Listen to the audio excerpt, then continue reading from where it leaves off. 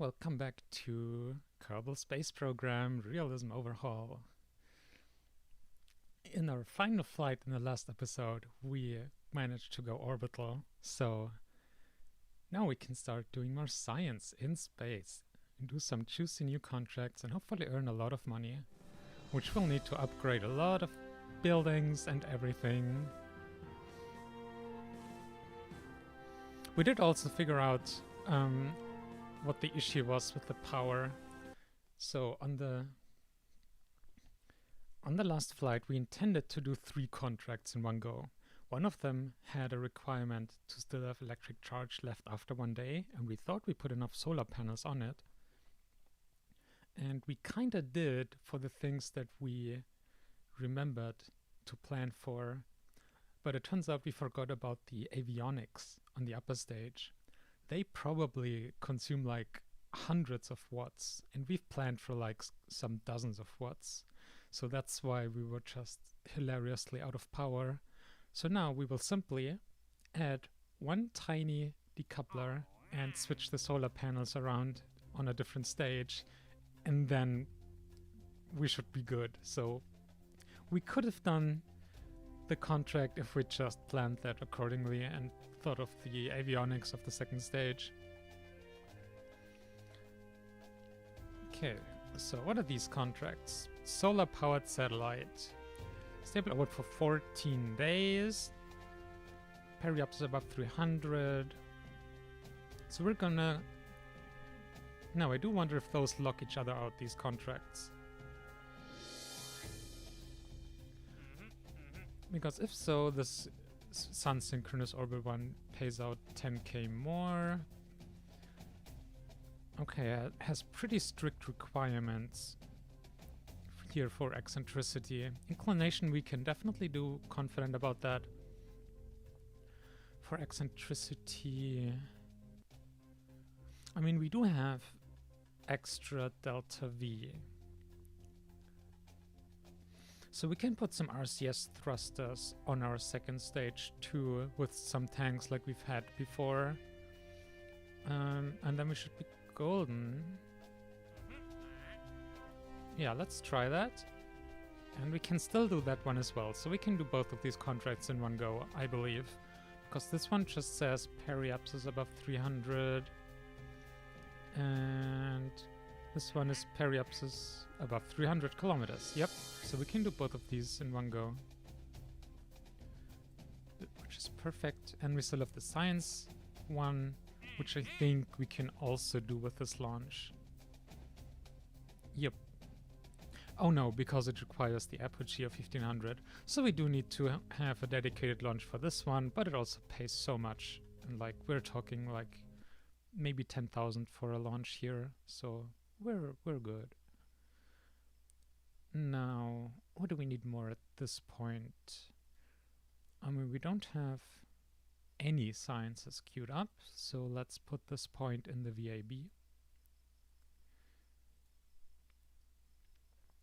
Now, we still have our satellite in orbit, which will also produce some science. Hello, legible potato. But yeah, it will continuously produce science and we don't have to babysit it, and we can just go update our rocket now so that we can have both fine control and also have the decoupler ready so we can do the science satellite. Or some sweet, sweet contract money. It'll still all be low Earth orbit science, so it's not like it'll actually allow us to do more science. But it's... yeah. Is that the one contract? But we'll probably still want to launch it into the orbital, into a polar plane too. Just because then we can get all the biomes over time, even if it takes a long time. Now, so the major thing we need to do is put the solar panels on our final stage and also have a decoupler in here so that we don't suffer the how much power does this one consume. And this mess is why we didn't realize that. Wait, only 20 watts? That shouldn't be the problem then. Well, now I'm confused again. So we were like consuming 120 watts of power even with our solar panels on board. So we're looking at like close to 200 watts total power consumption or something. Consumed 615 watts. 600 avionics. Okay, this one is for all the whole rocket. If we remove the first stage, yeah, we're at 138 watts. Of that, it's 133 avionics and then 240 comms. Really? I thought this one said 20 watts. So why are we at 240?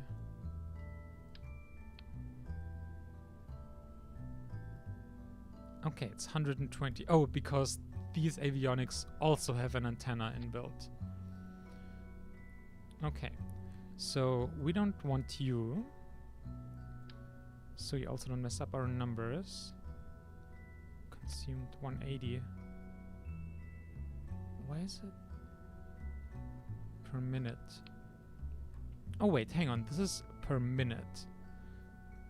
So this is not 120 watts. This is like together 180 per minute times or divided by 60 would be in watts. So we're talking 3 watts? That can't be. I mean passive, probably. Oh yeah, because there we have the active transmission time set at 0. If we crank that up to 100, then we're at 20 watts power consumption. This makes sense. That makes sense. So,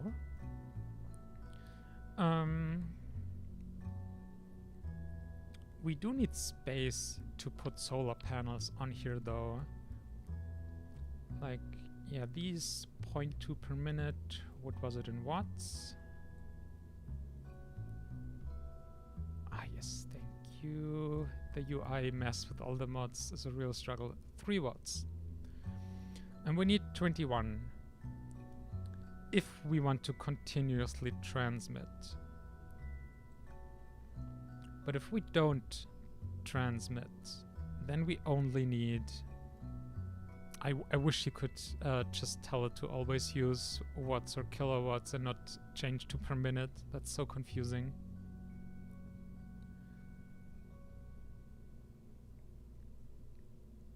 But we're talking like, so 0.6 per minute is like 10 watts. So we're like 3 watts there or something. I mean, they're not very heavy. We could just... Also, I wonder how expensive these are. 800. Okay, that's very expensive. Oh, and you cannot tool them. And they cost 60 each. Yeah, so solar panels just are expensive. This one output 60 watts. So that's definitely more than we need, even in, at worst case, if we continuously transmit, I think. Because if we go there, we are at 21 watts, although we also have to consider like dark time. So we want probably something like 40 watts, and then we'll have to mirror it, because we won't always be perfectly facing, because we don't have control. So this will be pretty expensive. Okay, I mean 1,000 funds for 2 of these. And our controls got reset again. Close. There we go. Now, they produce 40 something, which is way more than enough, even if we continuously transmit, and possibly even with the experiments running. I don't think they consume a lot of power. Yeah, we're talking like per hour energy consumption. Oh, this one's actually per minute. That's then per minute.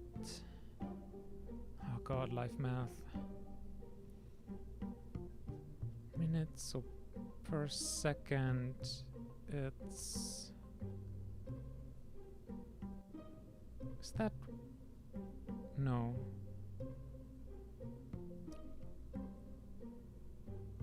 I mean, 1 watt would... So I think it's 6 watts. So it's something, but not too horribly. And either way, we can just wait our day. Then we need to be in orbit and then start the science.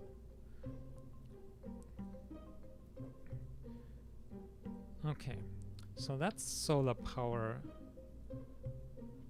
And then we activate the decoupler here. And then we have ourselves our version 2.0 of the satellite.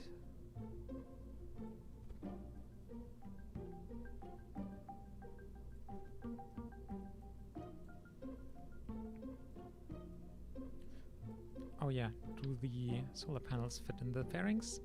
Not quite. I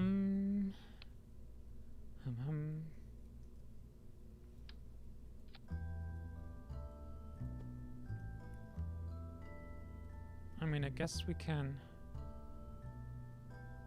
angle them a bit.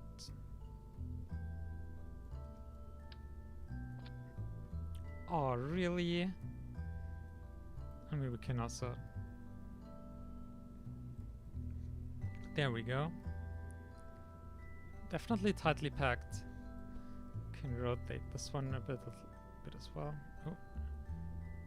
That way.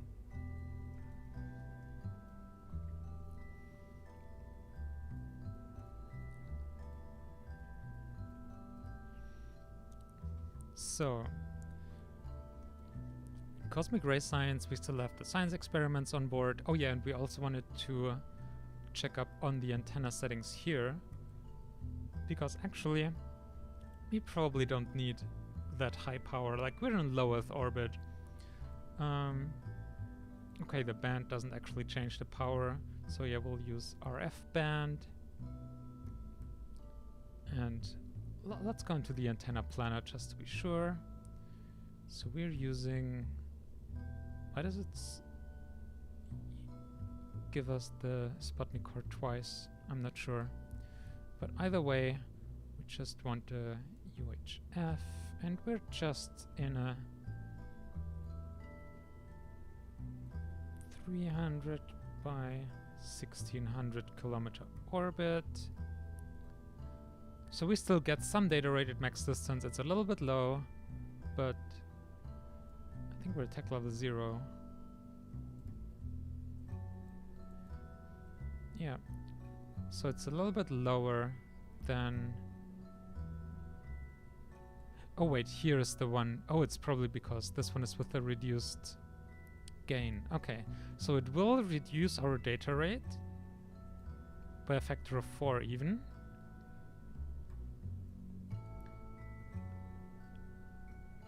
So we could here, so we have a bit of a reduced data rate, but also we have halved our power consumption while transmitting. Since we are struggling with power so much right now, I think that's a good trade-off, and now we're down to only 12 watts. Yep. So yeah, also, like, again, so many things with these mods are extremely complicated. Including the antenna system here with all this planning. Basically, there's, I don't even know how many, there's like 7 frequency bands in the game now, and yeah, they have different properties like power requirements, bandwidth, and also like angle for the dishes, like in how big the area is. They can service, like, it's a whole thing. At this point, we're just using pretty simple omnidirectional antennas, and basically we're just tweaking the power levels a bit. That's all we were doing. The decibel level here is pretty much just like the signal strength and the power that we're tuning. And so we reduced it a little bit, which reduces the data, we can transmit, but it saves us some power. Okay, now let me look on our checklist.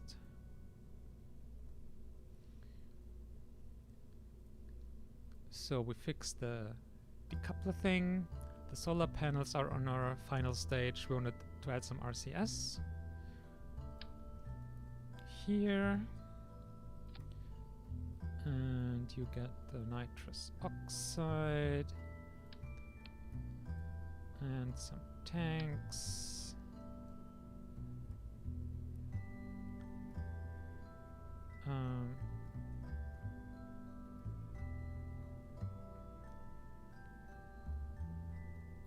Jeez, what were the hotkeys?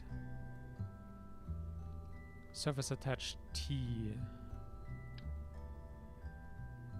There we go. And small. Actually, that might be about right.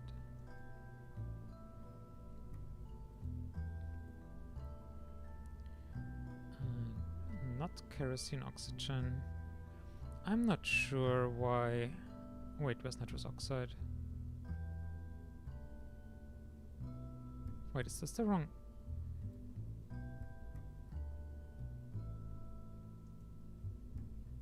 Integral structure. And I'm confused. Nitrous oxide.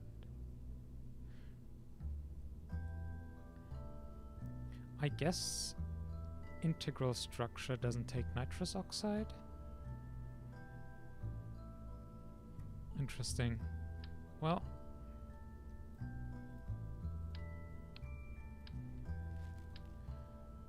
let's take these then. And T.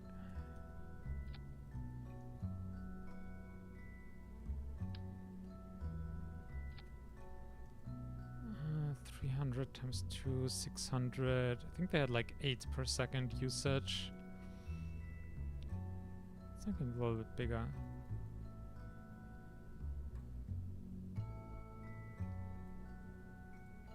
And utilization. And now we're definitely fine. And it's only like a few kilograms. Hello, Ouroboros system. Just fixing up our science satellite to have solar panels on the final stage.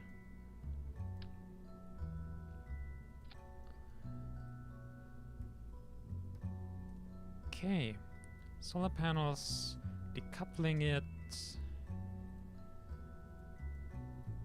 Oh yeah, one thing we wanted to check was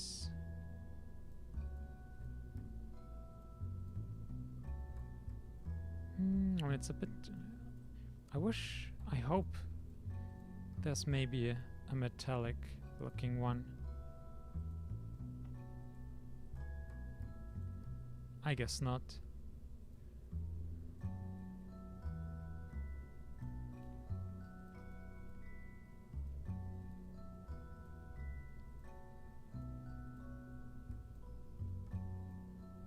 Let's go with this one. What's it called? Ah, it's the Soyuz.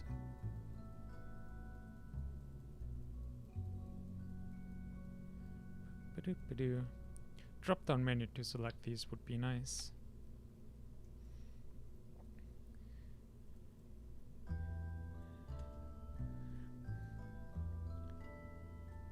Okay.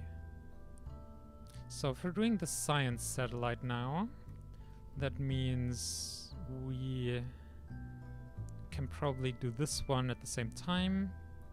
Positive energy balance, electric charge 100. We should have a lot more in our probe core. Yep, almost 3000. And just periapsis higher 300 kilometers. Oop. Interesting. Okay. Let's do the science contract, but for real this time. Yes. And then the sun synchronous one. We just need to build a new one, and it's one what we added some control for, because we need to be very fine in our eccentricity. Like, this needs to be a very circular, but not perfectly circular orbit. Like, it's very well defined, but also not around 0. It's interesting kind of orbit. And so we added building 1, and we edited this one. So we'll save it, and we'll have 2 new rockets. So let's fly them.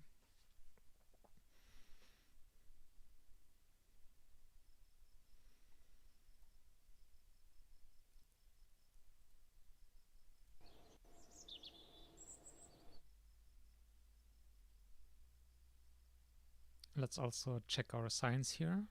12.6. And if we time warp forward, I mean, we should get science from our satellite still in orbit. Do we need to switch to it, maybe? Let's check up on our first satellite, which should still be in orbit. Like, it's a pretty stable one.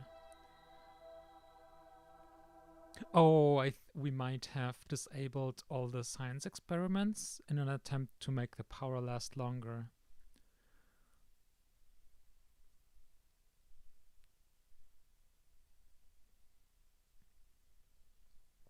I mean, not like it's that important. Like, we're gonna launch a satellite into a pretty polar orbit in a moment anyway. And yeah, okay, although I think at this point the panels are also extremely degraded, so yeah, we can't actually get any more power out of it now either. So this one is officially a dead satellite. But a satellite. Oh, this is where we left off in the last episode.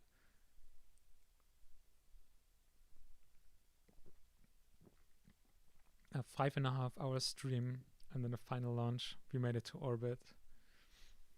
We really wanted to get that done.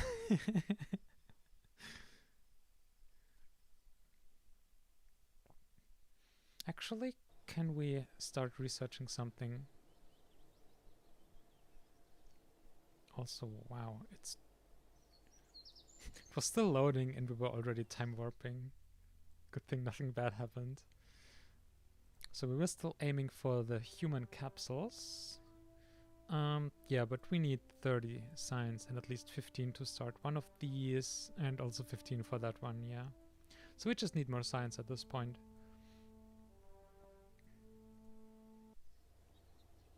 I mean, we could also just focus our efforts on, like, lunar probes, since more science. But we literally haven't had a single crewed launch yet. Oh, and it's 1962 already. Yeah.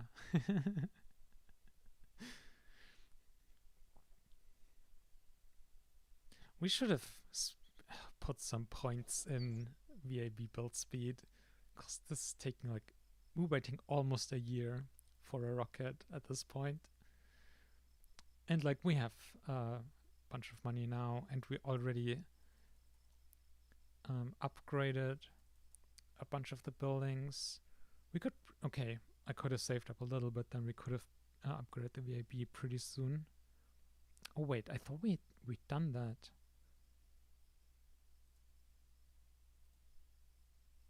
Oh, it's in progress. Okay. That makes sense. That's also only 50,000 for better ground stations. I mean, it will be relevant pretty soon. Request lunar range communications. Okay, I did not know that. Okay, so let's finish rolling out then. Time for science satellite attempt number 2.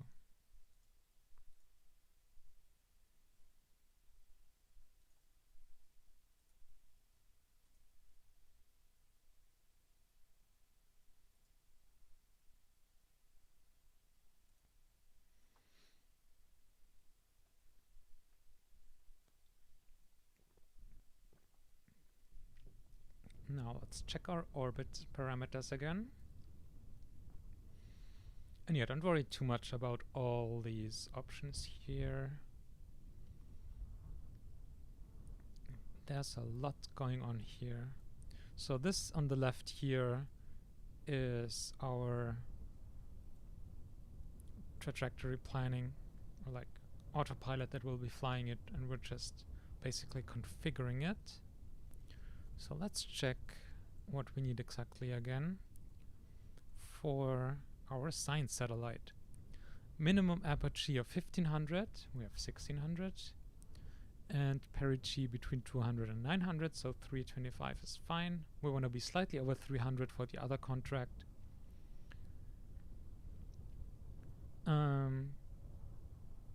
Yeah, we don't even need specific inclination or anything. Yeah, it's like learning how to play with all these mods and the degree of realism takes a while, and like, yeah, it basically makes you learn the real science and engineering behind things to be able to play it properly. Just checking this other contract we're also gonna do. It's just min periapsis and the power, but it also doesn't care about inclination. So we can't just fly into any inclination we want. And like, if you have any specific questions, feel free to ask. Otherwise, I'll just try to explain a little bit of everything. But if I try to explain absolutely everything, we would sit here for 10 hours before we can launch. So yeah, we're just gonna do this, and we're just gonna launch polar again, because we can. Although our delta V is a bit lower.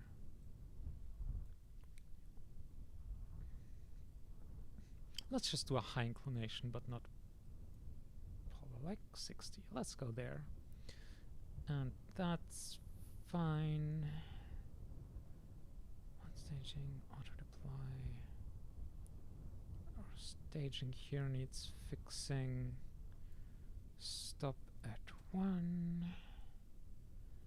That's fine. You here. We should have fixed that staging in the VAB. But we didn't, so here we are. Actually, no, you're there. And stop at 2.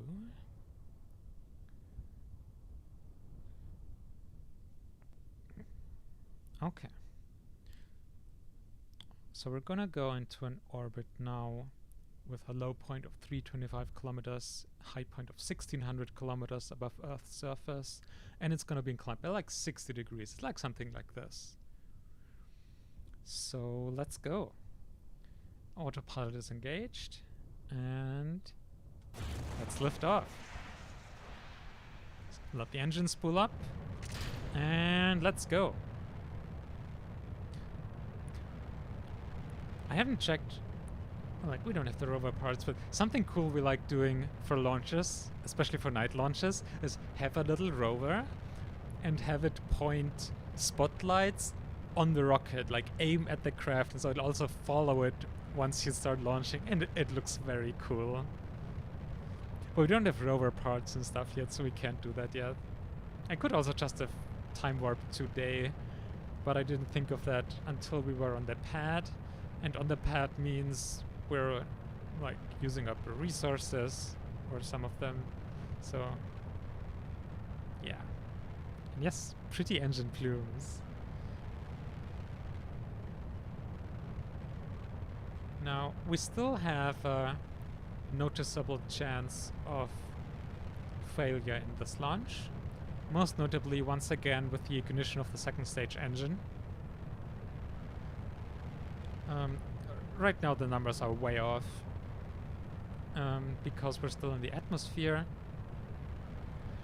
and because we like playing it hard, we enabled the option that the ignition chance is affected by flying through the atmosphere. So if you go very fast and have a very high dynamic pressure, that affects the ignition chance. But yeah, by the time we'll actually ignite it, we'll be just out of the atmosphere enough that it won't bother us. But yeah, one of the many things going on here.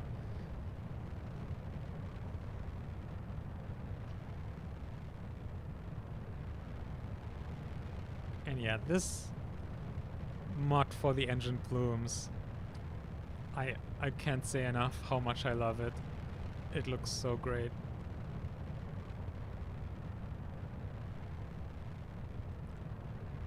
Another minute and 13 seconds left in our first stage burn here.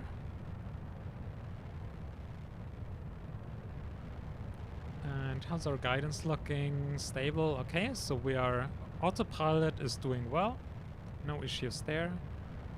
Engine also so far performing fine. Everything is nominal, as we like to say.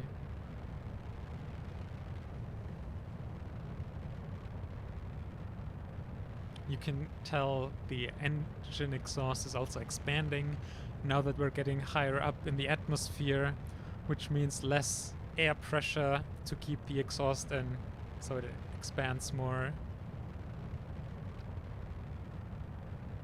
It's also getting less red.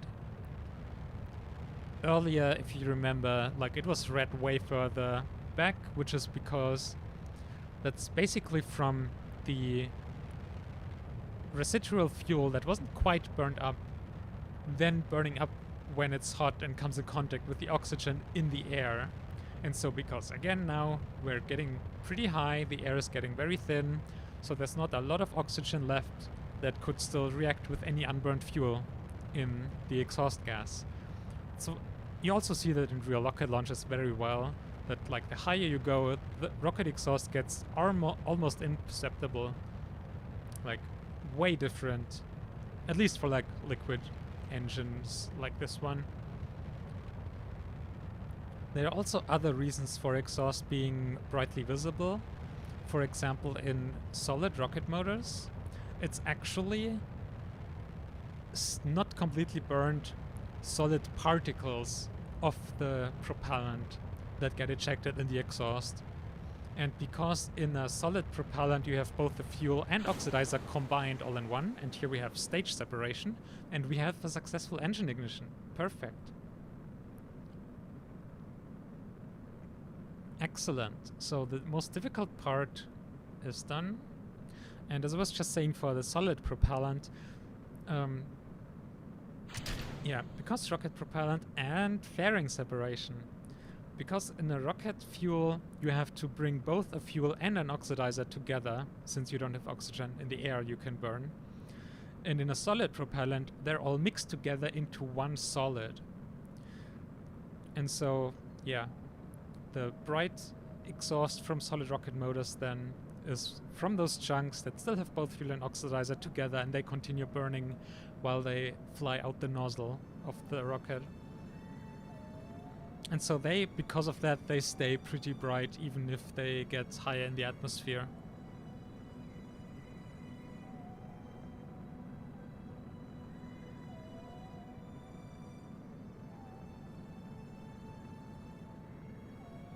What a plume.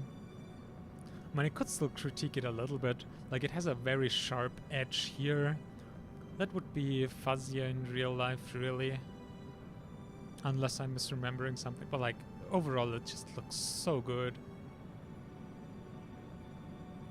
And you still have to remember, like, it can do this for, like, dozens of engines while looking amazing. Okay, let's see where we are. Good minute left in our burn here. Already going over 5 kilometers per second.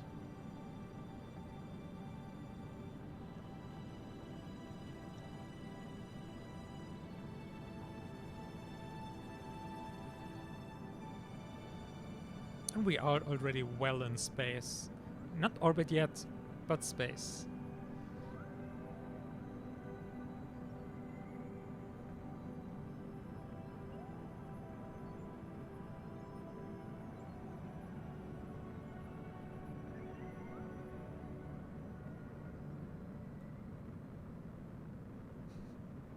This rocket is still so overpowered for what we're flying. But we're also limited by the launch pad. Oh wow! The dry mass of the second stage is 666 kilograms. That's amazing.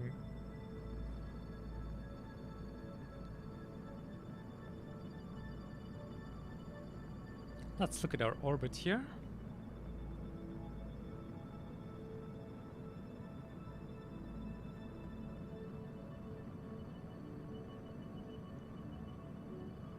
You can tell if you think like if you follow this ellipse in your thoughts, it's getting pretty close to breaking the surface of the Earth, which means we're pretty close to reaching orbit here. Really, really close. Just a few seconds. Oh no, we had an engine failure.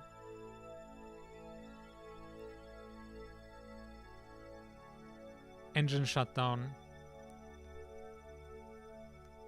Okay, so we once again will fail our science payload contract. Our other one should hopefully be fine.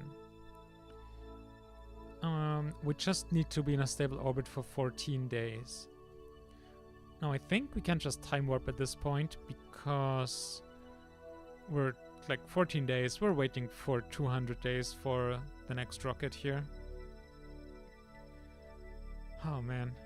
I guess we'll need a couple more attempts here. But we are in... Oh no, actually. Minimum periapsis is of 300. We're not doing this contract. This is a failure of both contracts we've been trying. Okay, so we're not getting any contracts done here, which is not good. Still, we did get some engine data. We're at like 24% data for this engine, which means on our next flight at least it'll be more reliable. And lower chance of anything bad happening. We have some nitrous oxide, but it's nowhere near enough to actually change our orbit meaningfully.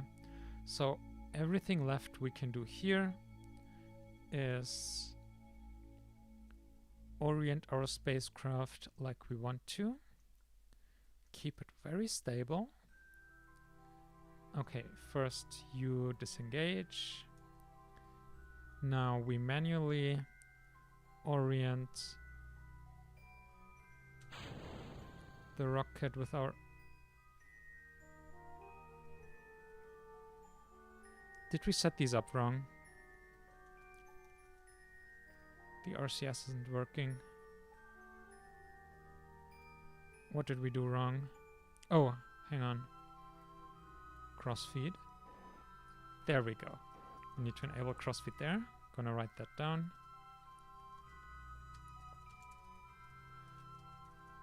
At least no full-on error. So basically we're just now lining up this solar panel that it's perfectly perpendicular to the sun, so it gets the full power. Which we can check here. Exposure 70%. We probably need to roll a little as well. 85, 90%.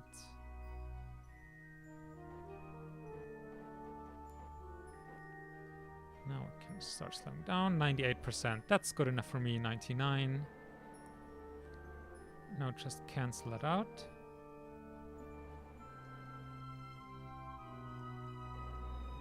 Okay. And now let's start doing some science. And also, oh, I hope it doesn't decouple with a lot of force. That might mess up our orientation here. But let's decouple this. Damn it, we are rotating. Well,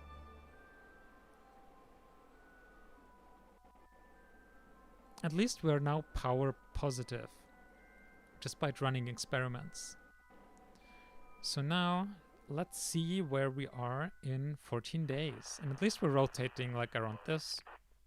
So we still get a lot of power and we're staying topped up on power.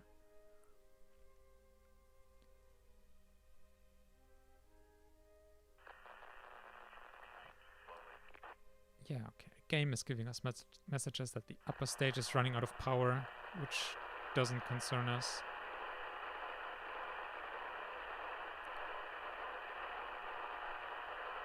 Okay, so that was our first day on orbit. Also, wow, Chatterer is... Jesus. That was a mod that, like, had some radio messages like that. I think it's bugged. Okay, I'm just going to disable it.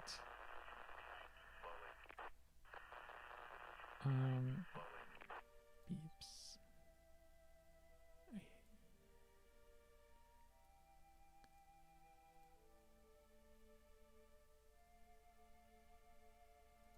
Only when an internal view sounds good. Oh, there's a global mute button. Perfect.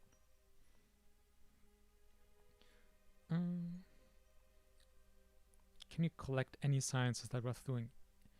Yep, we can very well collect science, and we're doing it now. Like earlier, we were at 20.6 or 20.8 or something, so we can tell we've already been collecting some. If we time up more here, there, you can see it's ticking upwards.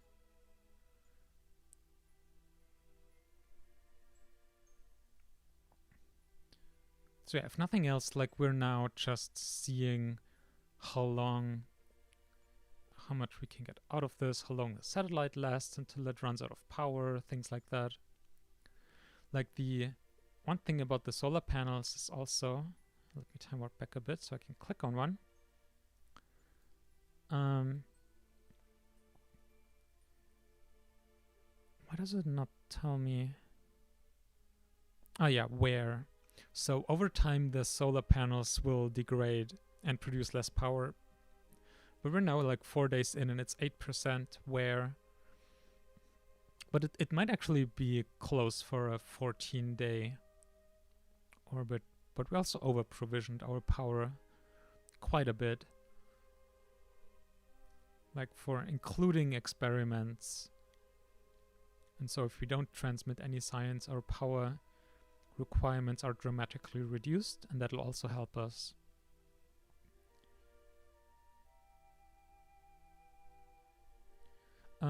Also, that's probably not great to watch, so I'm just gonna switch to the Earth and time warp ahead here.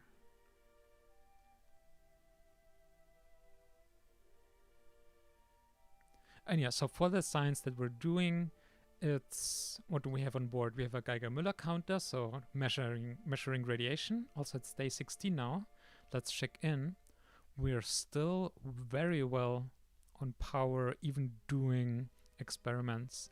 So that part is working out fine. Science was only 1 day anyway. For the other contract, it was 14 days requirement. So yeah. We have the Geiger-Müller counter on board. We have a micrometeorite detector on board, which has actually already finished collecting the data for Earth space low. The radiation, yeah, I think that was like a 90-day total measurement, so we're 19% in there. We have a magnetometer boom to measure the magnetic field around the Earth, which is also about halfway done. And we also had just a telemetry analysis from this probe, which is also done now. I think that's all the things we've brought with us at this point. We've definitely kept it light just to be able to manage orbit at all. Make sure we get there. And yeah, science is happily ticking up here. We can start researching something now, and generally, like, the satellite can continue on for as long as it can, but we don't need to follow it anymore. Like, it's still good for us for science, but otherwise, yeah.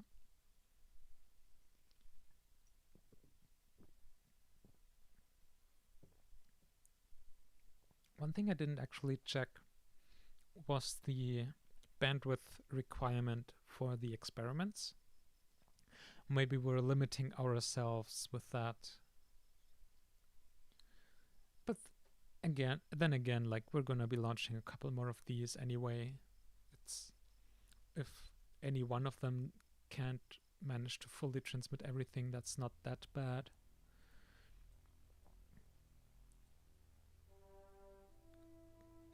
Crew science. I was half hoping for maybe better solar panels there. Oh, primitive solar panels. So we could get better solar power here.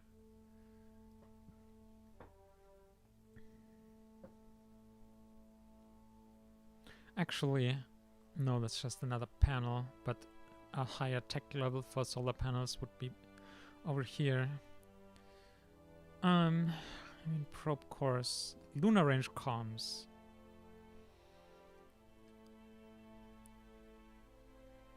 That would be nice.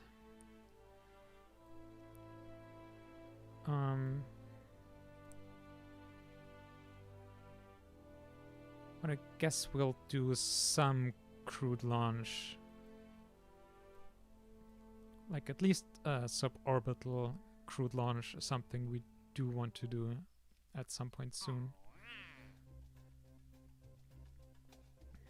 Also.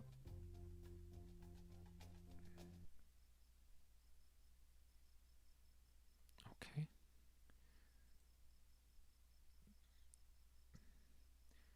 Did it already unlock a bunch of stuff even though we just started researching the technology?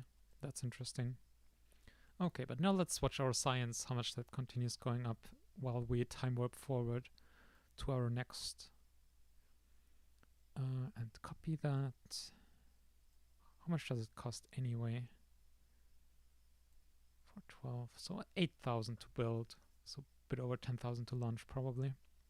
Okay, 5.1 science and 7.7. Any more? That might have been it.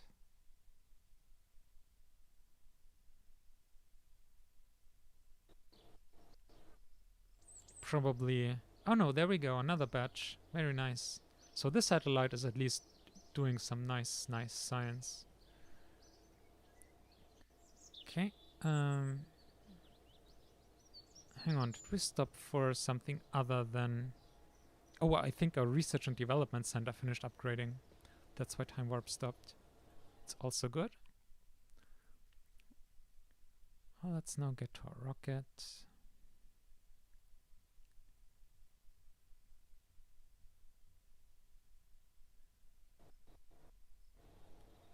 Okay, this time we won't launch into any high inclination orbit.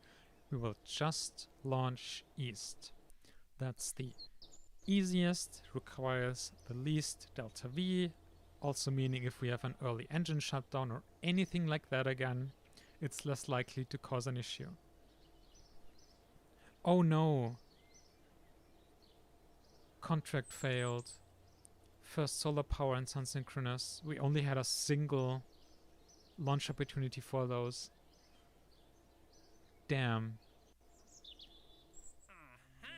That feels bad. And I think this deadline is coming up very soon, yeah. So we basically were at our last launch opportunity for the science payload. Okay, no, that's not true. We could put some more money into build points to speed up the construction. But yeah. I mean, we'll try the solar powered again. Oh, jeez. We can get 2 opportunities out of this one, since we're now about to launch. And this one we can't do at the same time, so we'll not even accept it. That was our mistake earlier. We just accepted the contract, even though we weren't planning on already, like, on directly flying it. So we put ourselves under unnecessary pressure with the deadline. That was, yeah, shouldn't have done that. I mean, before we put points into this, let's launch this and see if it works or not. Because if not, then it's worth putting the points in it to get another opportunity, because we'll have to pay a penalty both in funds and reputation if we can't manage it.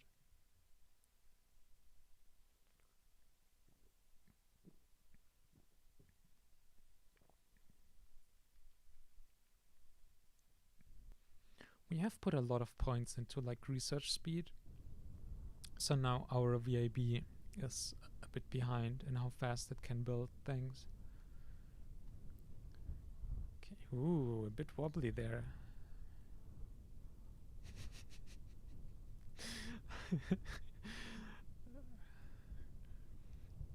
Well, good thing I at least read those messages instead of just going through with the launch. Also, we didn't fix our staging in the VAB. Oh dear. Okay, well, let's do all of that again. This, that, stop at stage 2. Now we're good. Well, at least that we launch into our current inclination. And I don't think we're gonna go that high. Oh, for the science one we do. The science satellite is the one that wants to go into a 1500 and 200 something. And you want 300, so we go. I mean, we can make it a bit closer here. Although there it doesn't matter as much. But let's do a 1550. So aim a bit lower, but still. Okay. Now just to check here. This one. Okay, that's right. I wanted to check the ignition chance of our second stage engine with our current data. But on the pad, ignition chance is 100%, so. Okay. Ready to launch. 3, 2, 1. Ignition. And ramp up. Liftoff.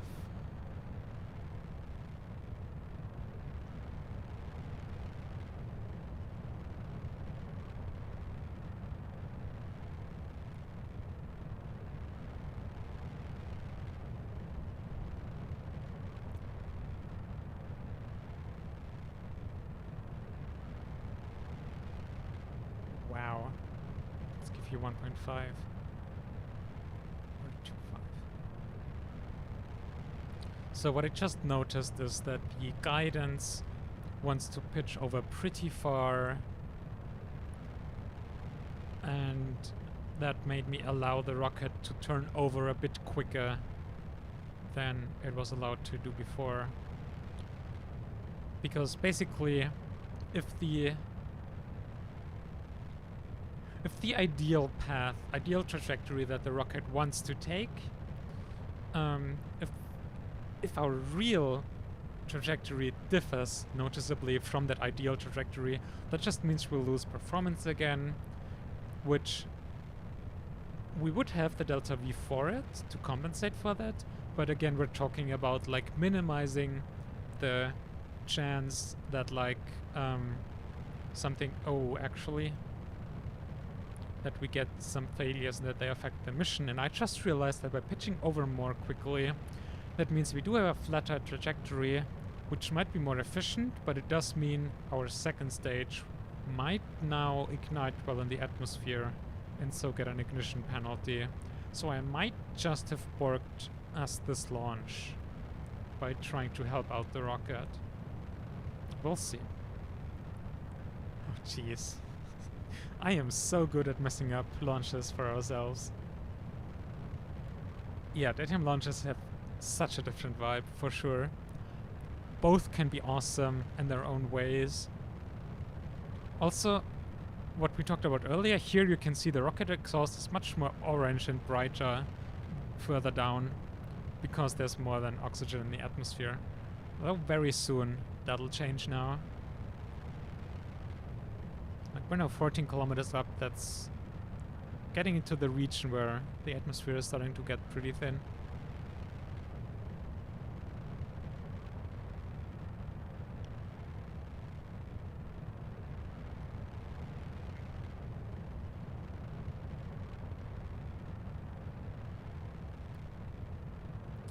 And like, right now we still have only like 4 or 5 minutes that it takes for the rocket to reach orbit, which is extremely short. Like, a lot of rockets take more like on the order of 9 minutes or thereabouts, or some even 12 minutes to reach orbit. So this is still pretty fast for a launch.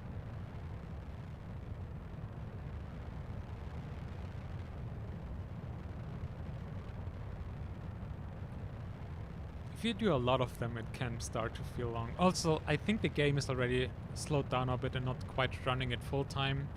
Like, yeah, those are very long seconds.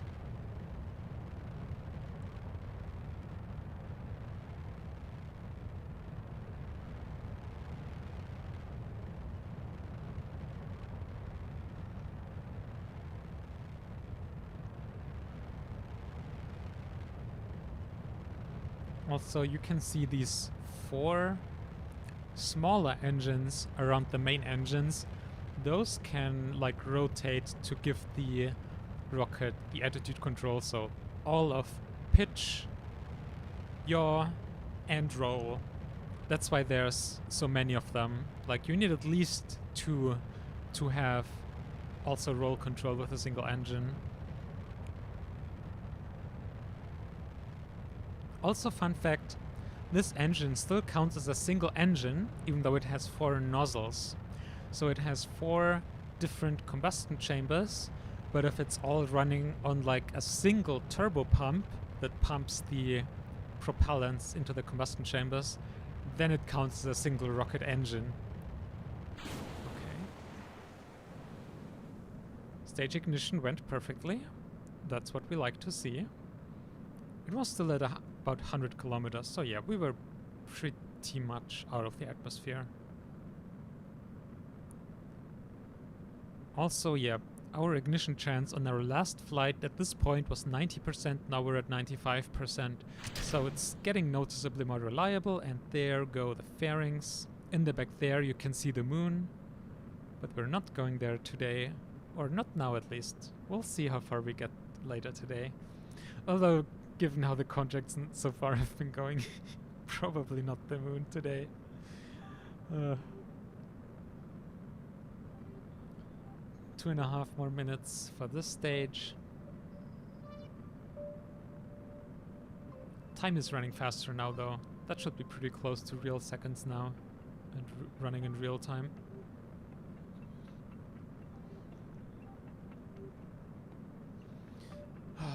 Fingers crossed.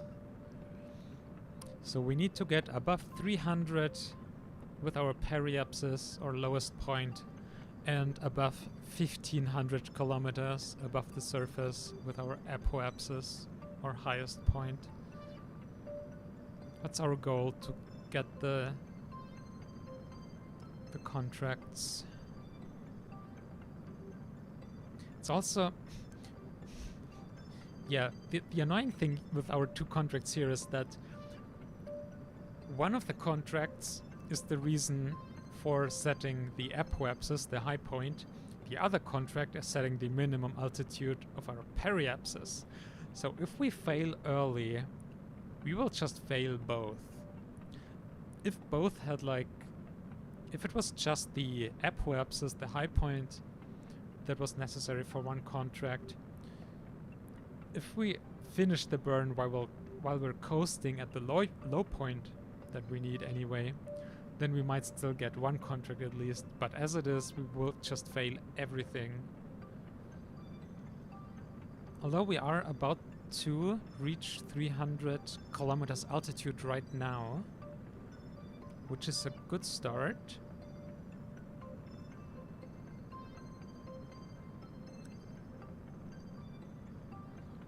And yeah, this burn is not very efficient, man.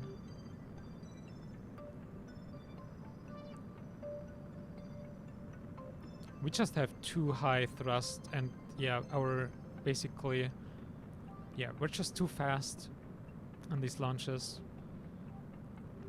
It's not always a good thing that, yeah, these launches only take like 5 minutes. Okay, we're now at the 5-minute mark, yeah. please, please. We're so close, please. 300.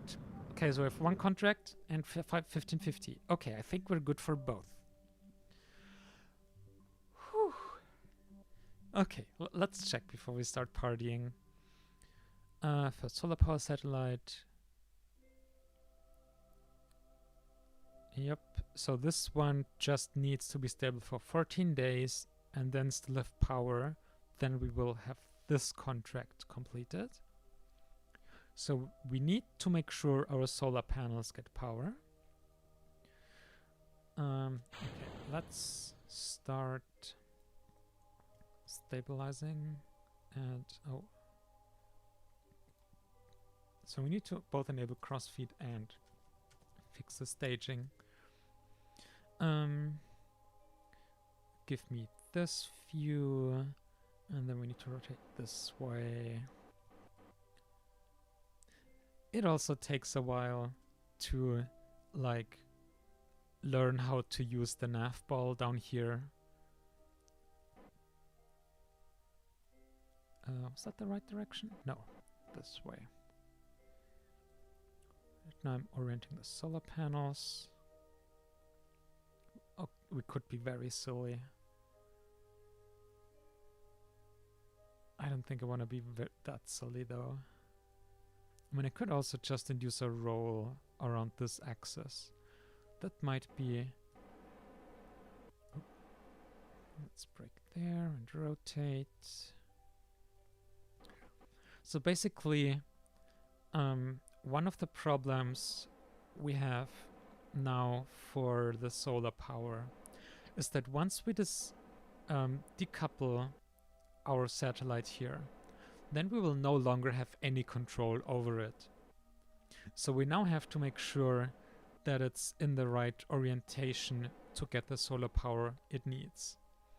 Either we just try to get it as stable in an ideal position as is, or the other thing we could do now, which I might want to try, is now rotate it along its long axis. Rotation generally means that it gets stabilized, thanks to gyroscopic effects. So at least here we won't always be facing like head-on with one of the solar panels, but we have two of these panels, like one on each side. And so we will continuously be getting power at least, and we won't get stuck like in a position where we get none of the sunlight. So we'll limit the maximum power we can get, but we guarantee ourselves some power. So I think that's what we'll do now.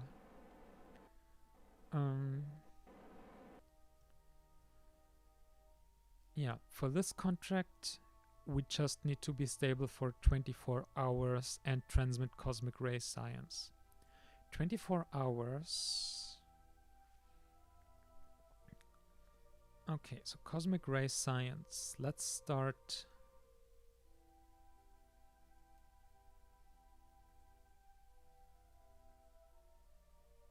Oh wait, that's micrometeorite. Cosmic ray, where's our Geiger counter? There it is. Oh, also let's just start everything up.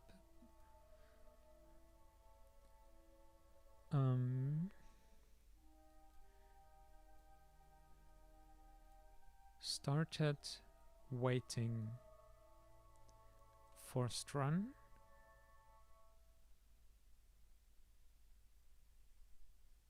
And I hope it'll also transmit.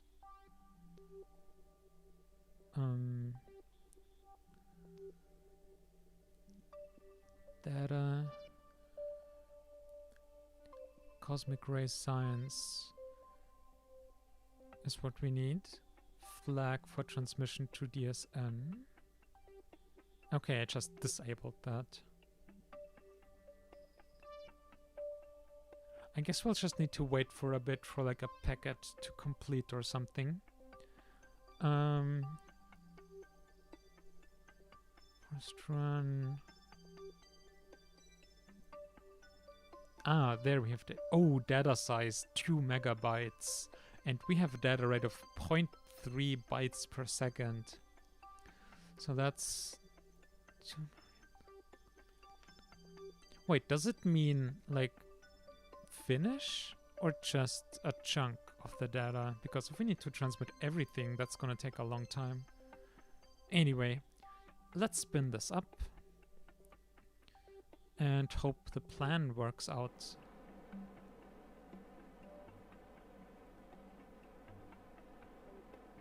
Spin, spin, spin, spin. This will take a bit. 30 seconds left.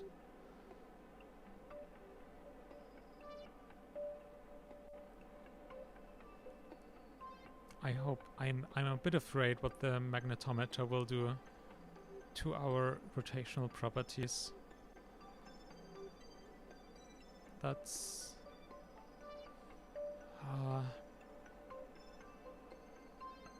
I hope that won't cause us issues.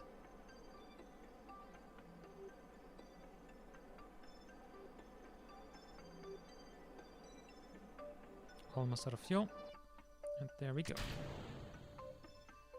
Yep, now we're very wobbly again. Oh yeah, also reduce the power on the decoupler. Reduce ferrite adapter decouple power. Well, now it's time to wait. Okay, hang on, I'll switch the view to the Earth.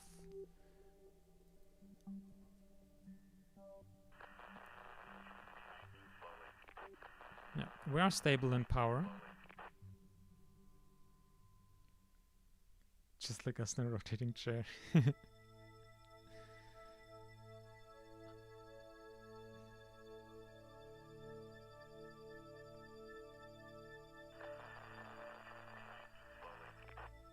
Connection timeout.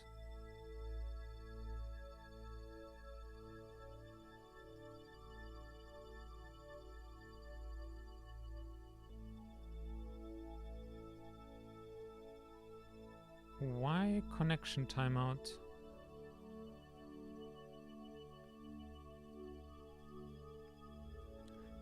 Is the rotation messing up the antenna? Although we have an omnidirectional antenna. Where are we? Are we just over? Okay, we're just somewhere where there's not a close station. Maybe soon we get connection to this ground station. Yep. Okay. And there's the DSN. So we were just on a dead zone of ground stations. That's what our problem here was. Okay. So let's continue the time warp.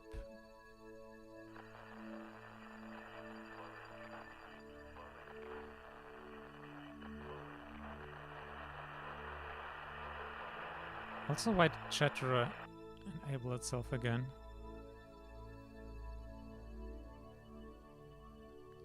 $12, 10, 6, 3, 2, 1. So, stable orbit confirmed. Yes! Yes! We got the science satellite contract. Woohoo! That's also a lot of money right there. Okay.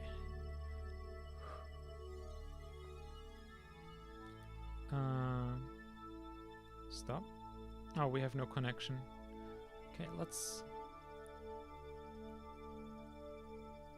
find ourselves a ground station. And now we can give it commands. Stop.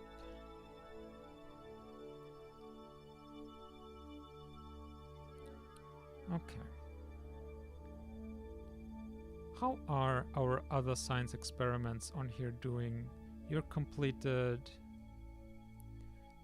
Geiger counter. Oh yeah, that's what we've been doing here. What about spectrometer? Done. And what about macrometeorites? Also done. Okay, so we got a whole lot of science. And this one should complete. I'm gonna set an alarm. I've never used these stock alarms before. How do you use these?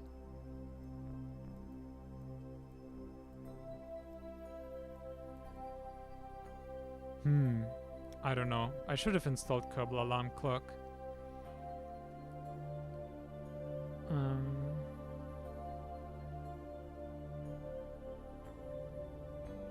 I mean, once again, I don't think there's anything else to do for us except wait at this point, so we can just time forward while we're watching this one. We have started to build a new rocket.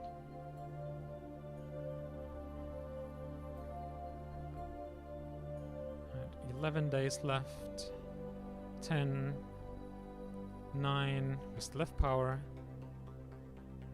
7, 6, power is still good. And 3 days. 2 days, power still good. Oh, we're on track for finishing this contract. 10 hours, and there we go. We did it. 2 contracts. Who's a good satellite? Yes, you are. Okay, all science gained, 2 contracts fulfilled. Yep, successful mission. Now, let's see what the game throws at us next.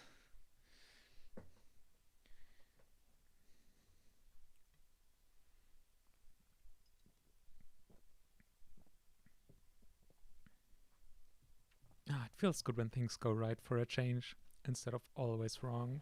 Okay, let's fix up our rocket before we forget again.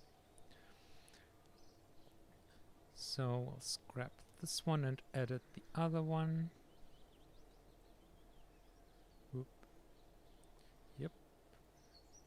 Edit. Now what were the 3 things? Crossfeed, fairing decouple, and the staging. Alright.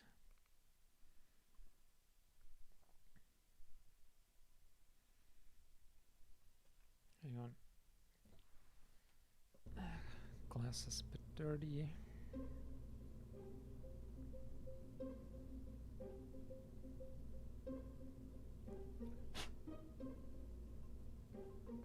That's better. Okay. Give me the fairing base. Come on. There we go. Force percent. I mean, you can have 1%. Then crossfeed, enable, and our staging. You and you. So RCS before the decouple fairings there. Yep. 2.1. Yep, doesn't change the building time at all. As it should.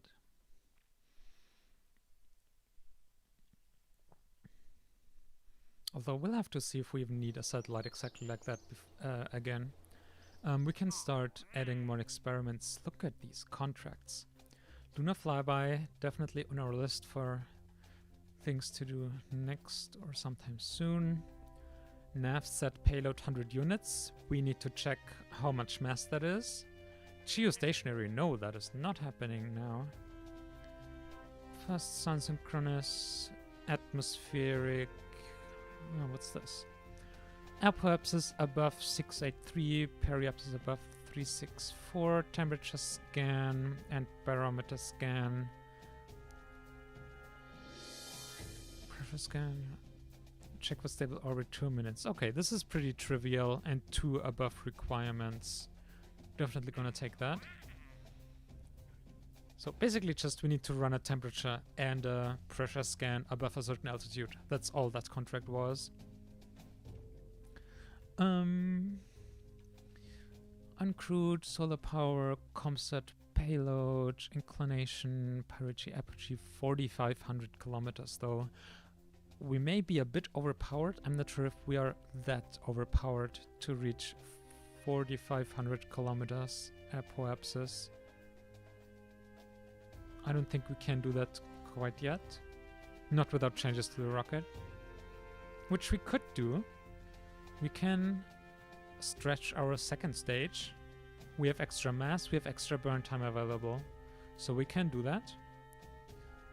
What would this be?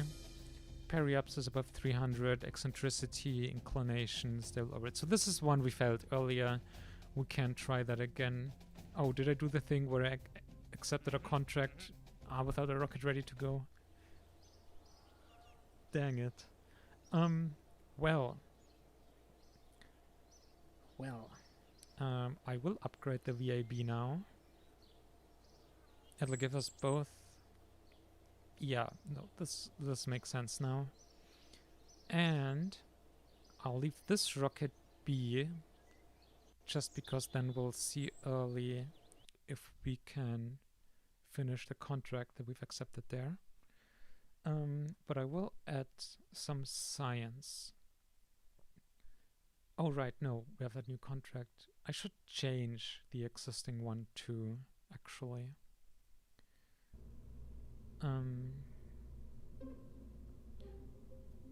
Because I did accept the atmosphere, yep. I won't change the second stage probably, but at least slap on the science experiments.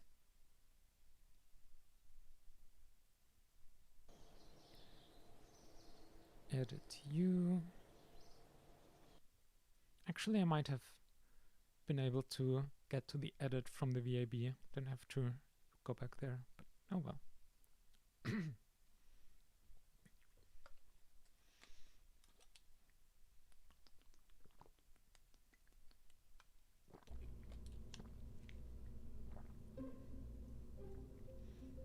Okay, science.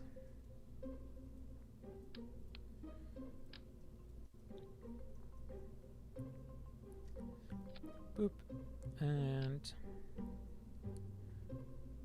boop. And I'm pretty sure those take basically 0 power.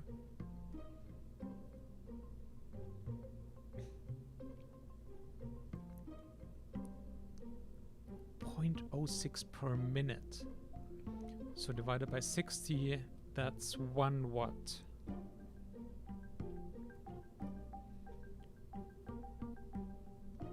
Yeah, so both take 1 watt. I think we'll just always run them.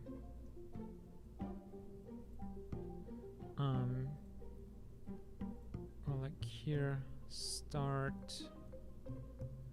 and stop, and stop.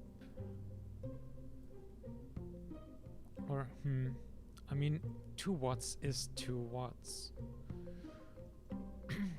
Oh, no, but also they'll like stop once they're finished. And they are very simple and short experiments. So we don't have to worry about too much about those. Yep, so now we get a little bit, lose a little bit of progress. I will check now what happens if I add oh god, I'm thinking too complicated. Okay, I copy this one and put it on there. Yep. Yeah, that would... Oh no, it wouldn't actually change our progress much at all. That's interesting. And it will give us just noticeably more delta V. Like... Where were we? I think we're like at 10.6. Oh no, 10.9. Interesting. So 10.9 to 11.2, so just 300 meters a second. But still, like, it's easily in our capability. In fact, we could do that again. Like...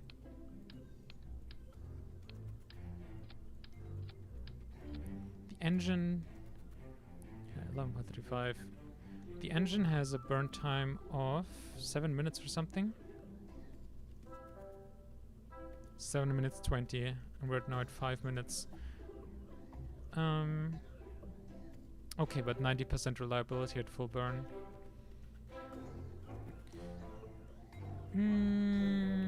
Okay, I guess just the one more, not 2 more.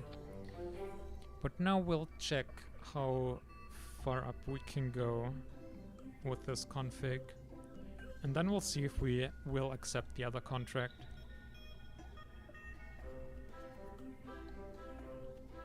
And So do we run any other science here? We have now those two, we have that. We don't have a camera.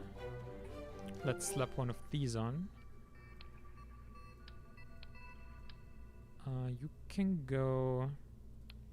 Let's move you.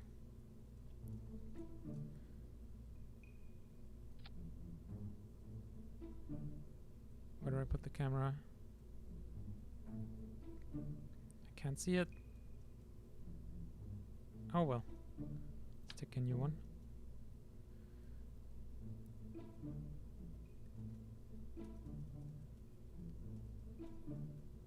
There. Biosample doesn't make a lot of sense. We would need to return that. Same for film camera. So that's all the science that makes sense at this point. Okay. Save that. Build that. Save edits. Okay.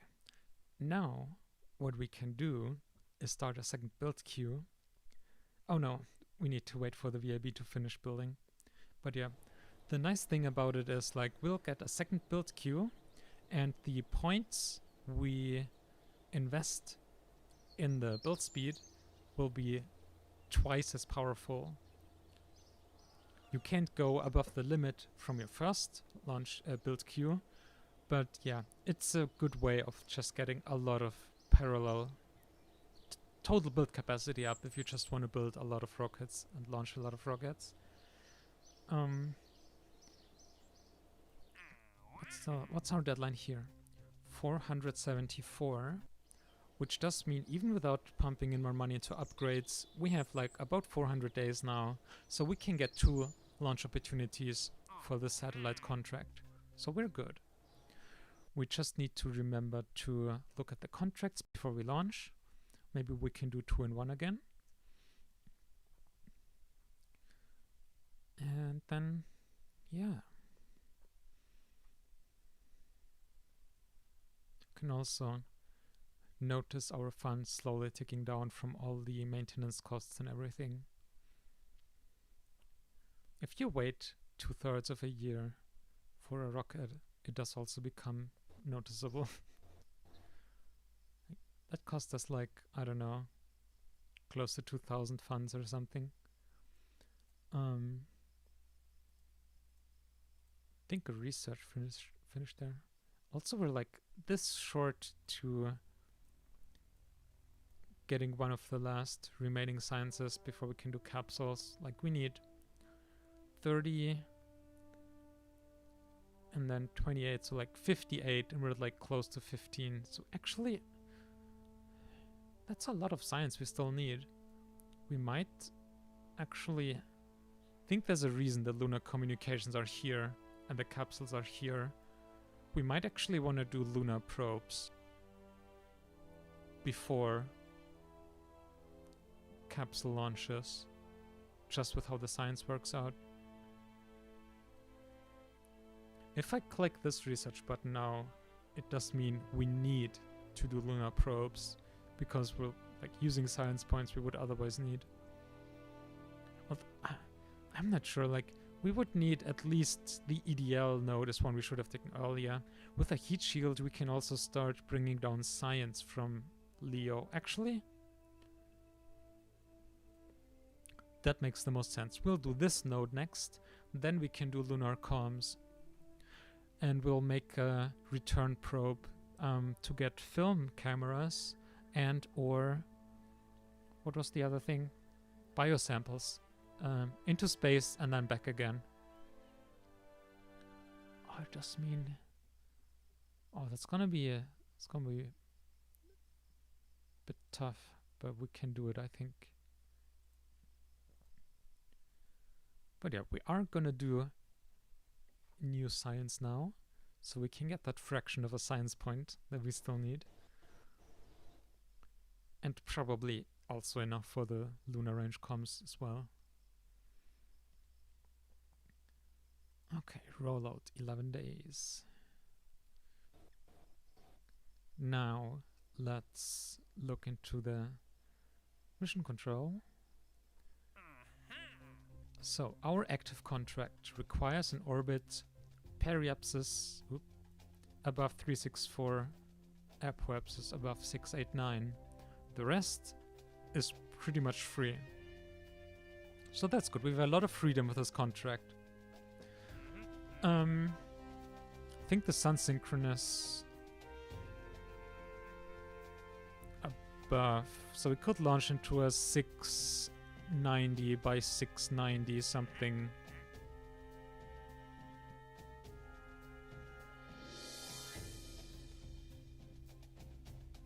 We should have put more RCS fuel on this flight. It's also... Okay, no, this is fine. What about the NavSat-1? Ah, we need the payload. We didn't check what that weighs. Okay, so we'll try the sun synchronous one. And for that... Oh god, calculations. Oh, it's a tiny...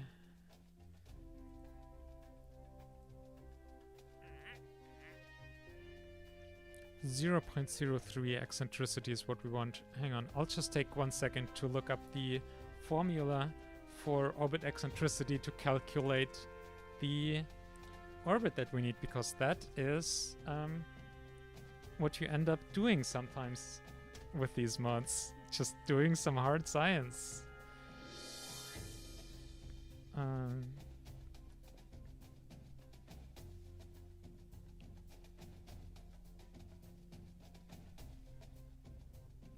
Eccentricity. Yeah. Ellipse.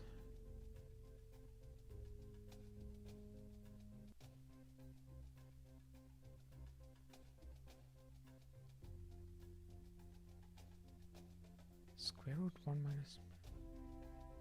Really? I thought there was a different formula.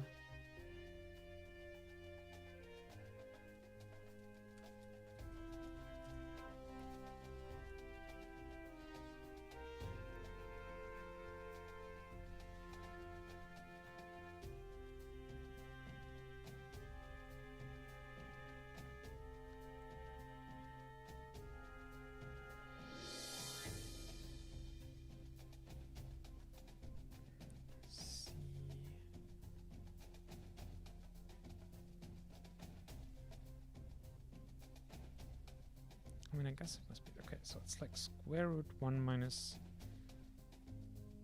b square over a square. A must be the semi-major axis. And b must be semi-minor.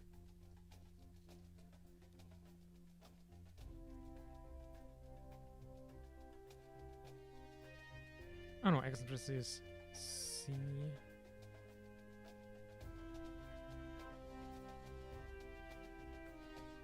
Joy.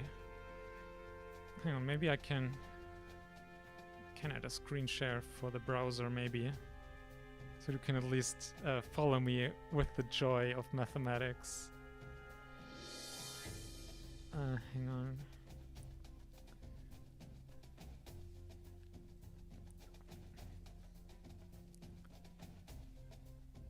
Ooh.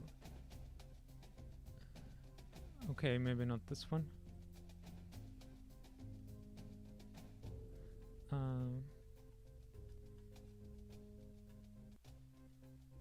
Window capture. There we go.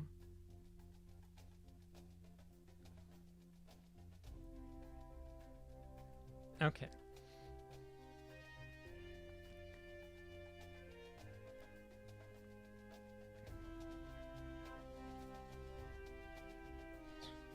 So A is the semi-major axis, B is the semi-minor axis, but our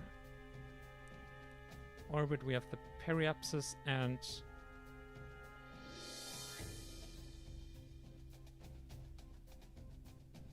we're at the focus point. Hang on. We need the focus distances though.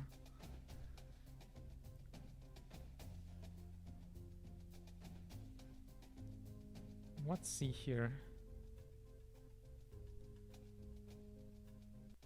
Oh, I see one of the focus points.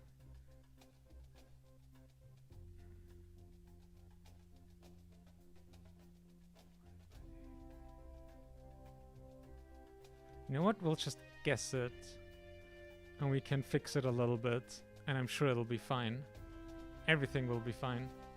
What can go wrong with guessing maths? 683.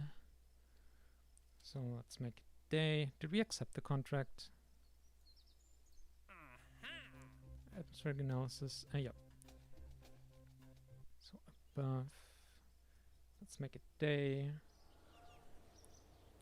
So we need our inclination. And we need our 683 apoapsis at least. MacChip is pretty accurate. We can make it like 690. And then we need a little bit of eccentricity. It was like 200ths. But also our orbit height means we still have to consider the 6,400 roughly kilometers radius of the Earth. So we're actually like about 7,000 kilometers.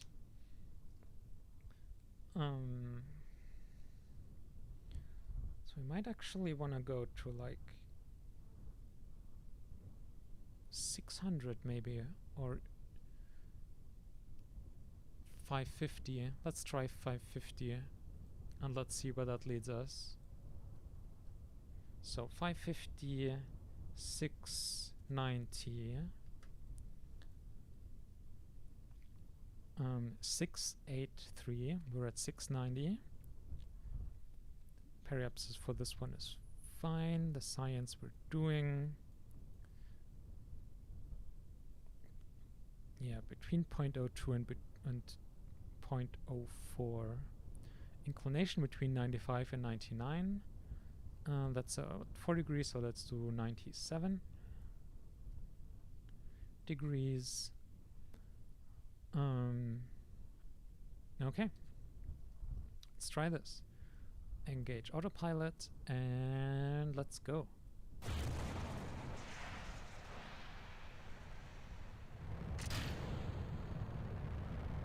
Ooh, what a slow liftoff here. We did add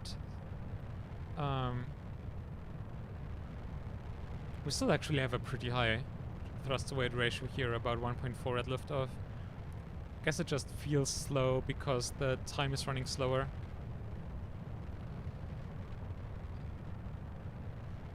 Oh boy.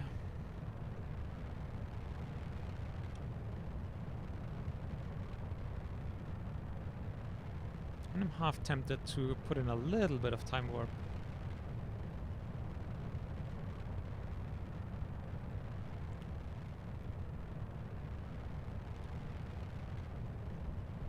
Please don't make me regret this.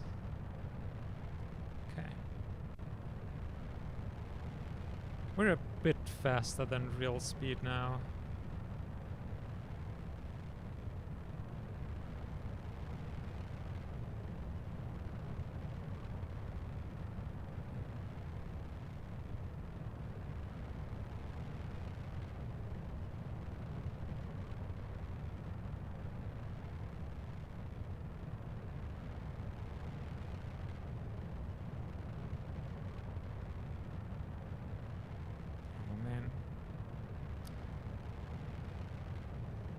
If this launch works out, like with both contracts, I'm gonna be very impressed.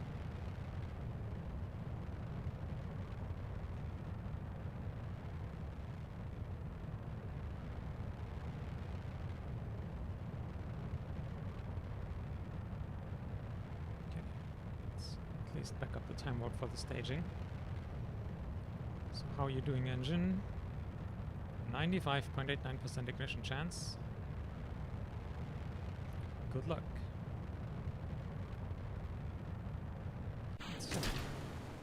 Perfect. Got a good ignition.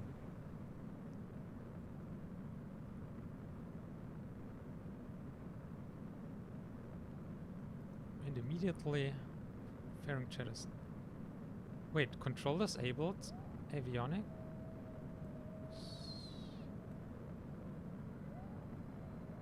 What does that... Oh no! Oh no! We scaled up. Okay, we're good. Jesus. We scaled up the stage without adding more, increasing the capacity of the avionics. Jesus. Luckily it was just for a couple seconds there, so we were only off course a tiny bit and it shouldn't have made a big difference at all. But wow.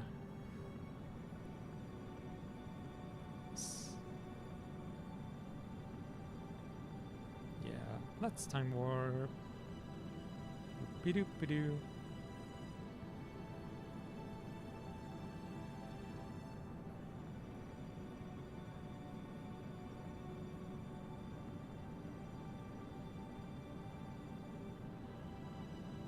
Wow, what a trajectory.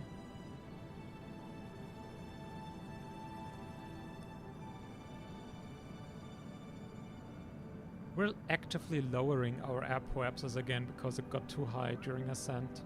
That's wild. Wow.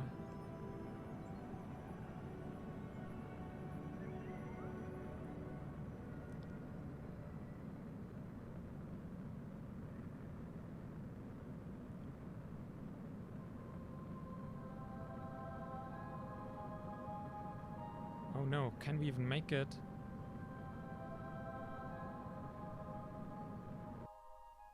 Wow, we had 21 meters per second delta V left. Wow, that was close. Our eccentricity is off. What's our eccentricity? Damn it. 0.10? 0.0? Oh, so it's not enough.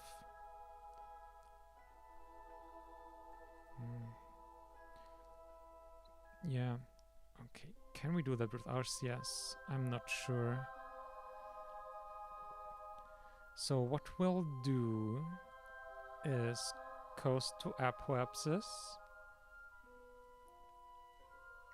Then we will lower our periapsis. Yeah, so we should have gone like 140 at least lower, so like 400 kilometers periapsis. And 690 apo. That's more what would have been.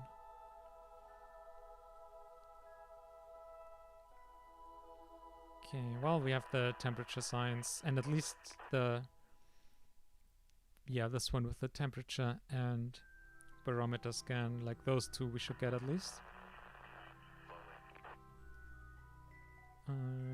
Where are we? Time to apoapsis 20 minutes. Oh no, we're not gonna have a ground station, are we? Oh man, that sucks.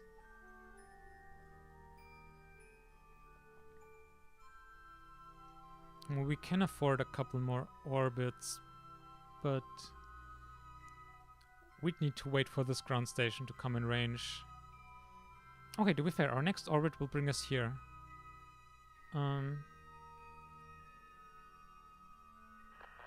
Yeah, we have the power for that.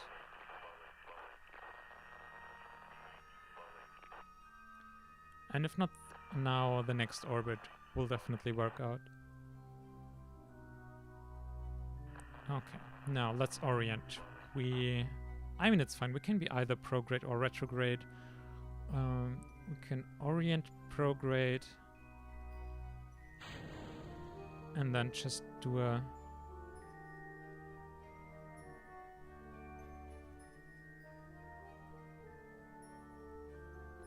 Oh, we don't have control now or something?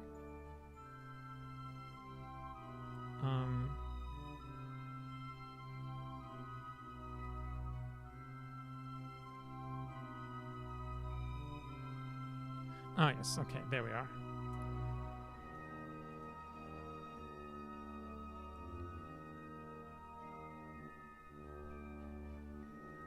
But yeah, I don't see that making a huge difference.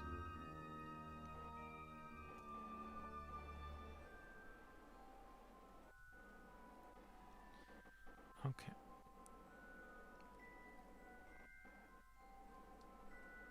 $1,070 units. If you burn... Yeah, barely makes a dent. I mean, it helps some, but yeah. Nope, not enough. Gain a couple kilometers like this.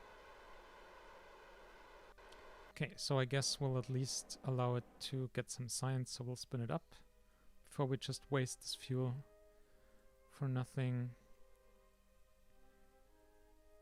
So I want to check the thermometer. Where did we put it? There's the barometer. Geiger-Müller counter. There it is. 4.4. Why did we not get the contract yet?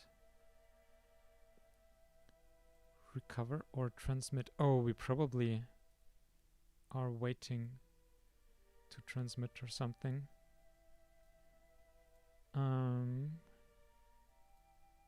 No. What? Temperature scan, pressure scan is missing. Maybe we fulfilled the pressure scan on...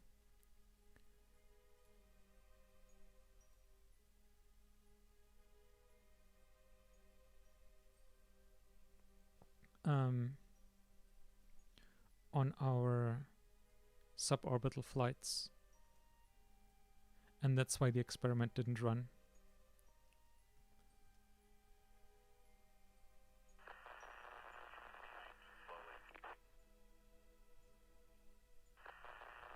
There we go. So we have the atmospheric analysis contract at least. That's good. And for the sun synchronous, we know at least which orbit we need to launch into. Oh, no connection.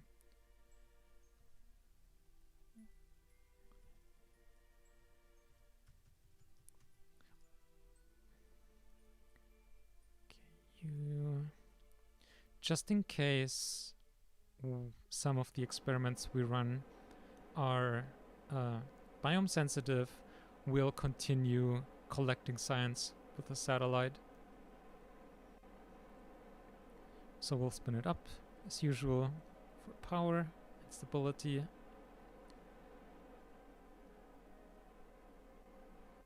And off you go. Ooh. Bit buggy there.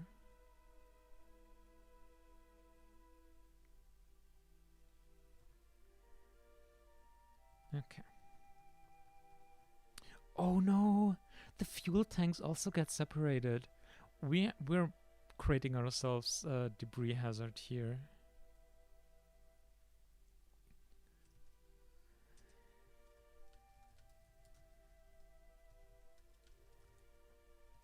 We can also fix that.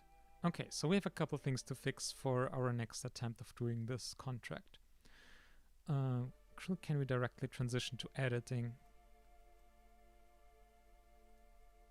Yes. Saves ourselves some loading screens.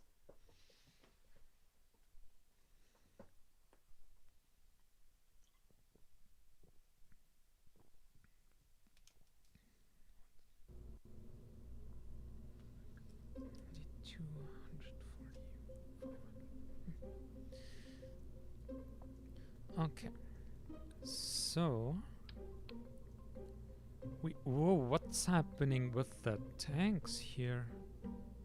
My dear. Okay. Either way, we can like physically attach them here, which will mean they won't be detached, but still have them in here. That's one thing fixed. The next thing to fix was just launching to a different periapsis, and our avionics we need to increase. Because now we are launching with 4.4 tons. And yep, we even over provisioned a bit. But yeah, we did not properly consider how far we'd scale this up. Okay. Okay, so with this, we can A, try the contract again. B, we'll try launching to a high apoapsis with another one, I guess. So I'm not sure what was so wobbly here. Also the engine, that's been bothering me for a bit. It's looking pretty silly. It's like even this like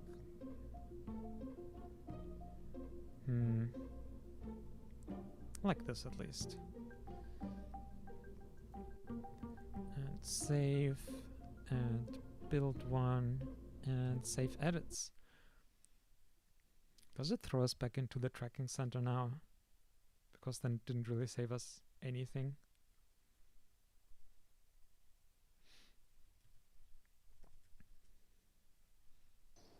Okay, perfect. And now we can research EDL. Oh yeah, that's right. We can then make return capsules after the research finishes at least. Which will give us more science, which we'll need. Okay. Now it's 300 days for our next launch attempt for this. I mean, it's enough. We just have to hope for no failures, but there's no way we can build 2 rockets, is there? 235. I mean, we don't need any, like, science experiments on this one. Periapsis above. I mean, it would make building it faster. Also, we need to at some point check the weather and navset payload masses, because those will be our grind contracts from here on. Okay, so let's yeet some experiments just to get the build time low, because we don't need them. And then we'll check the masses. I think it was like 100 units for those contracts.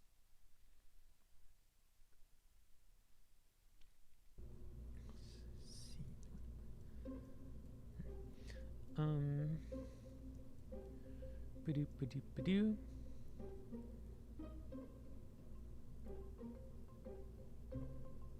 I don't remember which tanks. Did just the basic? I probably need a service module tank.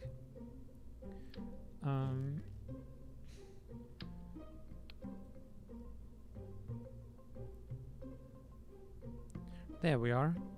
Navset and weatherset, comset, payload, all of these. 200 units, 177 kilograms. Okay, it's not too bad. That's, I mean, that's a bit more than all the science experiments we've been running, but it's doable. Let's check if weatherset payload is the same. Yup. And navset. Navset is much lighter. This one is only 49 kilograms all in all. That's cool. And ooh, we have better service module tanks. That brings us down to 43 kilograms for these and 170. Okay. Definitely helps. So we wanted to get rid of science. Let's watch our build time here. 312 days, 310, 309. Okay, it's not making the world of a difference, but it does give us some days.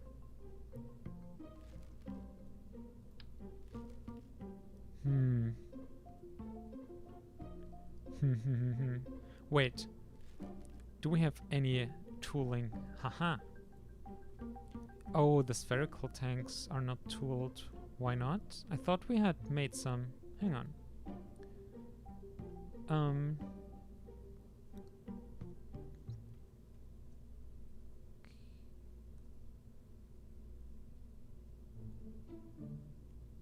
Spherical, conventional, 2.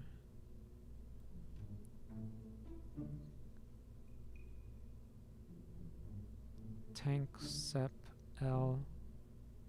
We don't have tiny one there.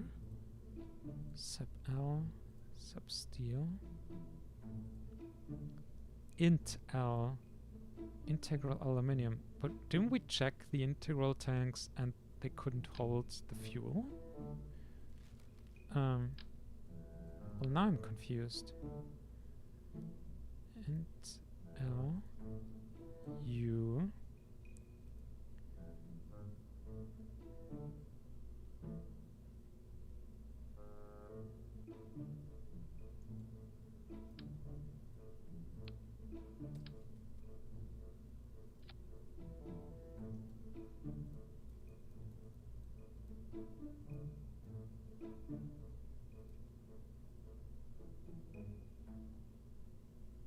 like these are the ones that we tooled, but they don't carry the nitrous oxide.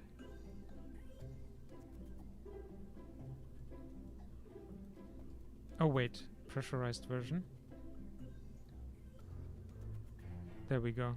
Which is we didn't check the correct version. Okay, that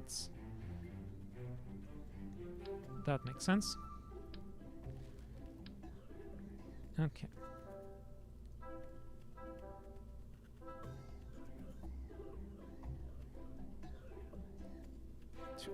Wow, things are getting I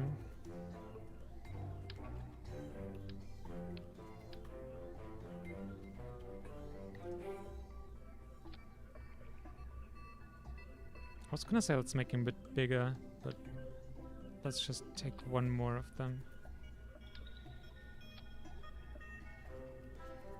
Okay, 300 days. I mean, we're still way off for like getting 2 of these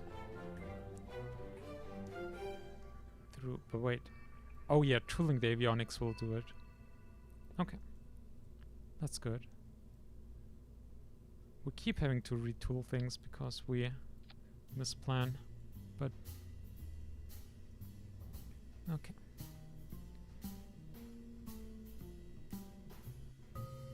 Did we have build plan? Yes, we will pay 0 funds to unlock this part. Hey, loves.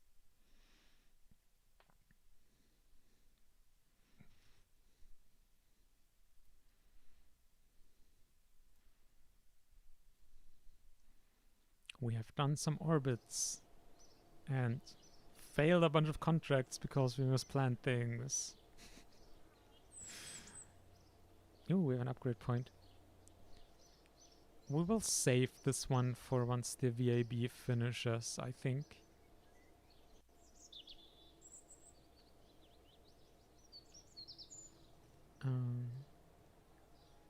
Oh yeah, you go there. You are scrap and duplicate.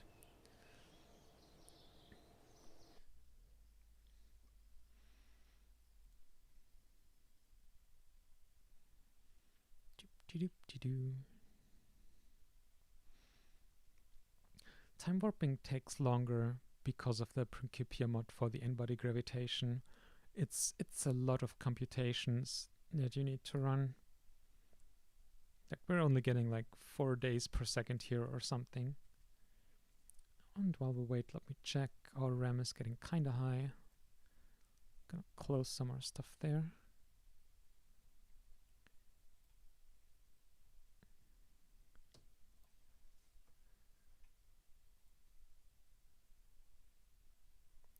go. Only 89% RAM usage now.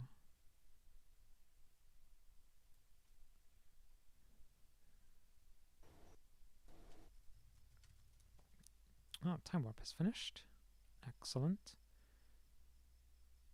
I guess, ooh, the re-entry technology.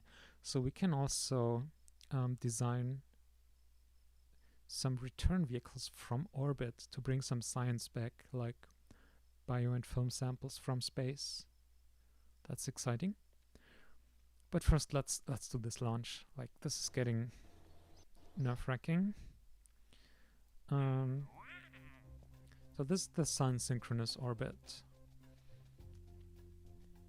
Come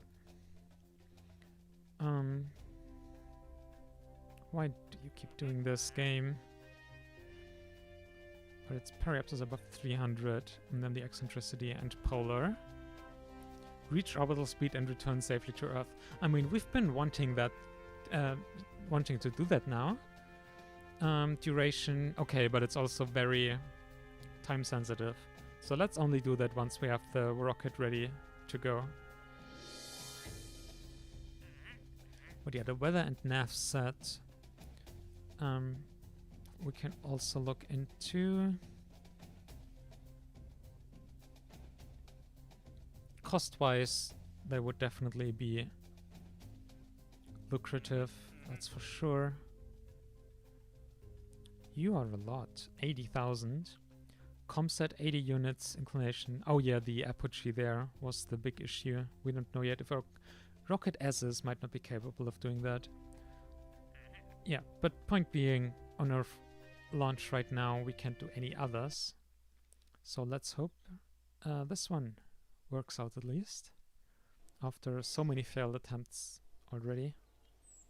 Like, I think we already failed this twice. On our first orbital launch, we tried it and failed it. Then we actually failed the whole contract. And now we're trying again and failed once. Attempt number 3.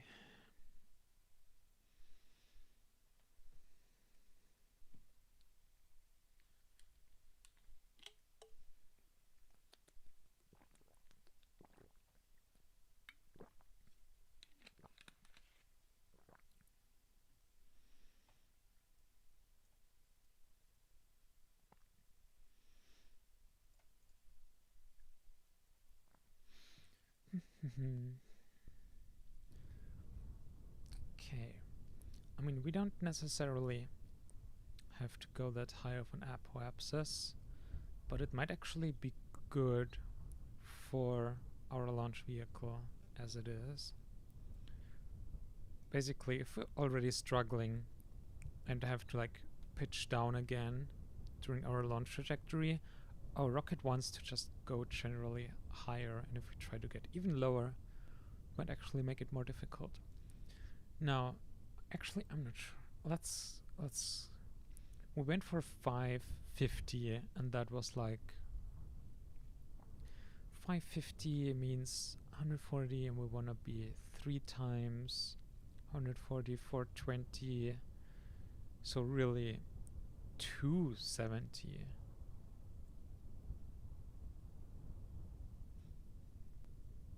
But that's in the middle.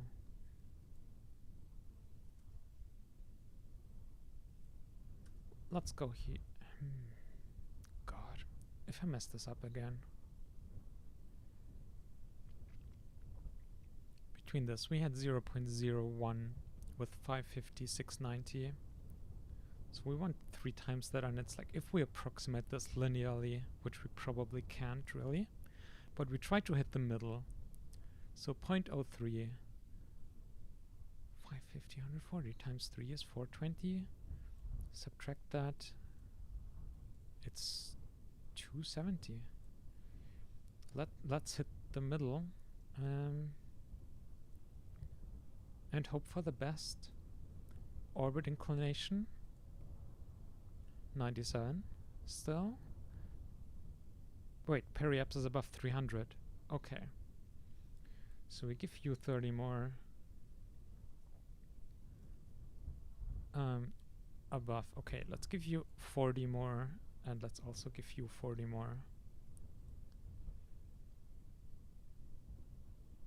Now we should be good. Oh, come on, our staging is messed up again. We fixed it earlier.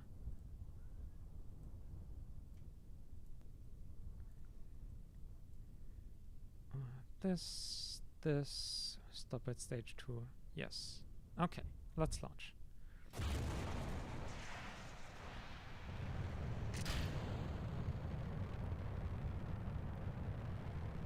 And let's also time warp.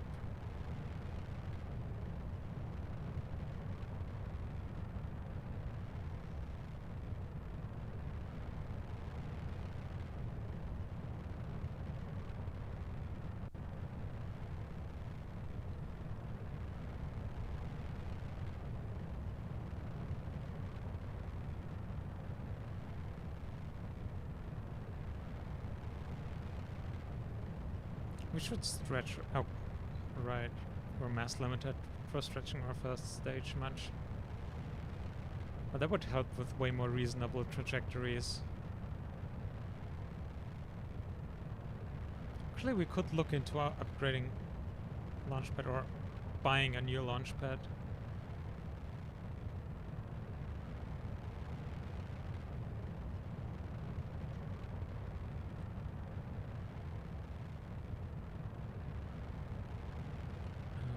What? There it is. 15 seconds to stage. Let's reduce the time warp.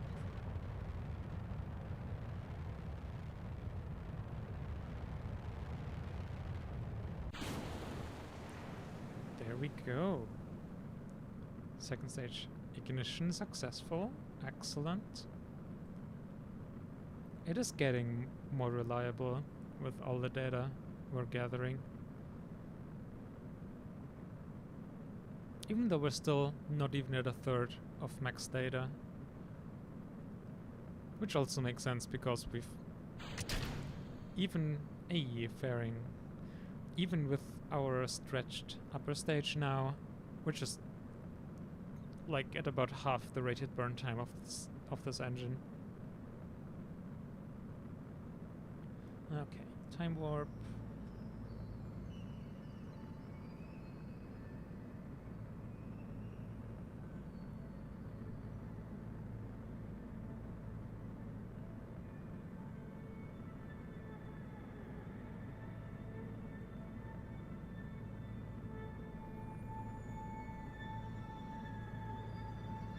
Yeah, we're gonna pitch down again.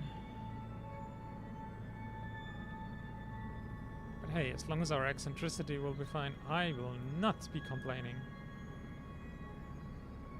We're at half now. -4.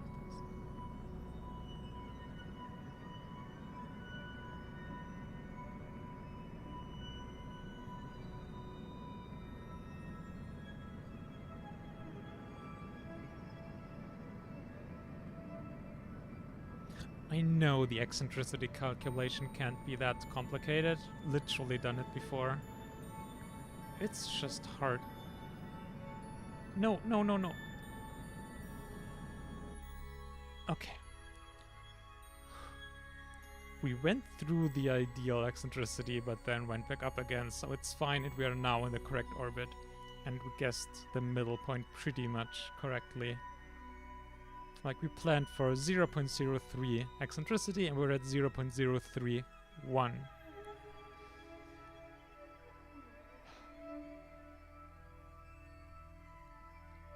Jeez.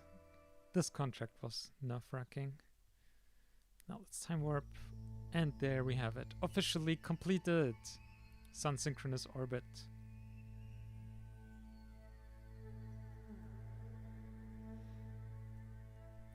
Okay, I don't think we've had anything else. Oh no, did we overwrite our...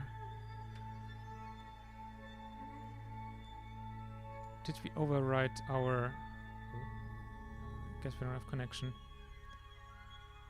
No, we should have connection. Okay, it's fine.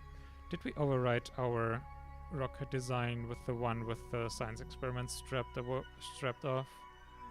That would not be good. Yeah, we can get a couple signs from the imaging.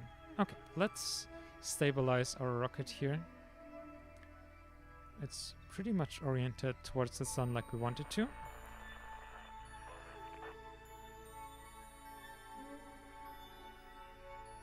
We need to rotate. Let me guess, we don't have connection again. Yeah, no. Damn it. Okay, let's wait until we're both back in the sun again and have a connection. Whoop. Be-doop. Okay, no connection. Bad connection, but connection. I'll take it. 100% exposure. Okay, we're perfectly oriented. So let's first stop our rotation. Okay, and spin up.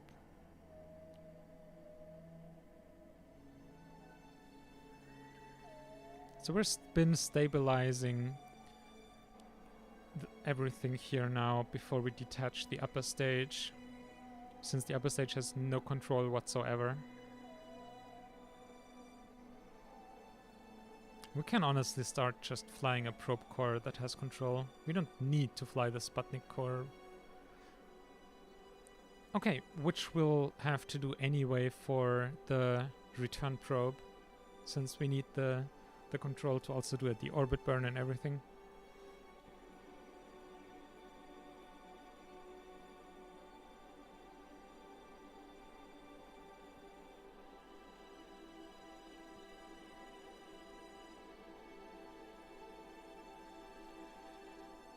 Almost done.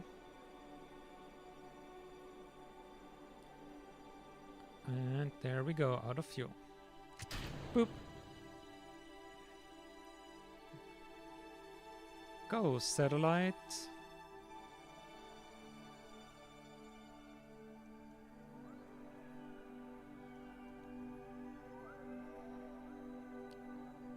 Now it can catch up on generating power again. And we'll leave it to do science over its remaining probably weeks of lifetime.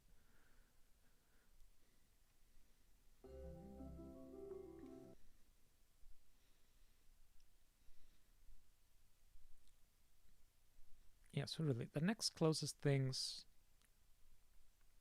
Yeah, the science payloads make the most sense in returning them, because we just need to progress with science. The other thing then is contracts for like nav set, weather sets, especially if we run out of money. We need to / can fly some of these. But if we can also do the return capsule thing while doing contracts for the returns.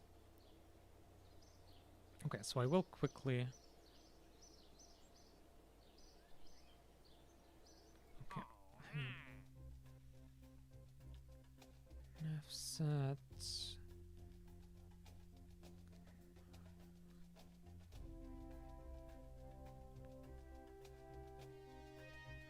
This one would be minimum inclination of 45.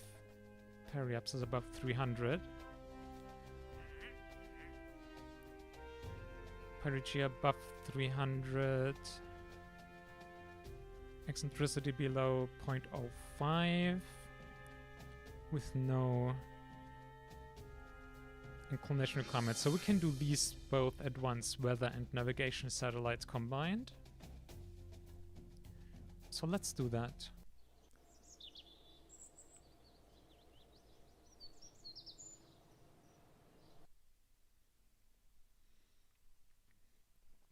Okay, we have 200,000 banked. I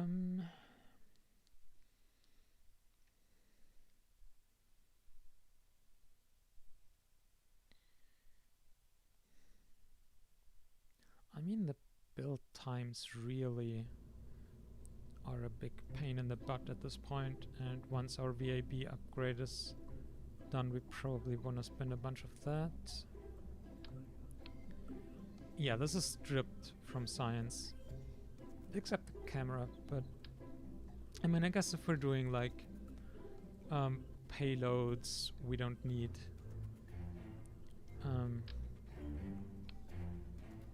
science experiments. Now, what toolings do we have for service tanks?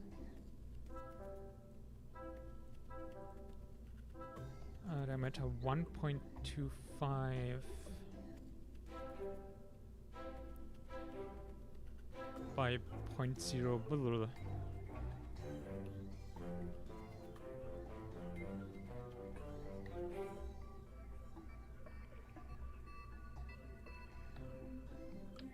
Oh, do you not drop because they're not attached? Okay. I mean, they don't need to or do they need to stay in orbit? I mean, it doesn't make a difference here. Because we can't just attach it to the satellite.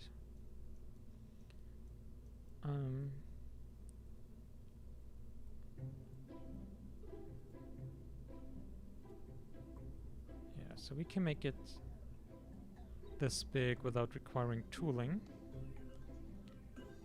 It should also mean tooling this one should be cheap or not.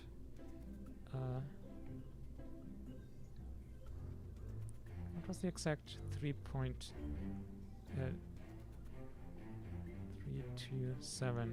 If we take the exact one, will that be a lot cheaper? No. So we can also just make it bigger depending on what we need here. So we want 100.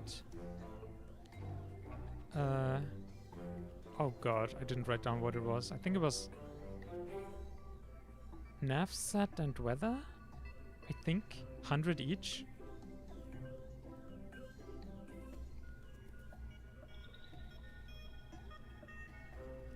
And I guess we can leave it at 500 millimeters length. And if we need more than that, we can just add more of these tanks. That's 125 kilograms. Our delta V is still looking fine.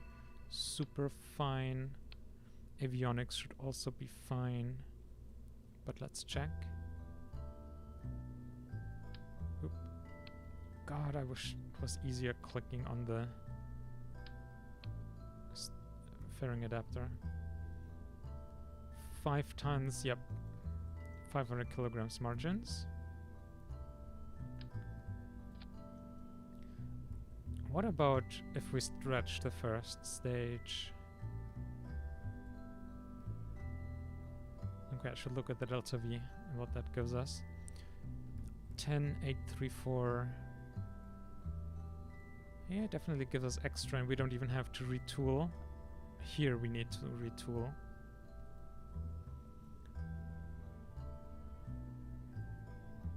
So we can stretch it by 0.5 meter and get 70 meters a second extra for basically free. Definitely, let's do that.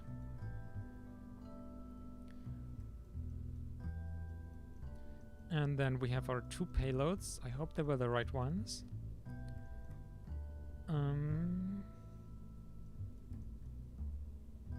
Yeah. Let's close it up and check the... Oh, right. It's a bit too wide. And also fairings need to be longer now. Okay. Will you get more expensive to tool? No. Okay, from there on it will.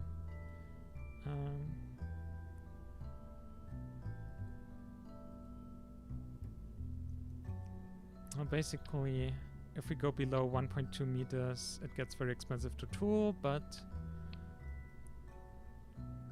this would work. Also, that little bit poking through solar panels has been bothering me. Okay.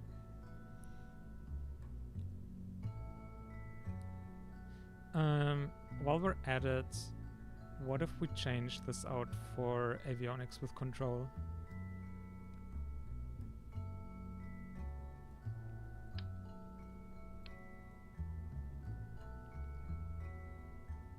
So many windows. Okay. I want this. I want maybe 0.5 and maybe 1 meter diameter and reduced length. Okay, maybe a bit longer than that.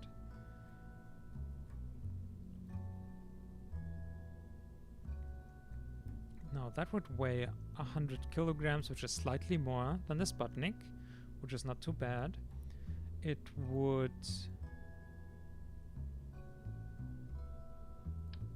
Oh, the tooling doesn't show up because it's not attached.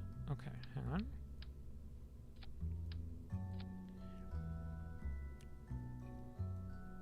Tooled, it would cost 200, which is a bunch, but it's something we could pay. 2,000.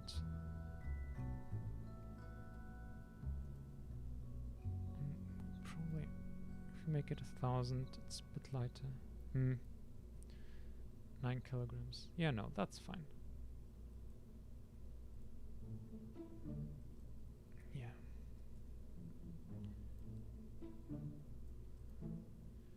Additional tank volume.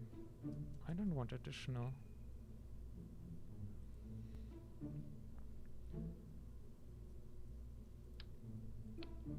So I guess we'll switch over to controlled cores, and then we can also add a little bit of fuel to get both... Oh wait, what's your power consumption? That's gonna be very important.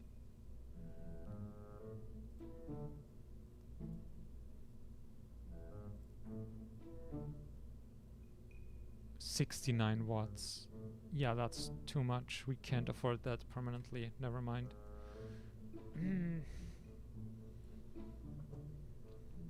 Well, that's a problem. We need better probe cores. But we need science, and for science we need the return capsules, and for return capsules we need controllable probes. Okay, so we just do batteries?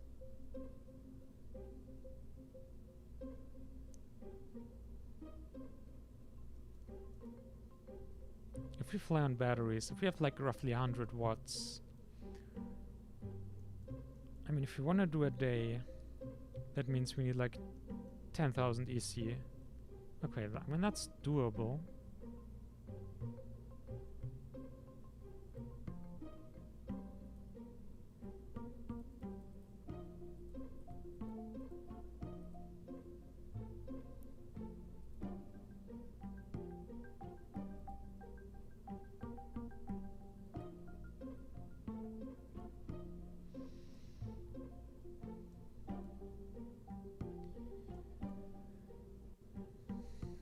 It's 100 kilograms of batteries. You could add a lot of solar panels for that. Literally 500 watts. Okay, never mind, batteries don't make sense. We'll have a little bit of storage though. And then we can have junky panel. How are you now? 60.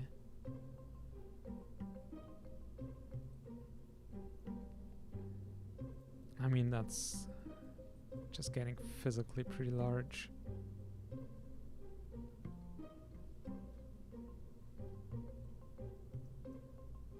What do we do? I think we're just right now we're trying to do two things at the same time. For the contract, we don't need the custom avionics. We just need the core. And we need our solar panels with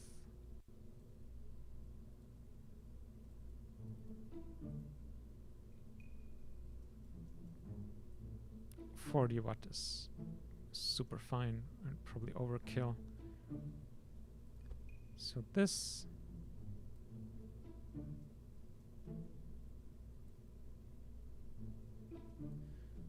I think we tuned the antenna a bit down to 28. Not that it matters, because we won't actively transmit science. We have the payloads on board, right, and we need to stretch the fairings a bit.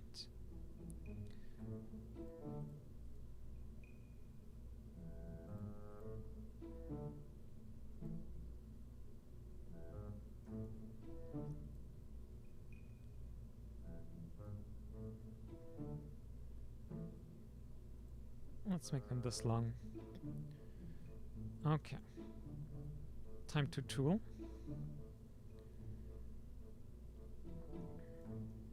Oh, hang on. Our payloads are borked.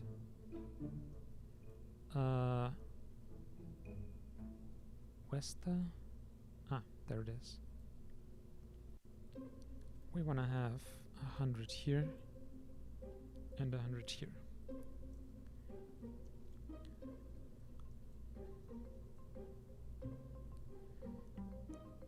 Tool. And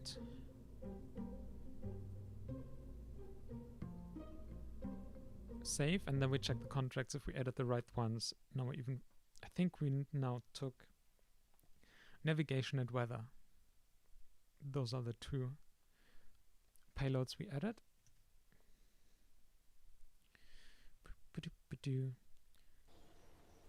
We should probably stop putting ourselves under pressure by, like, planning to reach certain milestones. Okay, navigation and weather. Oh, weather said we only needed 20 units, so we're way overkill, but it's fine. Okay. Now, I don't think we need to do science for this contract. We just need to reach orbital velocity of 6,500 meters per second, minimum altitude of 150 kilometers, and then return safely. That's what we need to do for this contract. What we ourselves want is science return from that. So we can just do a short flight. Like, we make the decisions for this flight. So let's look at the experiments and their durations. Because if they're on the order of just 1 day, we can easily do them on battery power. Easily. And we don't have to give ourselves more headaches.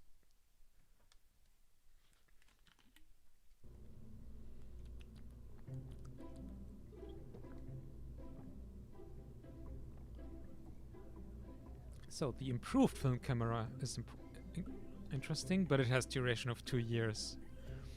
So this is something that won't be worth it at this point.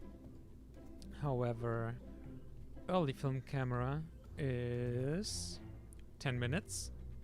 So we can fly over a couple of biomes in space and get science from there. Advanced biocapsule, I think, had a long time. Yep, 1 day. So we have probably dozens of science left untapped from that one. So that will be the most worth it. Like, dozens of science for 50 kilograms. Yes. Biosample. We can also do, even though no, I think we don't need that, because it doesn't care about the biome. Neither does this one, but we just haven't gotten a lot of space time yet.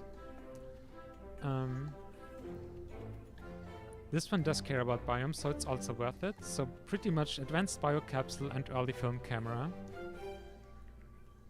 Now what is this?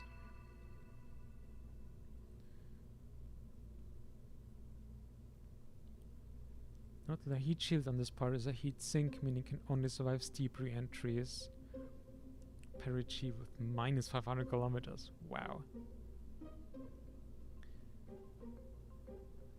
So I think the way this works is you can pull science data onto it. Probably. Is there anything else that wants recovery? How do I even... How do I even know which science experiment wants to be recovered?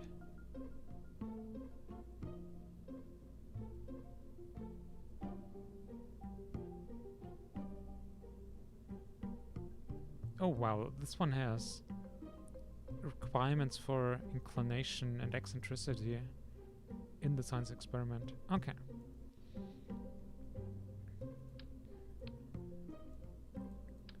So we've pretty much... Oop. Oh, it's already a little part. Pretty much know what we're gonna do here. So let's just do it. I think we need like half a ton. And you, although before we do that, we should probably set our diameter. Make it a bit smaller here, and then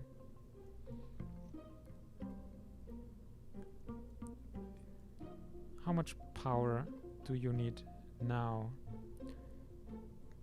2 watts idle, and the avionics 69 watts. Yeah. Would that get lower if we... Okay, not much.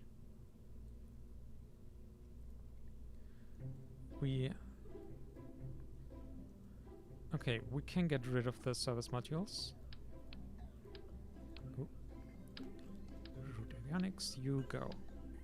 What's the absolute minimum we need for this probe? Well, we can get... Something we can do to help us is actually have a decent sized solar panel on here, but just one. Now we're at like 60 something watts, so it's fine if we can't quite get enough power, but I think our fairing, yeah, this is already too big for the fairing.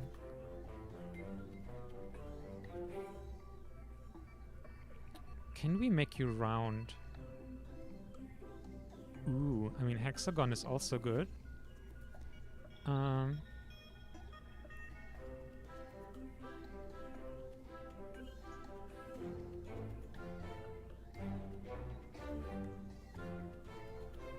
And there we go, 80 watts. It costs 1,000, 14 kilograms. That's pretty perfect. Then...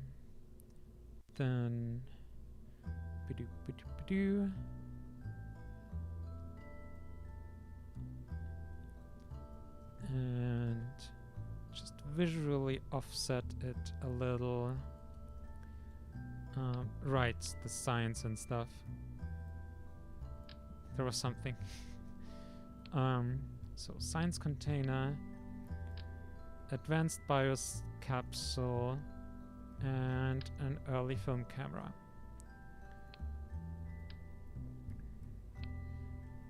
So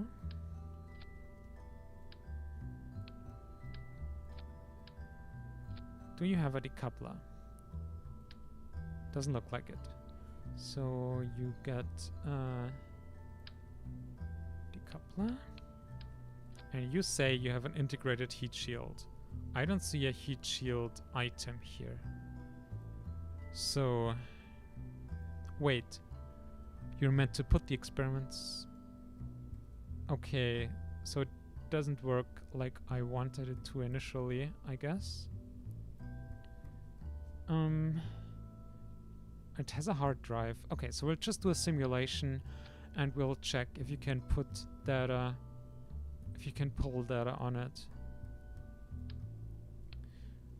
Because otherwise, this would be...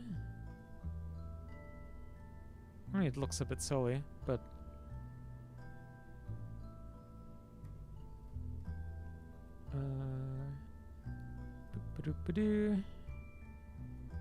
Chunky fairing. Oh, the film camera is just too big. I mean, honestly, wait. If we have this, how much power do you produce? Okay, 145. That's still noticeably more.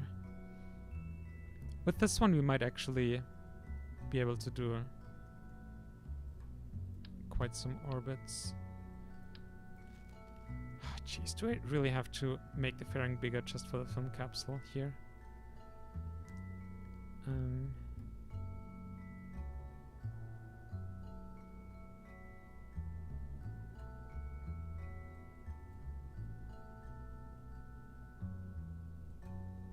Yeah, and it asks to retool. Oh wait, for the length anyway. Yeah, no, that's...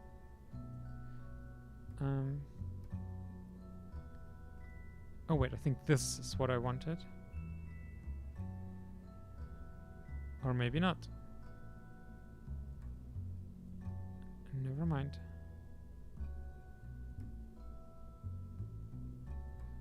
Okay, yeah, we'll just do...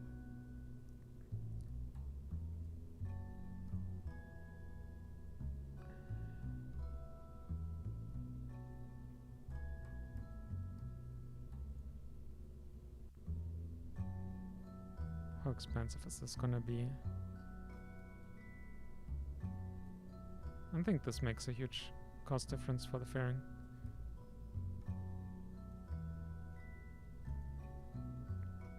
Okay, so let's make it like this.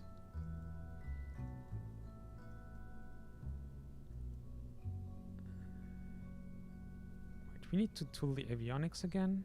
Really? Didn't we tool like this one? No? Please tell me.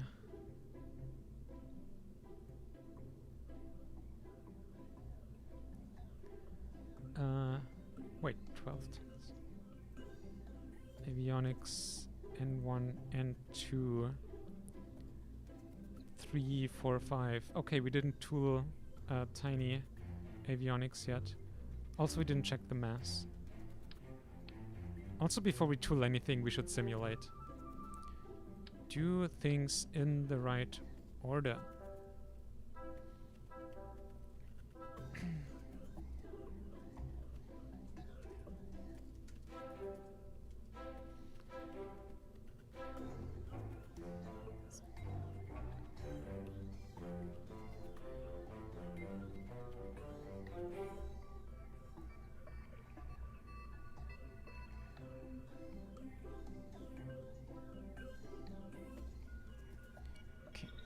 So we can both test if we can move the data onto the hard drive of the return capsule, and also test the re-entry, because I'm a bit skeptical.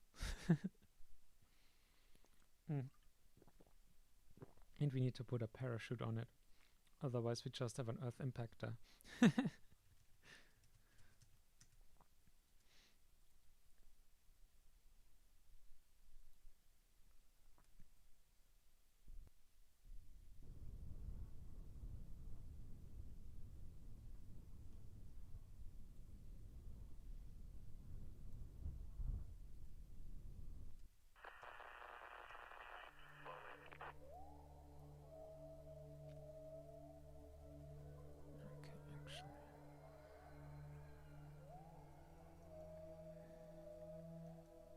Start one of the experiments. Forced run. And let's time warp. Okay, so we have some science experiments. And we have no connection.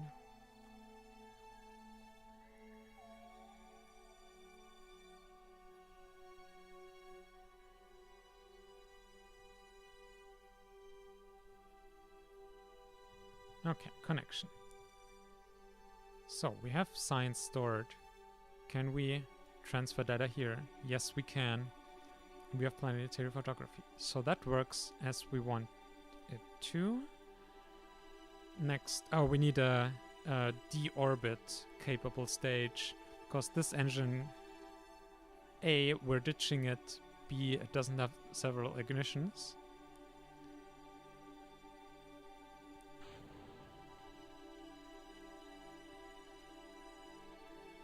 At least I'm pretty sure, yeah, ignition's remaining 1. So now we can just do... Oh jeez, the staging is all a mess. Now we can just use here our upper stage to do the deorbit burn. It's not what we will actually do for real, but for now we can use it to just simulate the re-entry. Right, the parachute will change the behavior though. But okay, one thing we can check is how much delta V we need though for...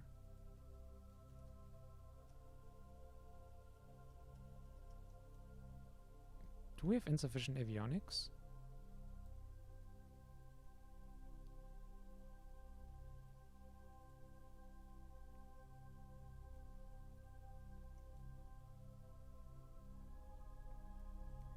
Oh wait, you're 0.5 tons. No, we have avionics. So why are we locked out here?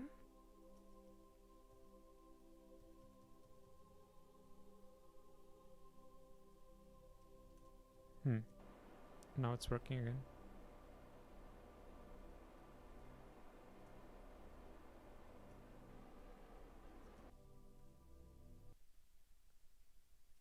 Ooh. What's happening?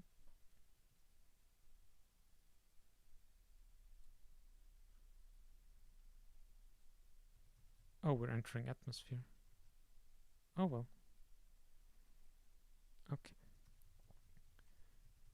Yes, I know. LH.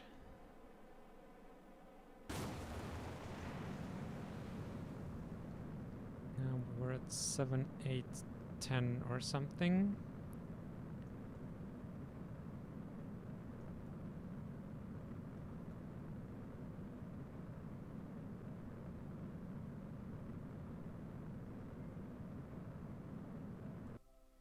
Seven, 8, 10. So we need like 200 meters per second delta V in 140 orbit.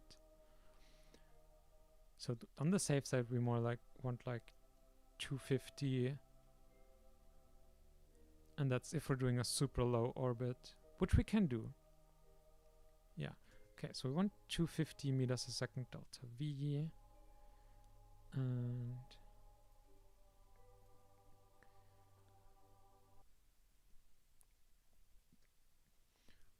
how do we do this?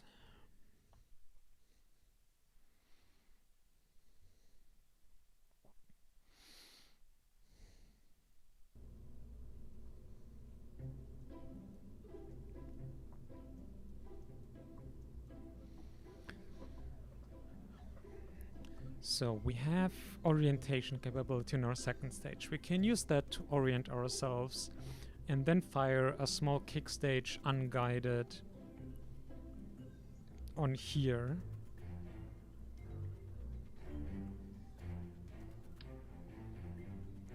So we can actually just give you a small kick stage. Okay, we do need to worry about the parachute. Oh, you have a command module. It allows for re-entry, orientation, and parachute deployment. 150 kilograms, only works near Earth. I mean, that's excellent.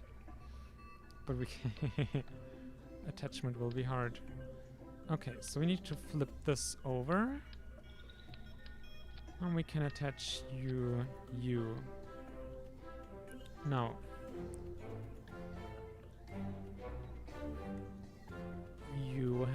RCS. Does that mean you can deorbit on your own?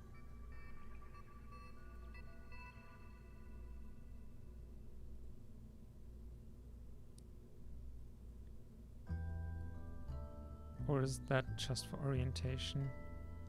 I feel like that's just for orientation. Charge, nitrogen.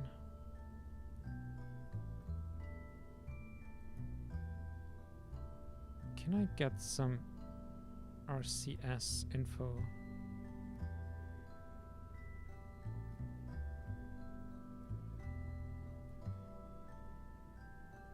I mean, it has...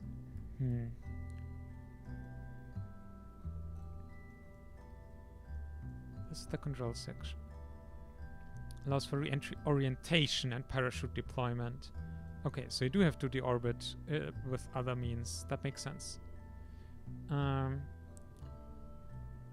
If we search for sample return, though, do we get specific thrusters that also belong to it? No. Okay. But we're talking 80 kilograms and 20, so 100. And I think it has control for 150, so can we make a 50 kilogram thruster modular tank?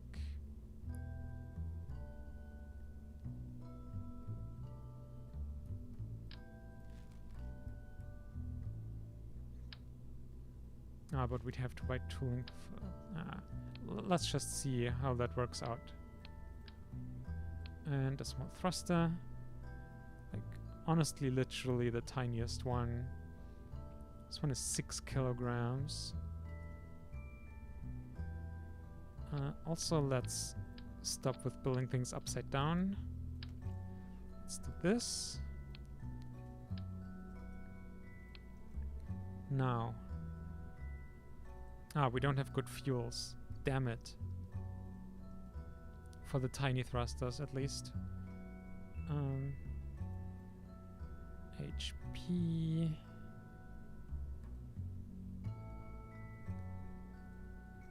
127.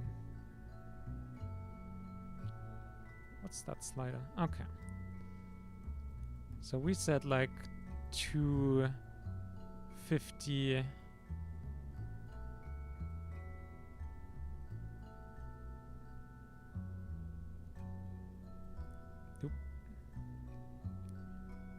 So here we would be in the mass budget and 283.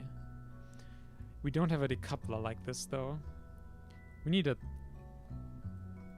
2 kilogram decoupler. That's... Ooh, 1 kilogram. Oh, it's a... I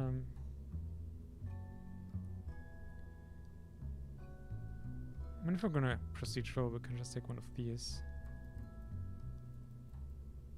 I don't want a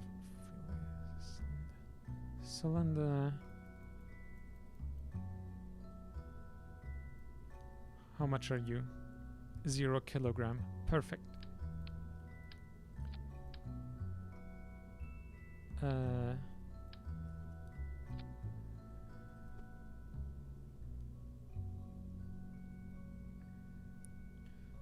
Actually, some force though. 1 kilonewton. Okay, so we have an engine, a decoupler for the engine. We have attitude control. We have generally control with the avionics, parachute. I'm just gonna assume the parachute is configured correctly for this. I can't even configure it. Okay, makes sense. Ooh. Okay, so this is our return capsule. It can orient itself, do the deorbit burn, and orient itself at re-entry. It has powers, it has communications. Now we need to pack this onto our other craft while also having a big chunky solar panel. We can't attach anything at the top, so this one has to be at the top. Like, there's no escaping that. So we need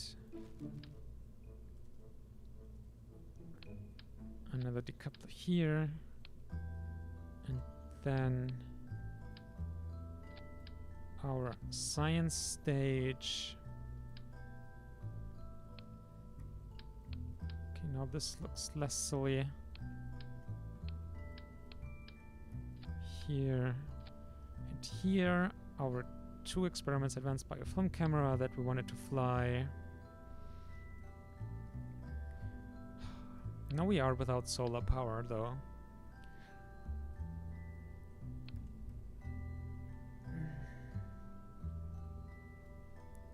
I mean, I guess we can just slap something on here. Also, we want gentle decouplings here.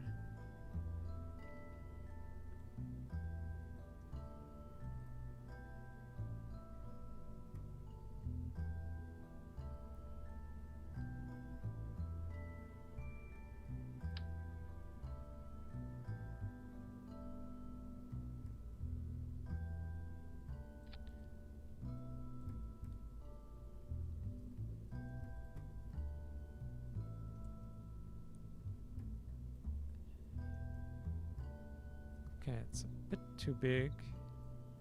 Oop, it's making it bigger. This would give us 60 watts. And it would fit. Oh, we can give it symmetry, I guess.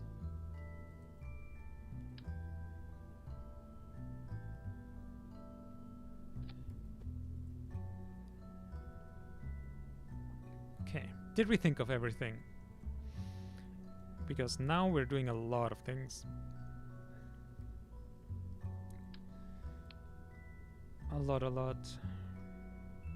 And the fairing. Yep, it's a good thing we didn't tool the fairing, because we need more height.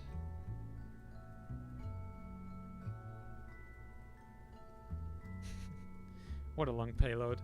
I mean, if it works though, I'll be very happy.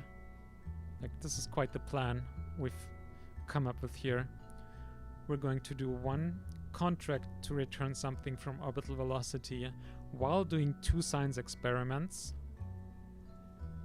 and then returning them into a separate return vehicle.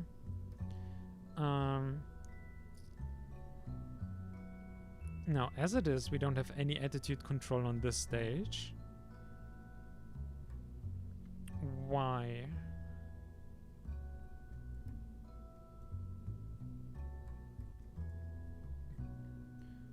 Also, the engine is just so far away here that looks extremely silly. But it'll mess with our solar panels. Ugh.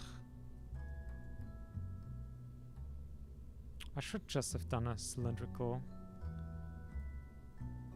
regular tank.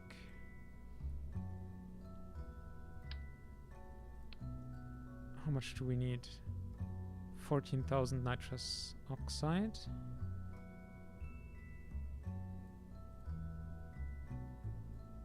How would that look? What diameter? 1.2.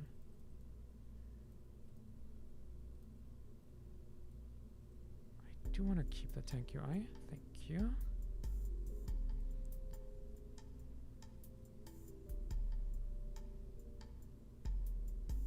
So we had something like this. And if you make it a couple millimeters bigger, or even just 1400, we can add a bit of nitrogen as well.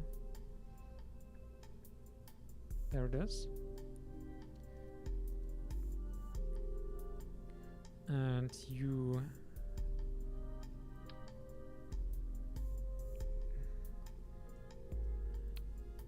okay, if we take this, I mean, this looks very silly as a cylindrical tank. Um,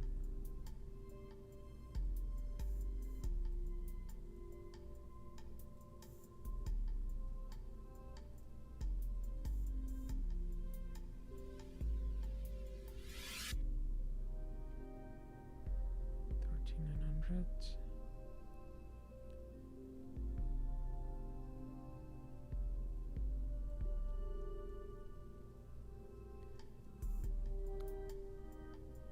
Let's make it a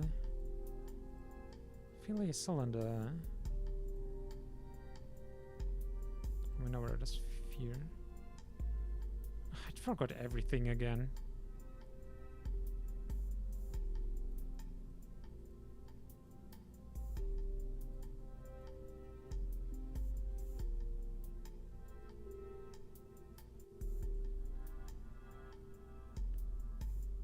Oh, come on. Why do you... Fighting with the UI is... Okay. 40,000. This would weigh 43 kilograms total versus 42. We do have some nitrogen and a little bit more of the nitrous oxide, so that would be fine. 15. Yep.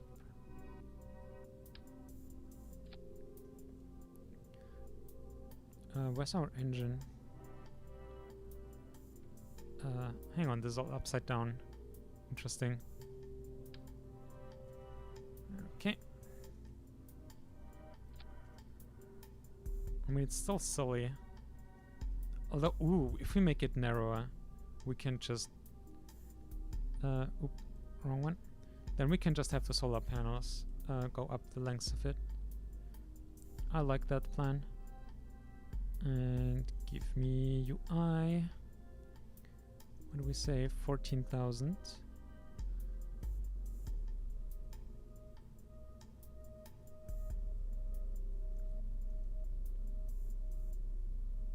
There we go. And now we can slide that in, and so it looks better. And also with the decoupler. There we go. Now let's check our total mass again. 149, and we have control for 150 with this. It's not here. Where?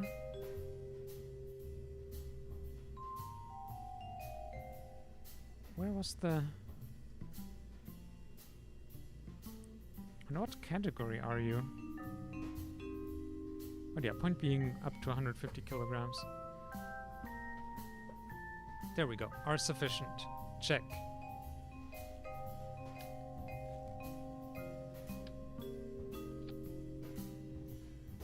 Avionics are sufficient. And if we remove this, avionics are sufficient. I guess we did it. We can even stretch the solar panels.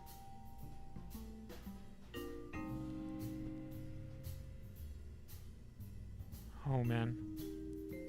If this works...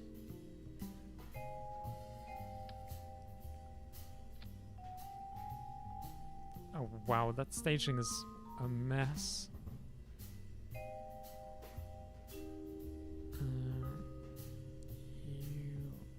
You're the small one. You and you, yes. Where are even you? You're the teeny tiny one.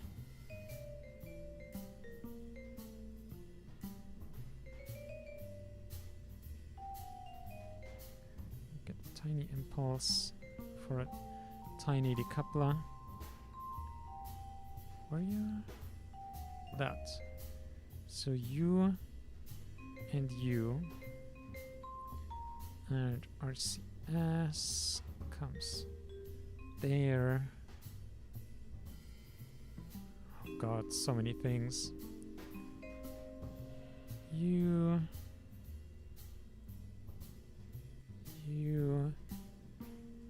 this, so we decouple the return probe. Wait, hang on. We decouple the return probe. The engine needs to fire here. And then later we decouple the booster for re-entry, which is also where we'll prime the parachute.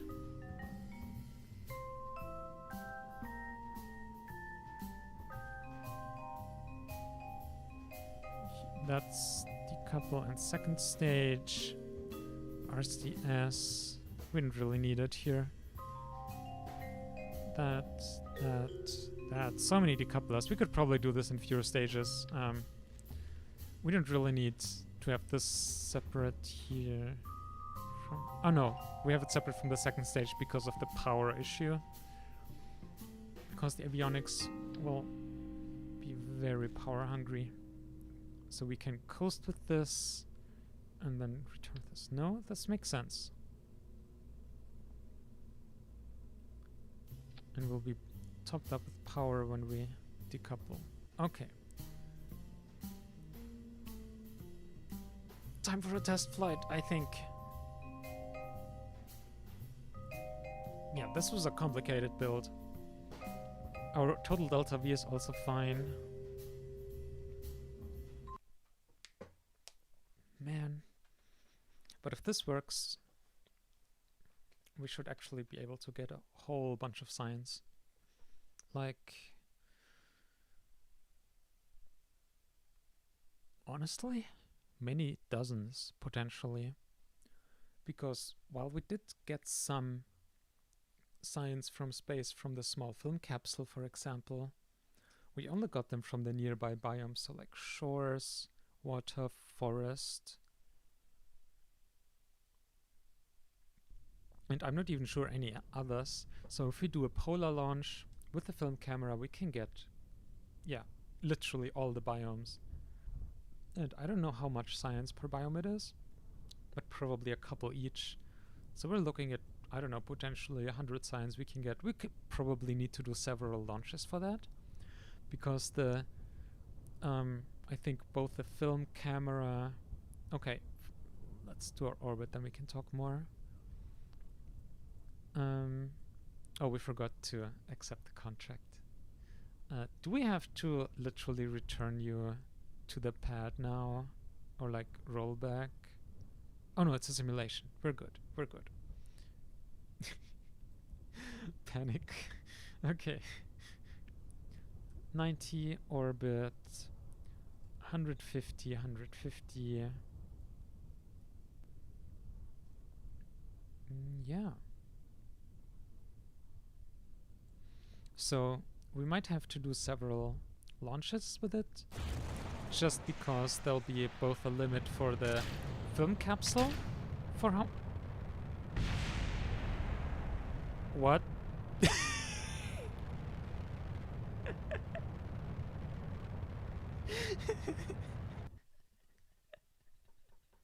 Let's just eat those fairings. Why not?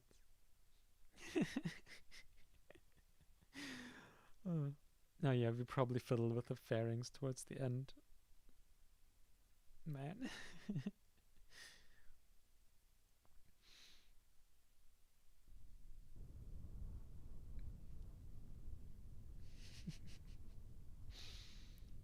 Wow. Yeah, or maybe we just missed them earlier. It's also well possible. Let's try that again. With proper staging. Okay, engage. Orbit should still be fine, 90 degrees, 150 by 150. And up to the thrust, and let's go, let's go.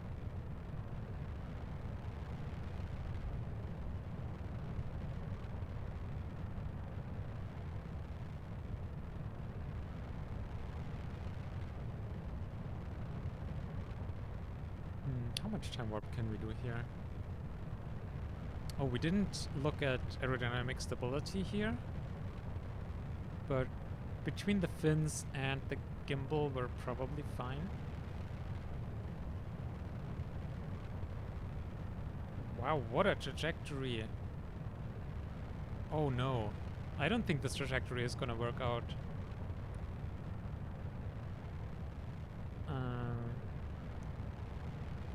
We'll just burn up something here.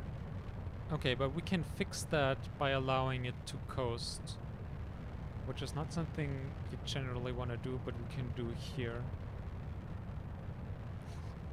This is such a silly launch profile, my dear. Yep, fairing's starting to overheat. I'm not blaming you.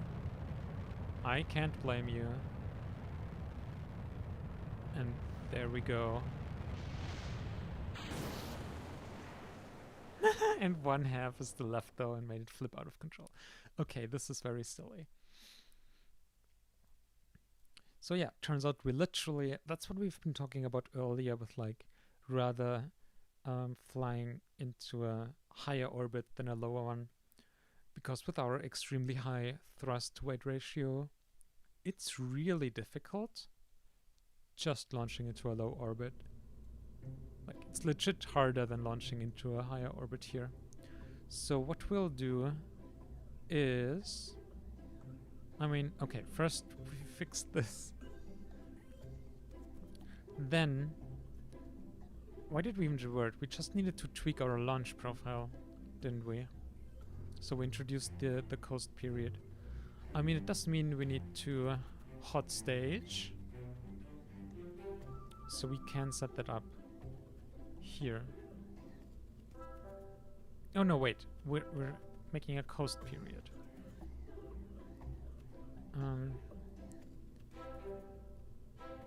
And we want to keep on the first stage as long as possible, because aerodynamics will slow us down otherwise. But we could, I mean, we have only tiny solids. But we could add them as like...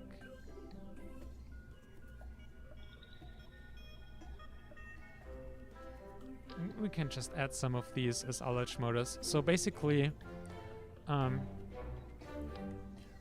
when you're in space in zero gravity, you can't just ignite engines, or with some engines you can't just ignite them.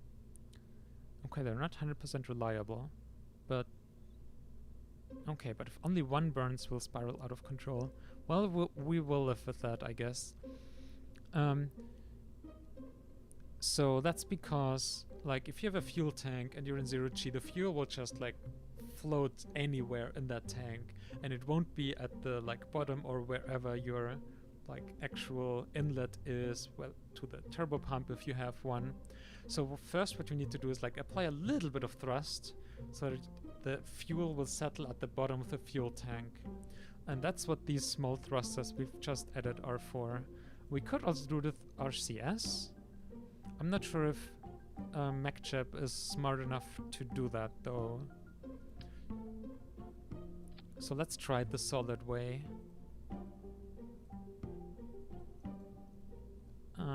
Again, if it's smart enough to recognize these are ullage motors, which I'm not sure it is, all questions will be finding out. Simulate.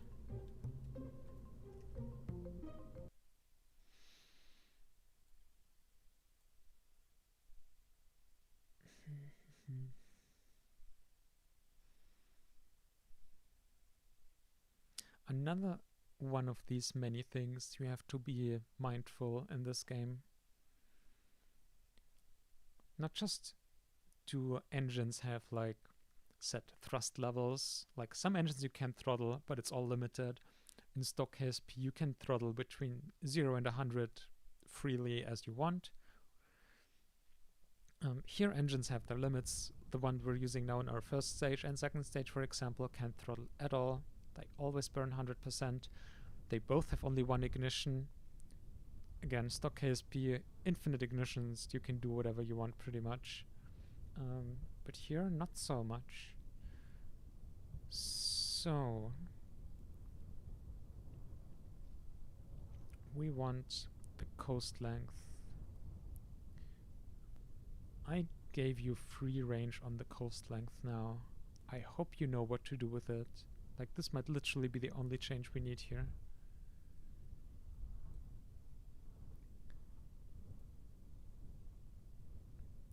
Okay, so its plan is burn 1, 7, yes. 2, coast. 3, burn 2. Okay, also we need to set it limits until 3. Not that it should matter here. Burn 1, coast. But it does mean it'll... I think it's smart enough to recognize this as an LH motor. So let's try it. Is engaged. Orbit is set. Let's go. Nope, it's not smart enough.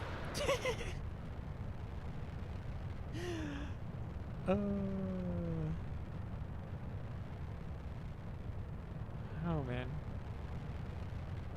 Well, and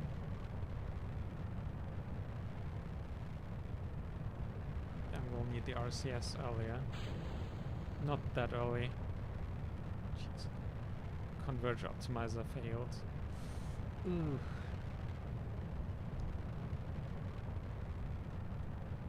It might not be able to handle this rocket.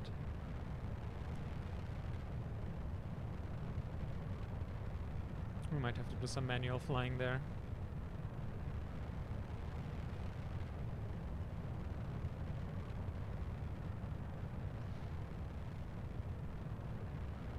I mean, we can...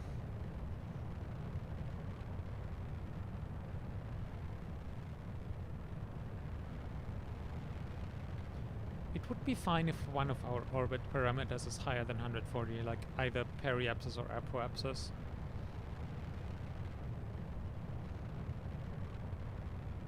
Okay, what are you even doing here, MacJab? That's... You should be able to be a lot gentler with the coast, maybe? Or maybe not.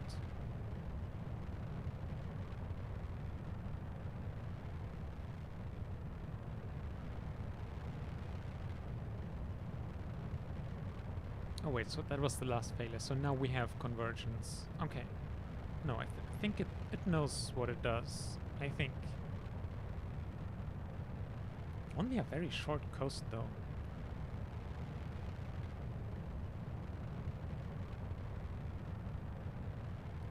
Well, I will be interested to see where it comes. But no, we will be burning up again. Jeez.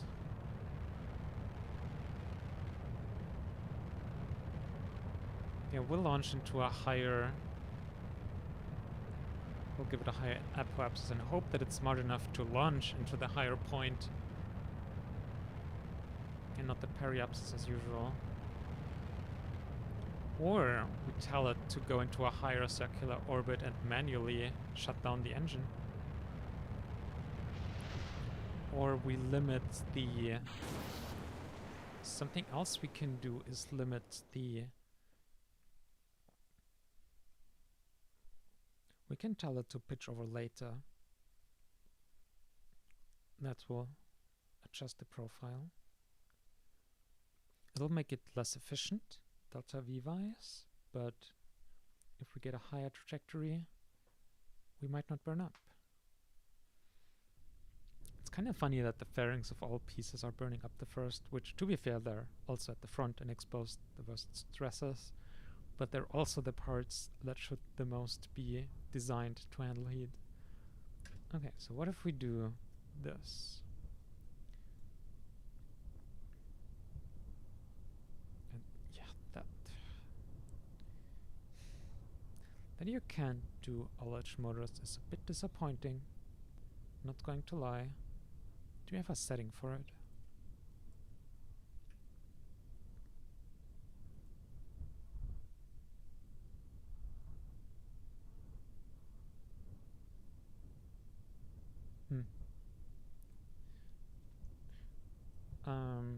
So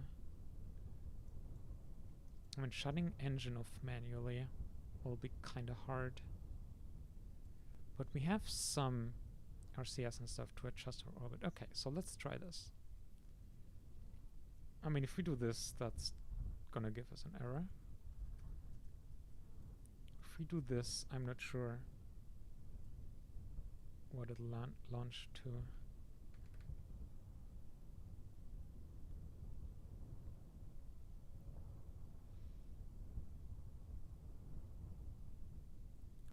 Okay, so let's... I think we already increased that from 40 to 50.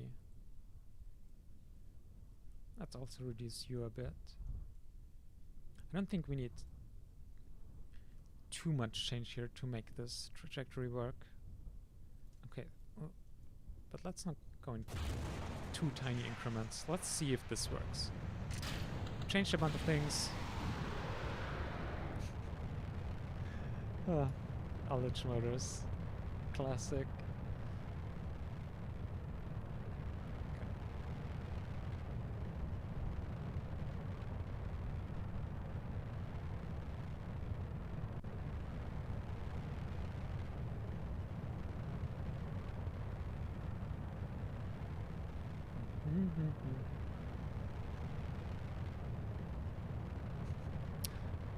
I think we actually have enough money to buy a bigger launch pad. If we do that, we can stretch the third stage, our trajectory will be more sane, and everything will be better.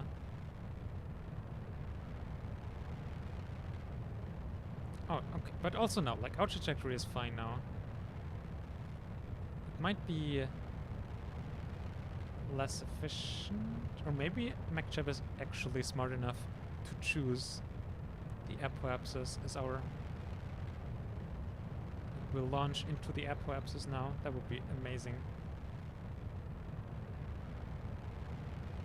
Like, all this logic behind this autopilot is actually pretty damn amazing.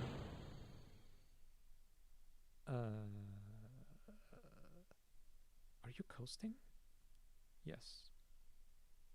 Okay, 1.5 minutes coast. Oh, come on. RCS.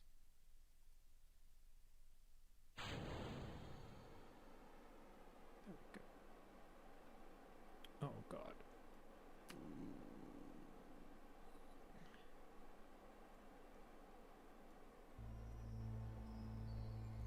Our 3 tanks here.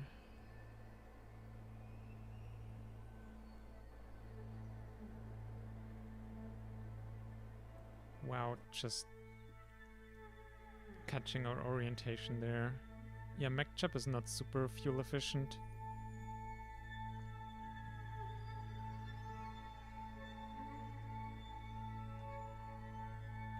With like rotations. Wait, why did...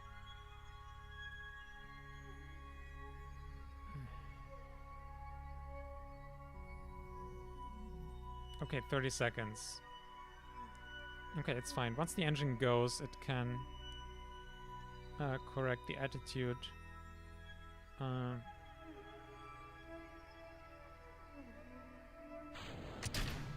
can go, and we're at close to 10 seconds. Okay, let's U and forward power help the engine's fuel settle.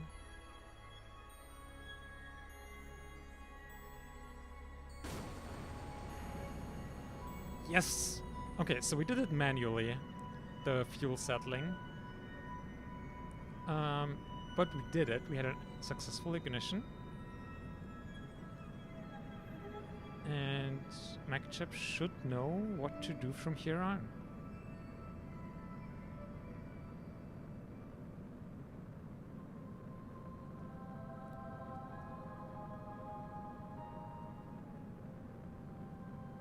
What a launch profile. With manual interference in MacChap.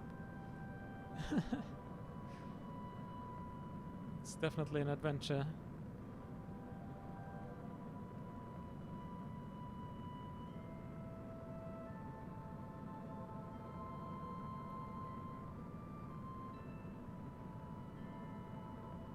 It's also gonna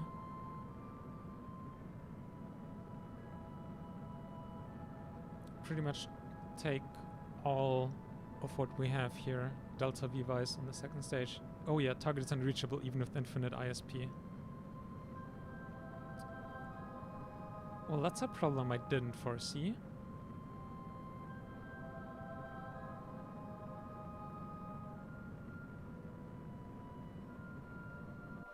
Actually, we did it. Okay. I mean, 200 meters a second left, yeah. This is fine. Okay. So, what we would do next is find the sun, orient ourselves with a bit of a rotation. That's perfect. Orient. Then we arrest our rotation speed.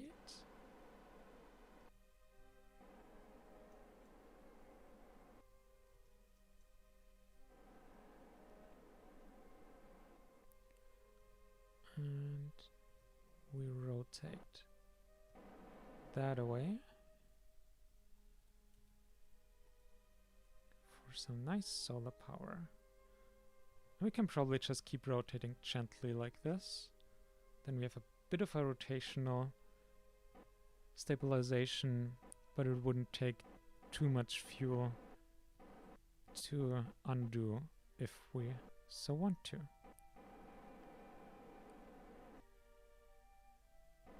Okay, yeah. Next. Okay, we need to put the signs on the action groups. Then we separate. Oh gods.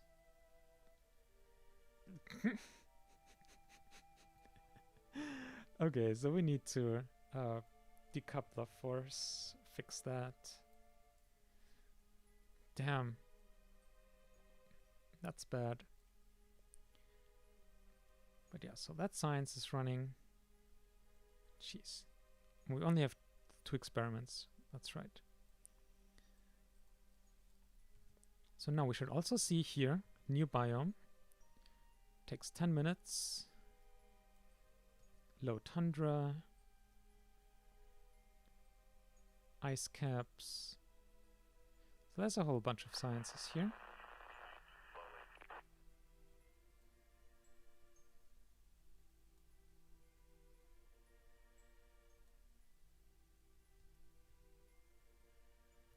And like over course of some orbits.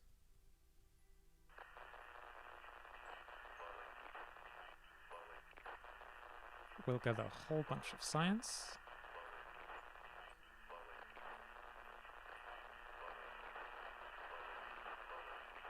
That chatter unmute thing itself, we need to just uninstall it. Okay, so we're running out of electric charge because probably our tumbling is bad for catching the sun.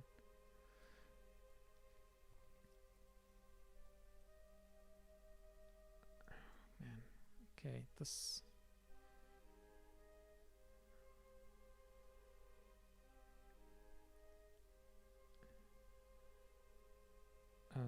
oh, no connection.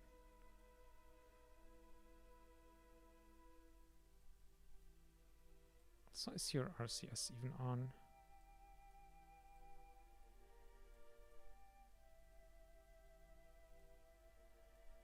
No, it is.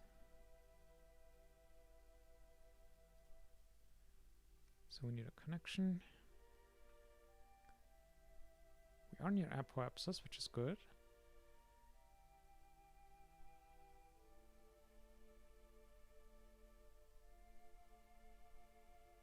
Wait, visible imaging? Do we have a camera on board or something? Wait, are you transmitting?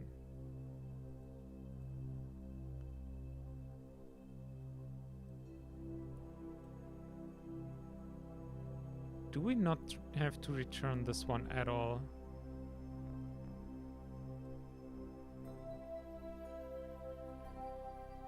Flight. I don't know.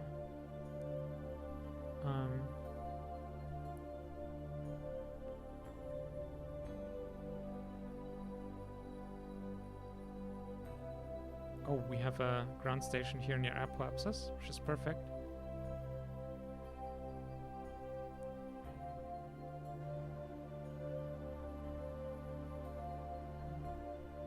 Wow. Oh wait, actually we don't need to kill rotation from this craft. We can now gather the science.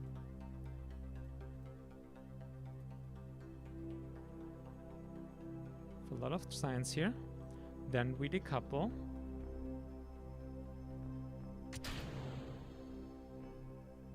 Then we... Hey, you told me you had control probe. And why are we 5 kilograms over our weight? Well, that would explain why we don't have control. That's weird. Does data weigh something?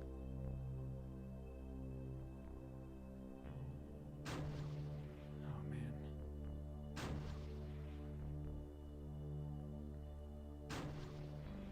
Trying to burn some fuel off without, like, actually accelerating us.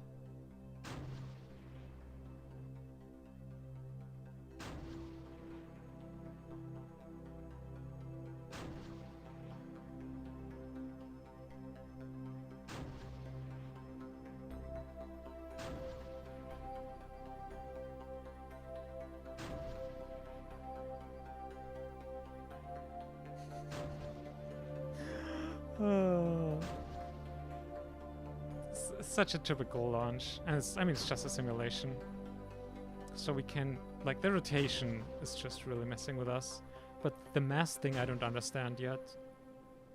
Why are we over 150 kilograms? We literally checked and the game said it's fine.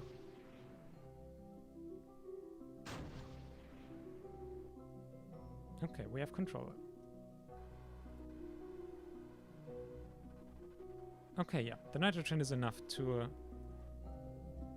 Okay, wow. Let's do this manually then. That is the right direction. Slow down, yeah. So nitrogen is enough to kill a noticeable spin. Then, I didn't check the burn time, but 2 minutes is fine.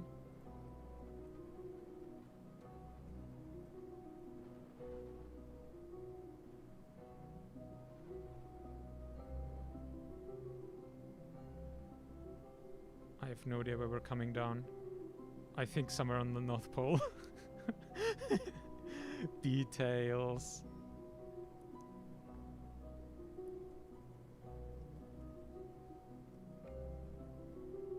Are we off center of mass or something here?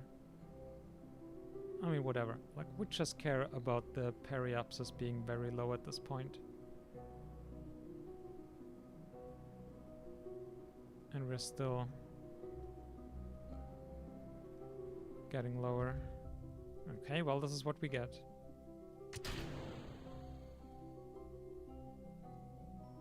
Oh, we're out of nitrogen. Ooh, yikes.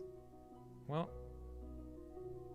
let's see what happens. We are vaguely oriented correctly. And we are minus 474 periapsis, so that's pretty good.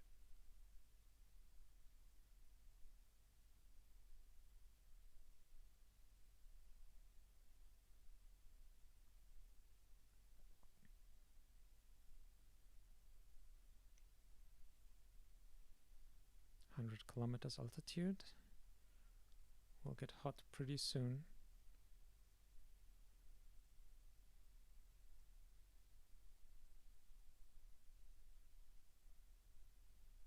Yeah, you can see the probe is solidifying in its attitude with the aerodynamic forces. Okay, let's load on the time warp.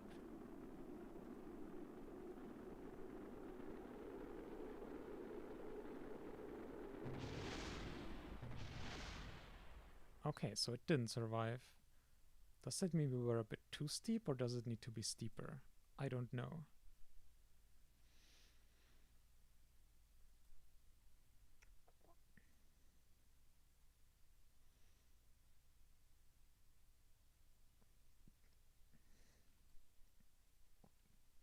I mean, I guess we can do some dedicated simulation just for the re-entry.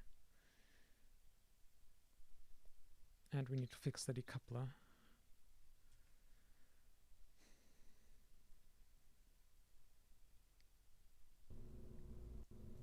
And we can get rid of the solids.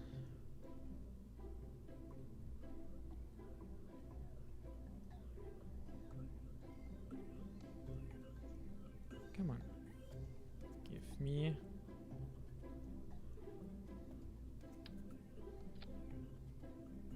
What?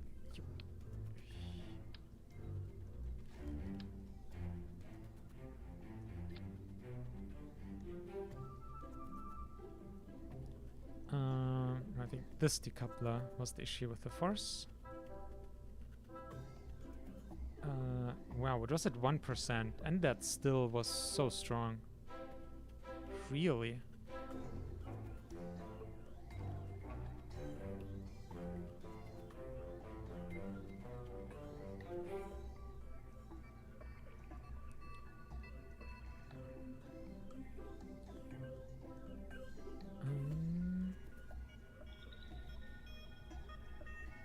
Also didn't... Wait, did we forget to... No, this tank also has a little bit of nitrogen, but barely any. Let's give that one a bit more nitrogen as well. And... I think lower priority means it gets consumed first. I can't remember. The settings for the fuel overlay. Fuel align U.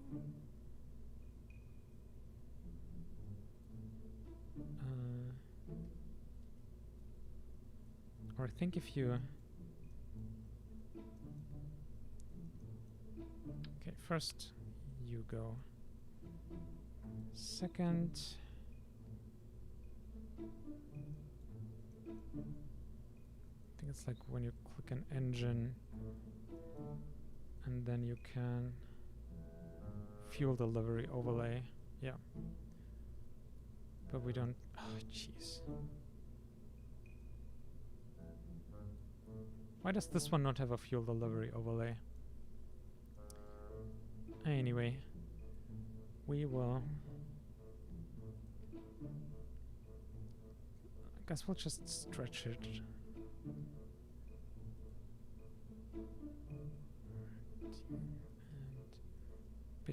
And bit less there, and fill up with nitrogen.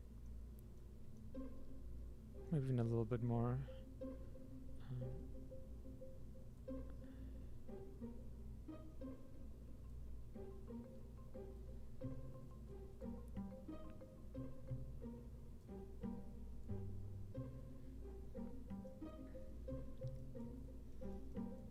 Okay. I mean, I hope the decoupler just won't do anything now. That was not great. And now we can try and simulate more re-entries.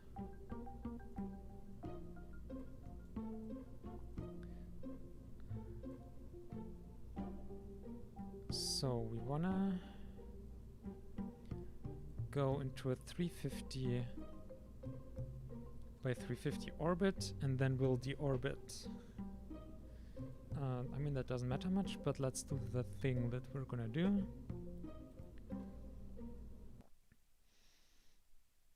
Yeah, so neither crew launches nor lunar launches will happen today. That's...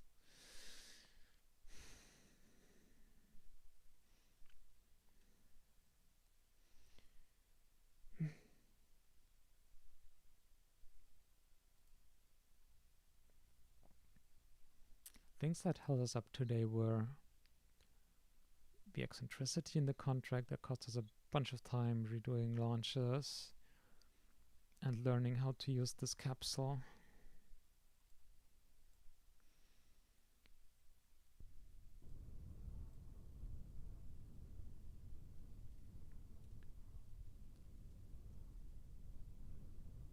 Okay, come on.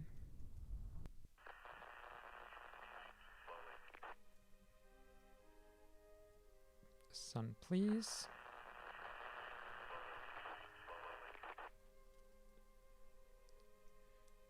Okay, then get our second stage.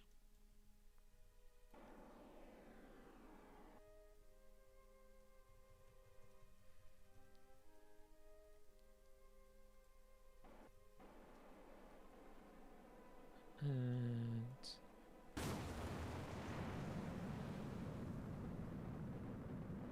okay, to do it properly, we will be in an orbit like this. Then we decouple this with, it should be no force. Wow. Okay, well, we do science, blah blah. We decouple. Oh right, we're over mass again, but less this time. I don't get this. I mean, I guess we'll just make our fuel tank a bit... Oh wait, did we just stretch it a little bit? Well, that would explain it.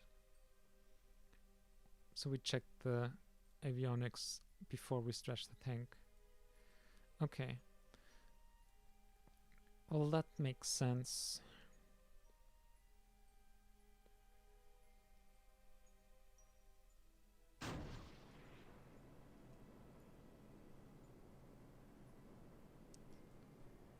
Let's burn until we get some control back.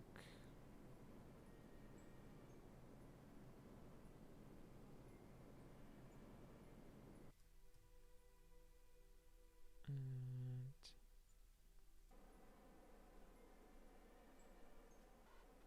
actually, we might wanna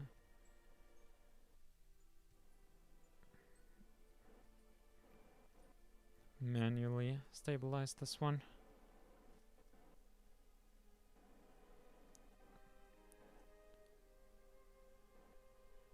Probably more efficient.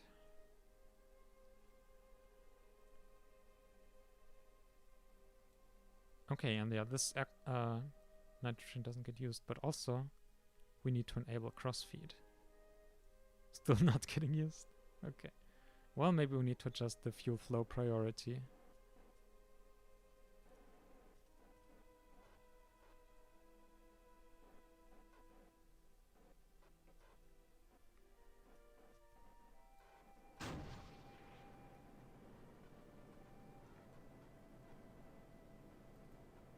Okay, yeah, positive is better.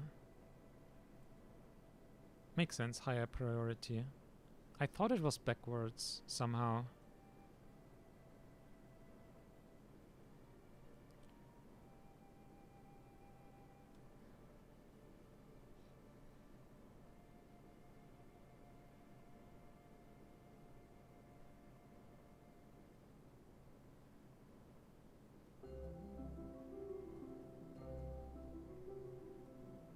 Wait, that's a really long burn we have there. Oh, but we need to get to minus 500. So yeah, that's fair.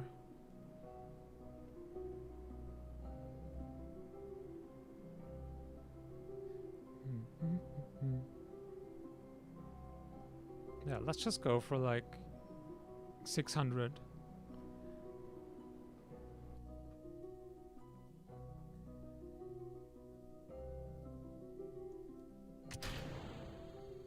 Wow, that gets yeeted off like there's no tomorrow. It gave us 100 kilometers lower periapsis too. Wow.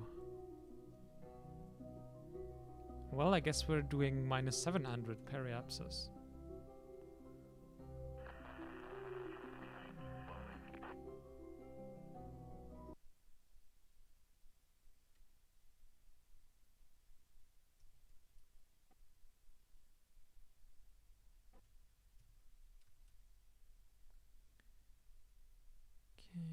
Let's get us here. Nice retrograde. Also, hang on. Frame of reference. This one.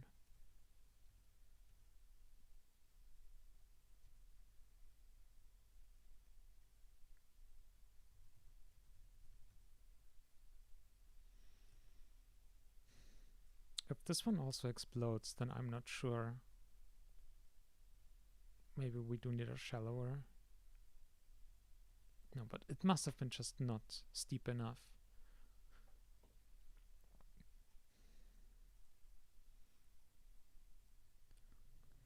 The thing is, and why it's so hard to bug fix this, is that usually like heat shields have a resource called ablator that you can watch, and so you know exactly if the issue is that you just run out of ablator or whatever. But here, because it just does some fancy things, I don't even know what exactly. No, it's okay. I don't know. It should work and it doesn't.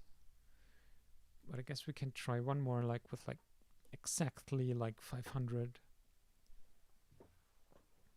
Last time we were even under 500, like, or over, like minus 450 or something. So we've now both had a steeper and a shallower trajectory than what it asks for. And I can't believe like it demands like super precisely 500. That would be weird.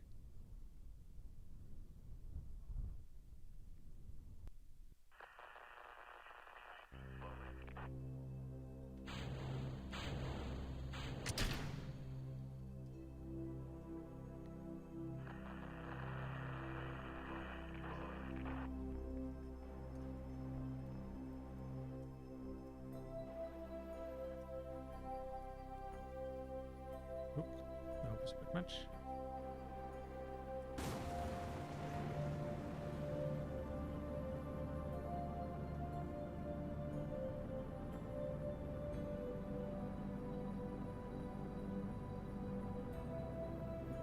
Oh, well. Well, I guess we're doing it all in one now.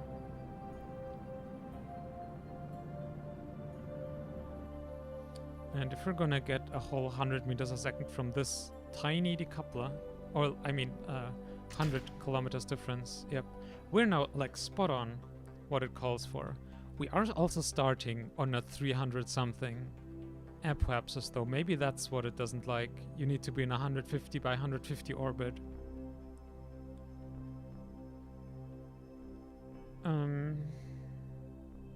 I don't think we can really fix that with our launch vehicle as is.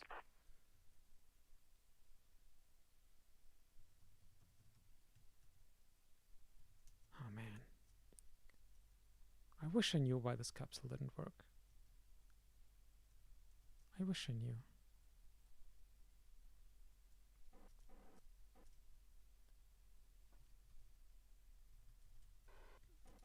I wanted to kill time warp. There we go.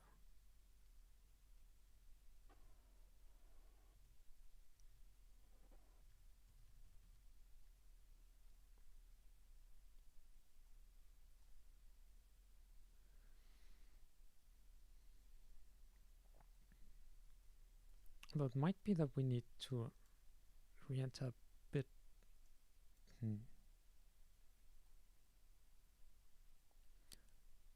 Maybe because we are starting at a higher apoapsis, we need to be shallower, actually.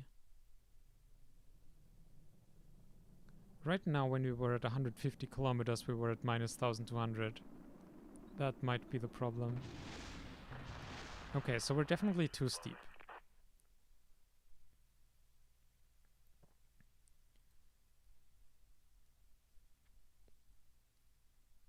But how do we know?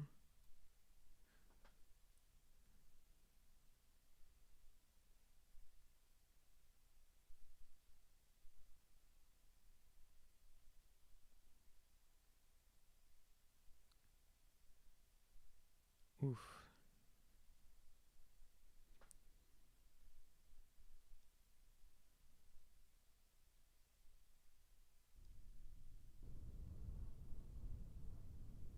I mean, I really would like to just launch into a 150 orbit.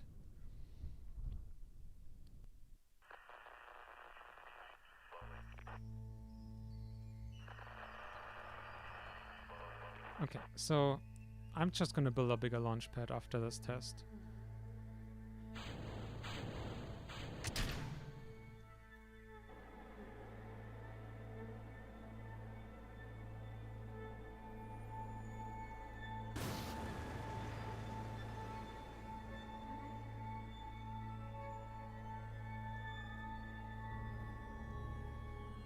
Did we have an ignition failure?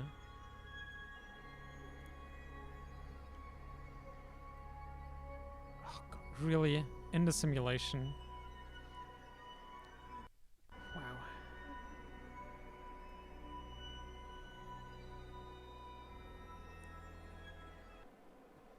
Wow.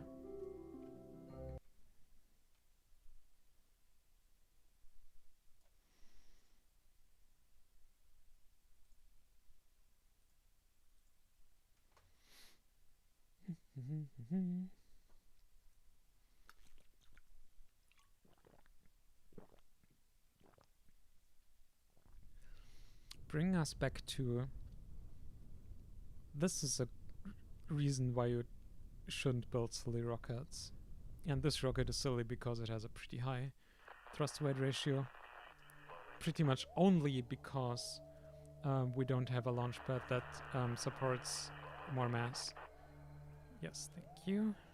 Oh, I guess Chatterer keeps resetting because we're in a simulation, so everything gets reset.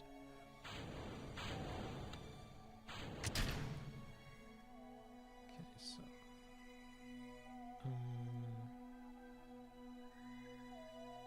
oh, no connection. Yes, connection.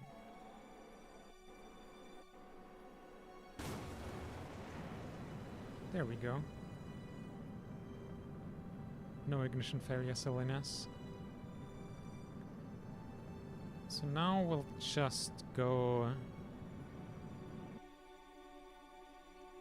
200.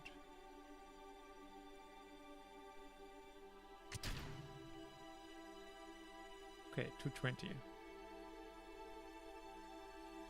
I'll take it.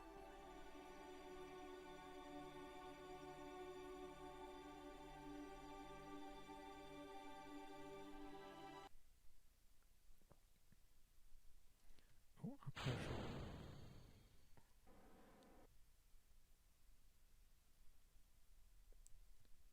Oop.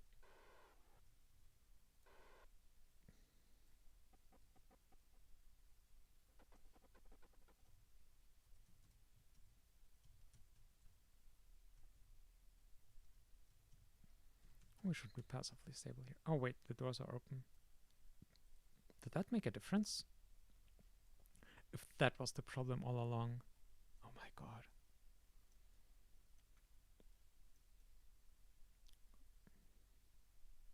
I mean, I would understand if that like made the aerodynamics messed up. But the overheating...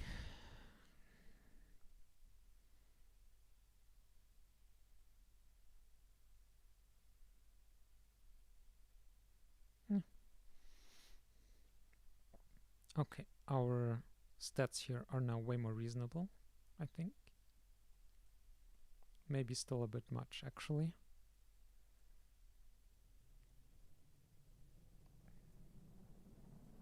Hey, they asked for a steep one.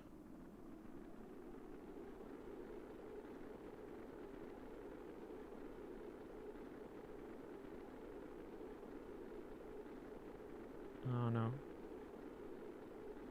It was kind of close though, like we got to 3.6 kilometers. Now,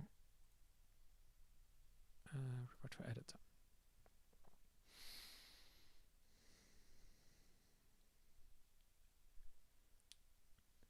Minus.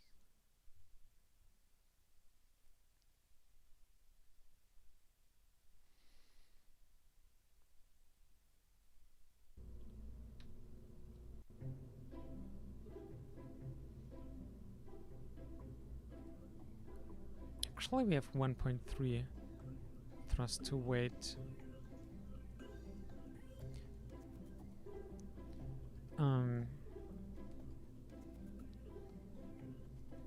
Although our burnout is 8. That's true.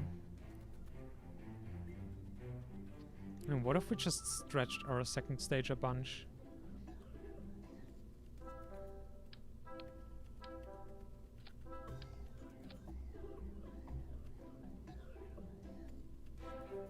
Oh god, the staging. Jeez. Okay, now we're also over the pad limit.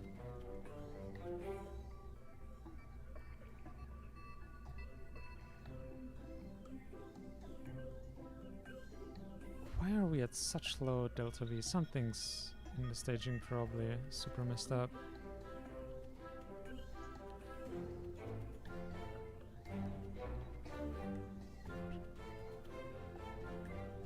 Oh wait, atmospheric.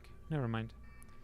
10.3, and we had 10.1. So that basically gives us next to no additional delta V.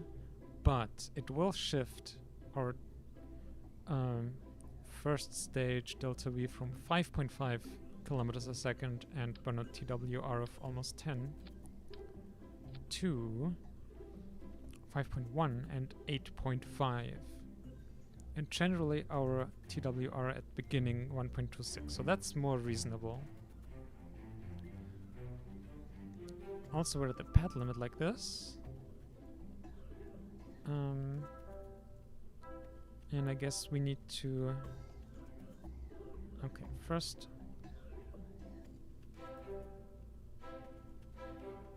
I will...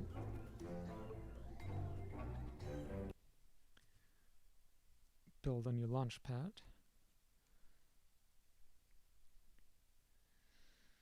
Jeez. And we can do the R7 thing and slap on some side boosters if we want to. And then like also stretch the second stage like there's no tomorrow.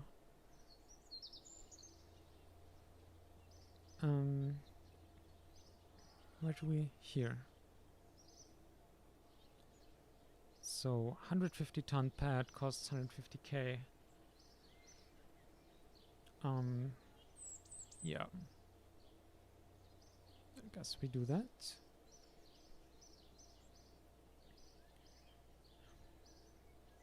And we can also just launch this one just to get a nice launch out of the way. Getting a headache here from all the planning and things not working.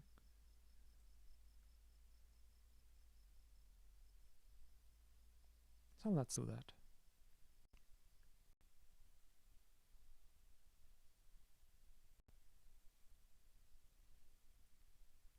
This one had the 100 nav set and weather payload.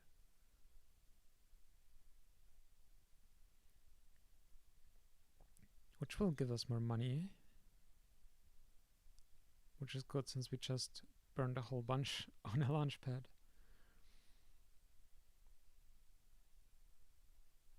The tracking center upgrade. Oh right, that was actually... We have science points to spend.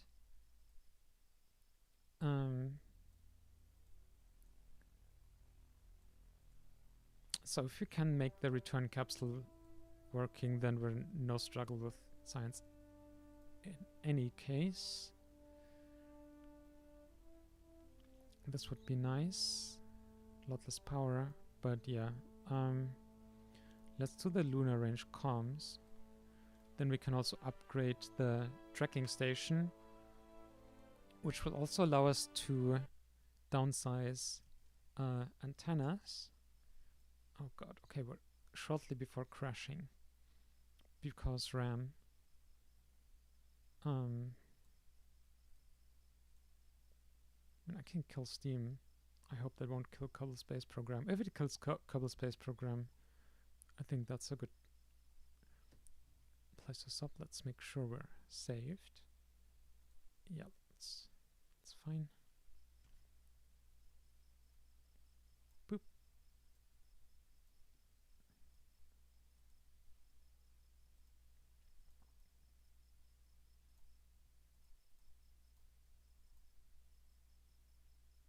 And we have some RAM freed up. Okay.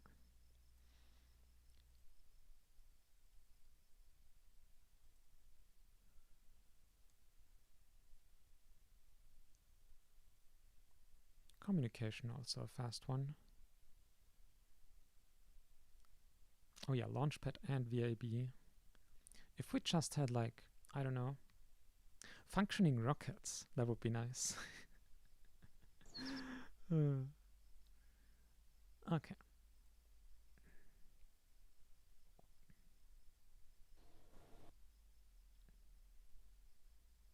Navset and weather.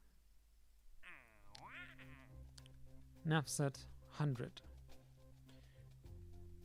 Periapsis above 300. Oop. Did you just remove the contract that you offered me earlier? Okay. So this and weather set just had a requirement. Oh no, so this one is periapsis above 300 and eccentricity below, but that does not conflict with this. It has an inclination requirement, no eccentricity. So over 300, we can go slightly over 300 and then just make it as circular as possible at 45, oh no, above 45, so at like 50 degrees. So that's a launch profile that will give us both of these contracts. And we're not going to do anything else here.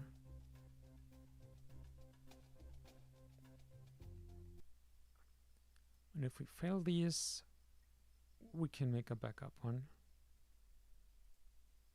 I'm just gonna put one in the build list. Okay.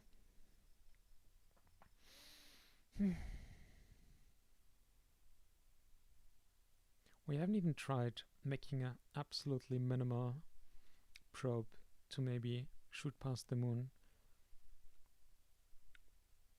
With the...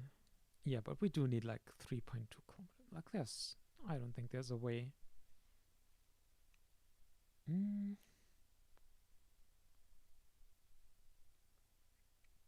I mean, I'm sure there's a way. The question is, how much time do we want to spend in figuring it out? I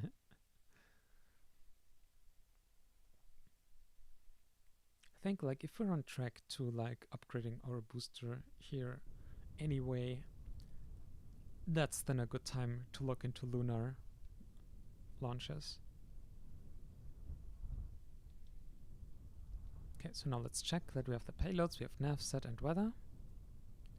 Let's also see if the contracts agree. Nav set at least 100 units, check. Weather set payload, check.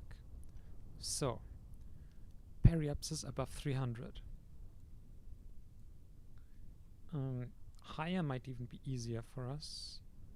Hang on, where's our delta V? Also, U 10.6.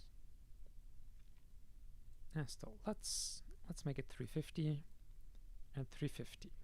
Circular, important. Next, inclination above 45. 50, check.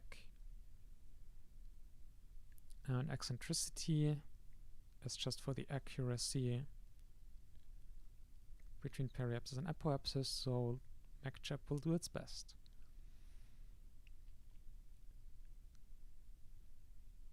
Stable orbit 2 minutes, 2 minutes, so no long-term life necessary here.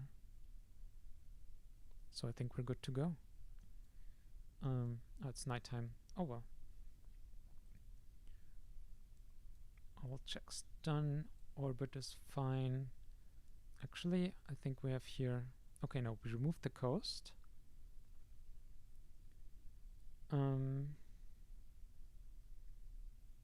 Staging? Oh, staging was completely messed up.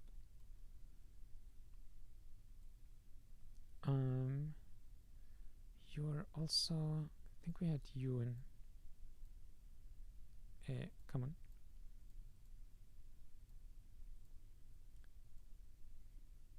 you in the stage, and then stop at 2. I mean, we could have a coast. What would you do with that, MacChap?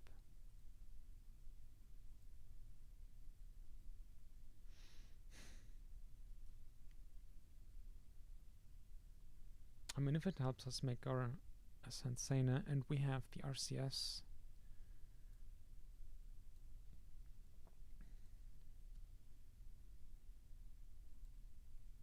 Wait, what are we even decoupling?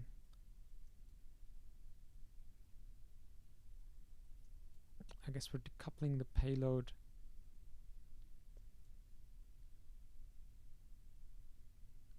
Even though it's whatever, it doesn't matter. Let's launch.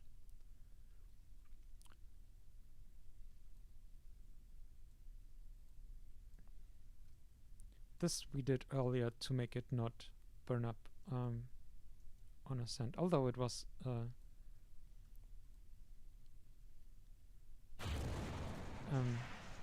well, lower orbit we launched into with 150. Okay.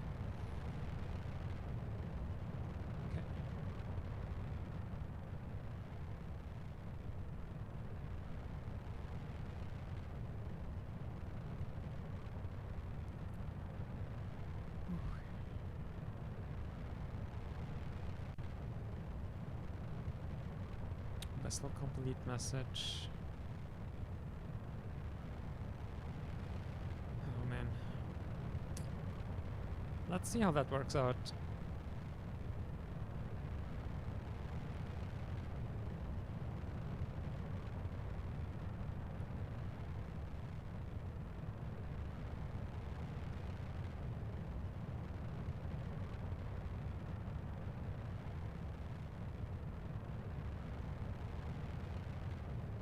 I think our trajectory is fine enough. Don't think we're at risk of burning up here.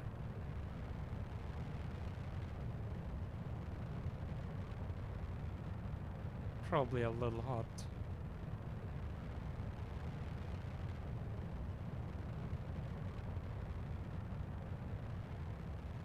And that's the overheat. Called it.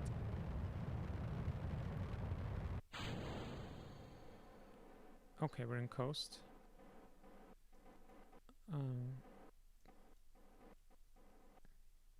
Kinda wish it hadn't decoupled, although, no, it's fine.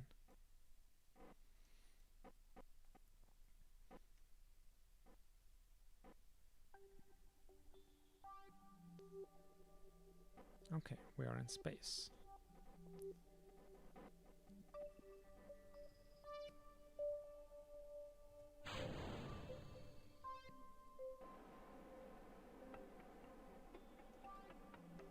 Oh, I think the time warp messed up the... Oh no, it didn't. It's fine.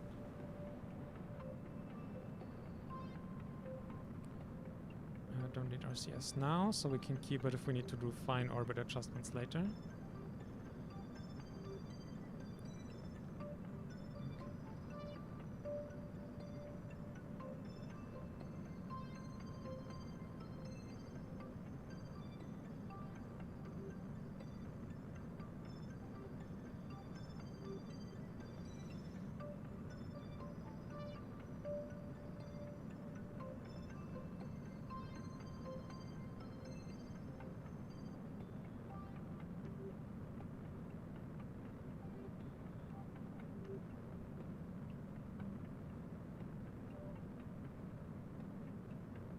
Well, this is a lot more reasonable of a launch profile. I think if we ever want to launch into a 150 by 350 orbit again, we'll just tell it to launch into a 350 by 350 and then manually shut down.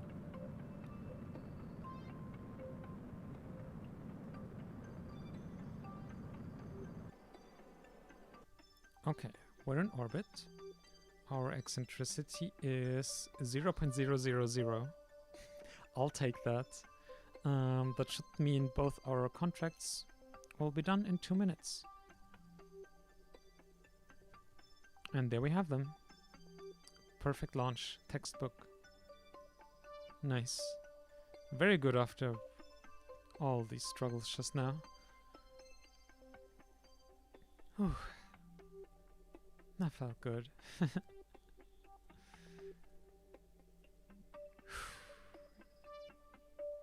Man. Okay, well, I guess we have at least a launch. Yeah, but we don't want to be so high. Or we need a bigger deorbit vehicle, which means we need additional avionics on there, which so many headaches.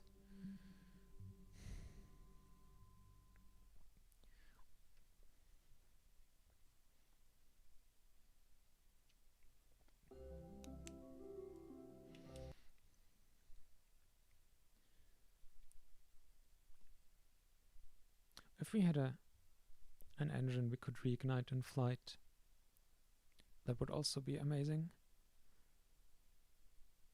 Like, that would also solve a lot of our problems, because we have a bunch of excess delta V in our second stage. So we could just launch into a 350 orbit by 150 and then raise it to 150 by 150, then run the science experiments for a day, and then deorbit from a 150 by 150, which should be gentler on our re-entry capsule. Although, like, even then I don't know if it'll be able to survive that. I don't know if it's bugged or whatever. Which is always a very frustrating thing. Playing with this game, it's like, is it working as intended? And I just don't know how to do it. Or is it bugged? Okay, that's very specific periapsis requirement, eccentricity, inclination, but overall still pretty simple. So we could also just keep flying Velasats if we get in trouble. Apoapsis below, periapsis above. That might actually stretch our capabilities, I'm not sure.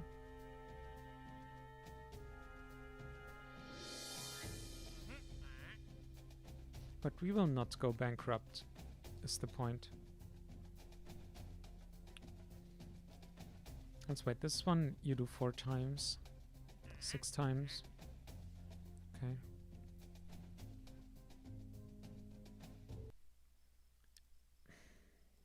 I mean, so we need the re-entry thing for the science points to do crewed launches.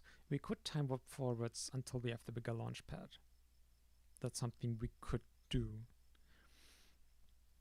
I want to take one quick look at engines. We have upgrades here. Ignitions 1116. Oh, it's XLR 99. Never mind. I mean, if the AJ10 upgrade would include like reignitions, that would be kind of cool. It's still a horribly unreliable engine, but the alternating config there also has only one ignition. Where's the AJ10? AJ10 series early. No, one ignition through the bank. And wait, I think I just checked this new node, didn't I? These all have one, yeah.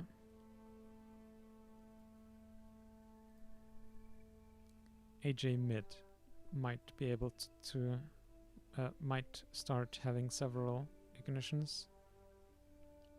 Ignitions unlimited. Yep. Juno.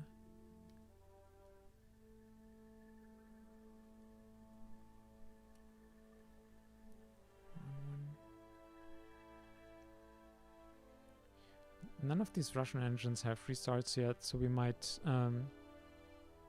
AJ mid. I mean, it's 2 nodes away. That would also solve a bunch of our issues. But here, one of our favorite engines. Staged combustion upper stage with several ignitions. In the beginning, pretty unreliable. Or not that bad, actually. not even that bad. But yeah, that's getting pretty far out. I'm getting distracted because it's hard to think about. I really want to make the capsule working. I mean, something I could do is slap on extra heat shields.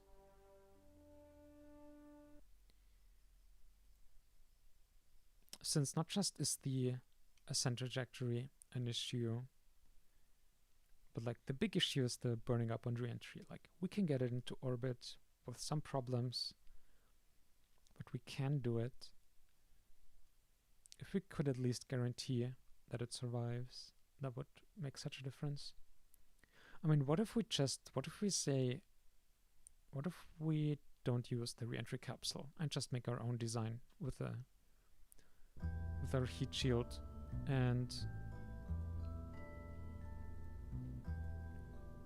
yeah, just return the actual thing.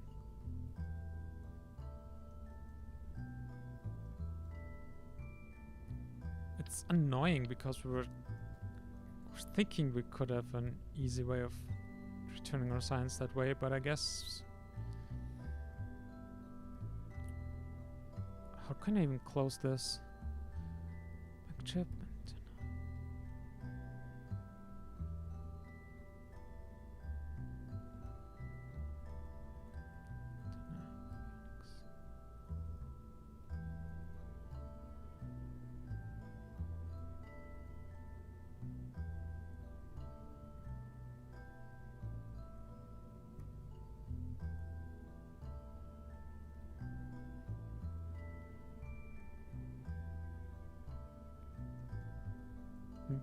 Anyway, thermal heat shield, teeny tiny one. I mean, we could also literally just try slapping it on there. Extra heat shield for your heat shield. What does the description say? Leo rated. Yeah, that's fine. I mean, if this works, that would be so silly. Now, this will change. We will add mass here. So our return stage will be messed with.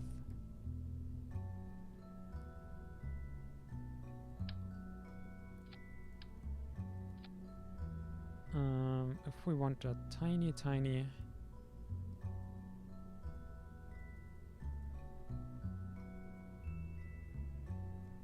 Tiny, like...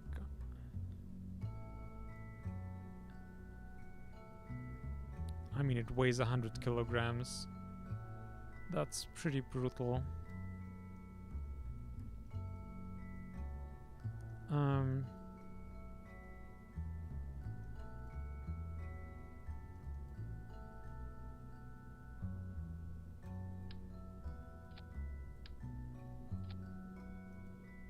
Wait, 59. The mass infos are so off. Okay, that's 59 kilograms for 200. Then I'll take it. Oh, wow. Adding EC makes you huge. Whoa.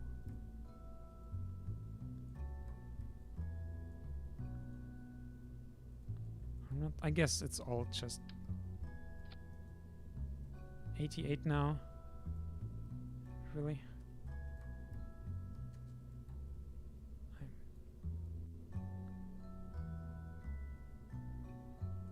I don't even...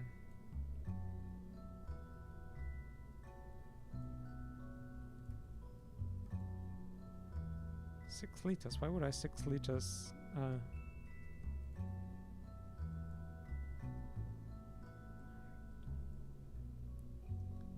Well, I guess 88 kilograms is what it takes here. Oh, wow. Come on. Here.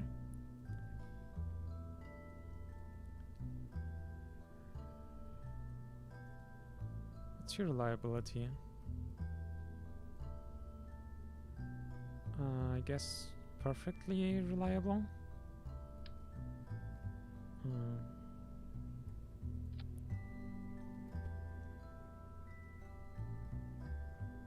this and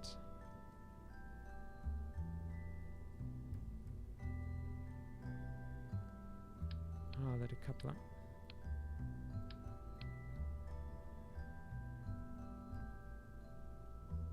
You don't have a decoupler,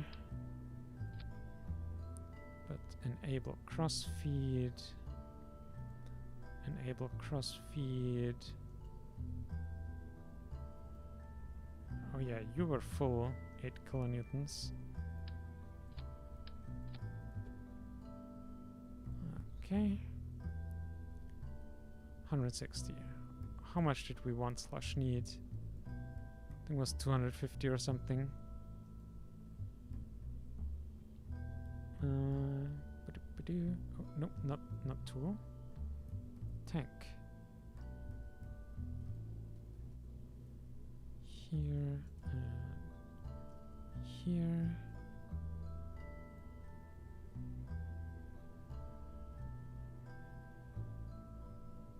Oh wait, didn't we want to beef it up? Oh god, this is so heavy.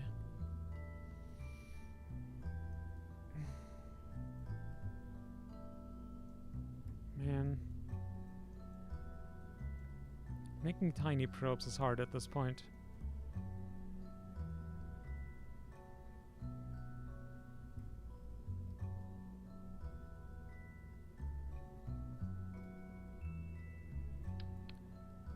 What if we...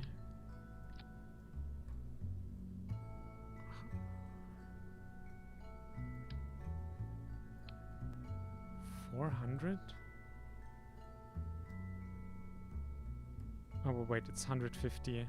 So if we do that, we're at below 200. Yeah.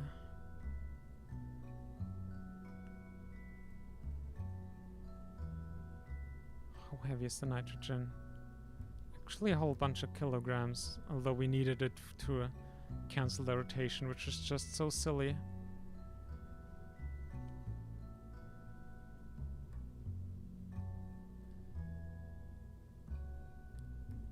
What if we do this and we stretch this? We get... Actually, we have extra nitrogen here. So if we get rid of that, if we keep you full, I mean we are at 149 start.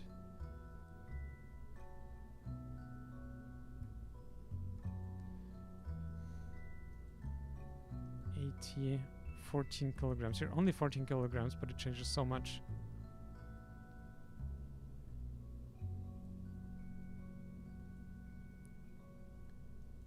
So if you want to go bigger than this, we need a probe core, and a probe core is this heavy. And our second stage...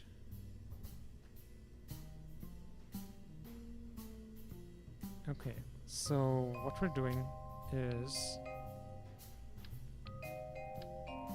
we will decouple from this stage.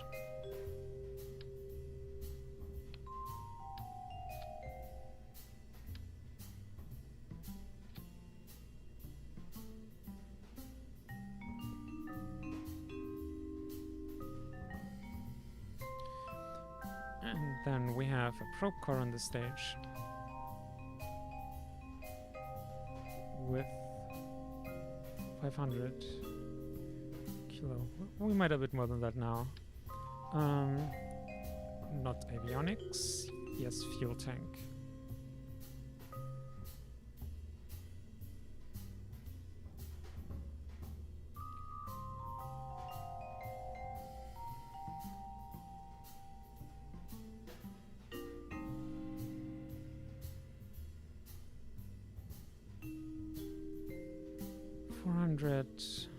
Then we need to make it 700, or probably more like 750. Let's take away some of that. Now we're at 700 kilograms, 400 meters a second delta V, which is a lot more. 432, 20 minutes burn time, so let's add some engines. Still below 750.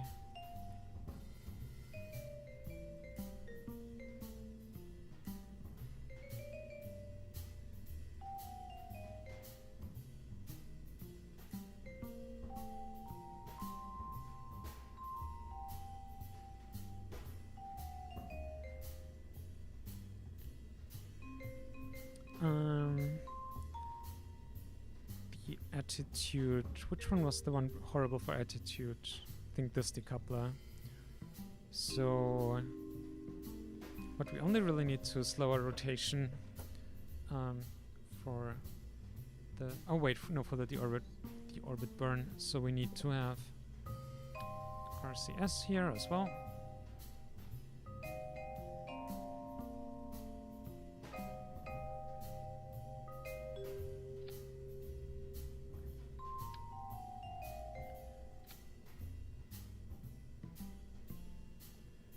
Nitrous oxide.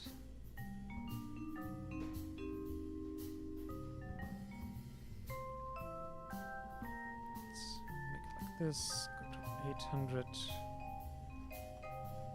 kilograms. Okay, how much power do you draw now? 78. So we will lose a bit of power with these solar panels, but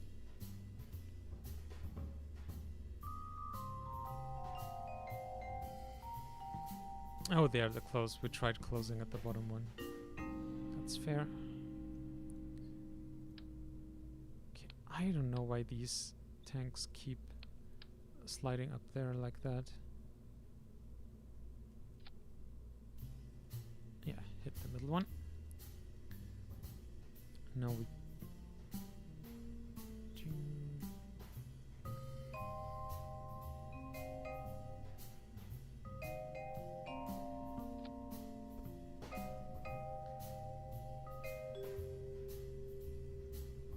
Okay, how about this? We have more delta V. We can maneuver around. Oh, I didn't check center of mass for the thrusters. There we go.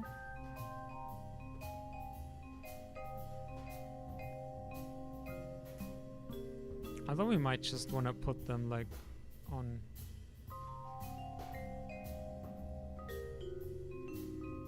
Okay, since these are 1.9 kilograms, you are 5.7, so it's like the weight of 3, and you get 4, but we just don't need as many RCS ports, so we're doing this manually. You get some...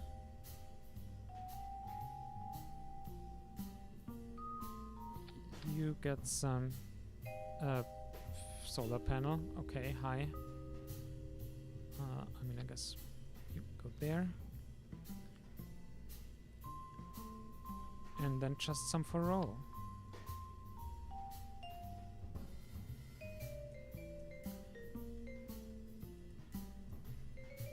So now we're adding some... These are control thrusters for controlling our attitude, instead of having... Because like this, it'll give us full control authority while being lighter than these bigger thruster blocks. Saves us a couple kilograms. And more spam bots.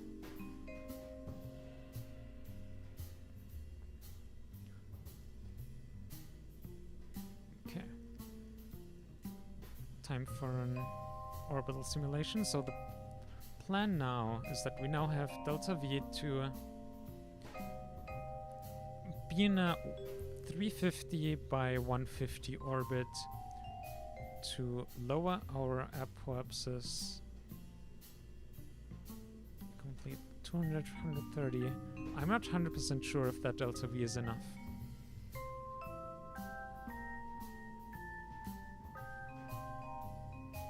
Let's add a little bit more. Like this. And we'll go to this.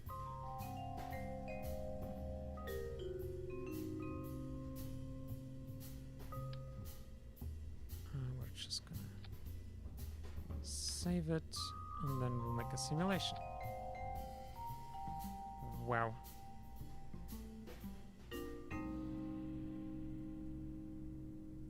Okay. No, we just want to simulate the re-entry stuff, really. That's the main issue always. Orbit. Yeah, it doesn't matter either way. We will fuel cheat our way into a lower orbit in a 150 by 350, and then we play it properly. And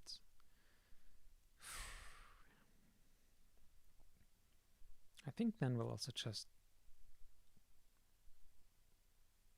if this doesn't work, or either way, like after these tests, if it works, we might fly one. If not, our Kerbal Space program is also close before crashing, then we'll leave it there for today. And also, we'll also have some time to think, because that's also getting hard right now. Why are we down at 438 meters a second? And over 0.82 tons. I guess the avionics mass didn't get updated properly again, I think. Okay. So now we're... I mean, I guess I should fix that first before we try to validate the design.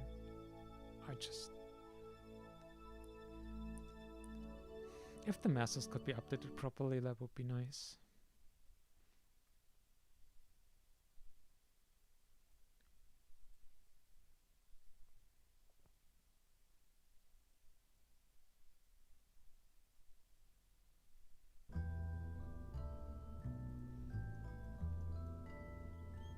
They're 813 kilograms, it tells me. And if we launch, we're at more than that. 813. The game itself even tells me that.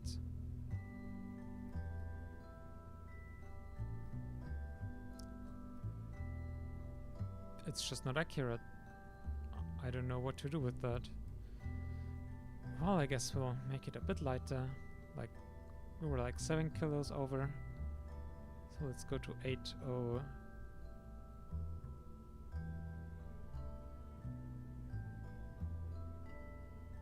That.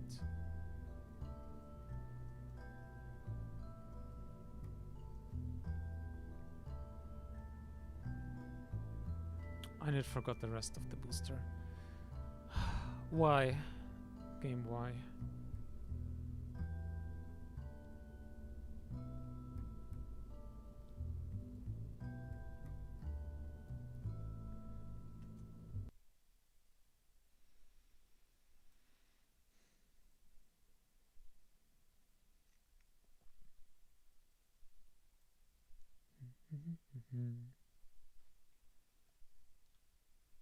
I should long just have switched to waiting for the new launch pad.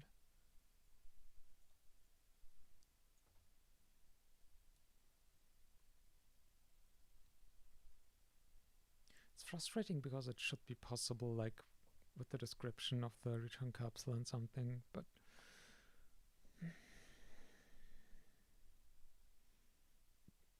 I guess this is why I think we tried it in the past. But this is why we never made it a habit to use them.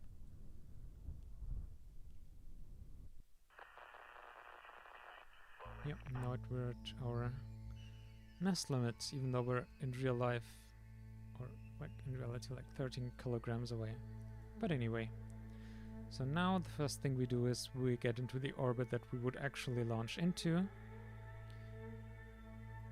Which means we do that. We turn on our RCS.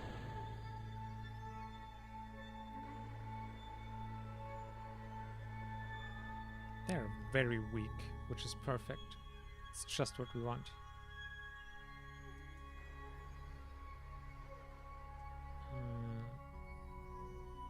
Okay.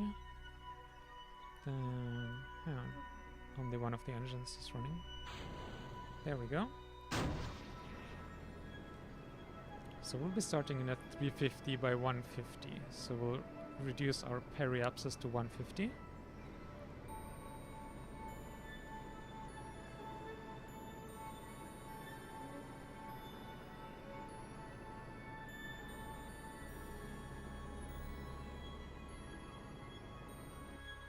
Now we coast to there.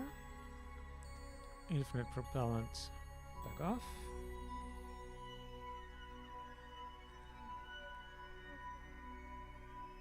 Oh wow, I need to check the real numbers, not the in-game stuff. Okay, we're at 144. I mean, it's a bit lower, but it should still be close enough.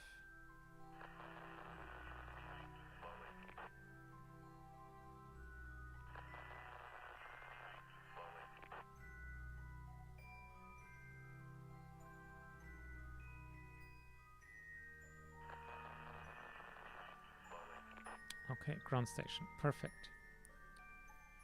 Because now what we do is...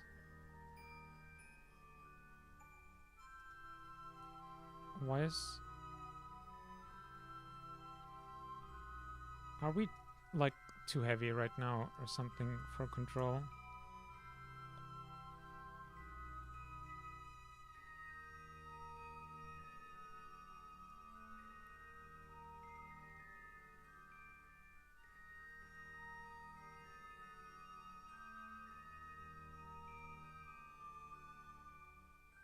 Where is our avionics?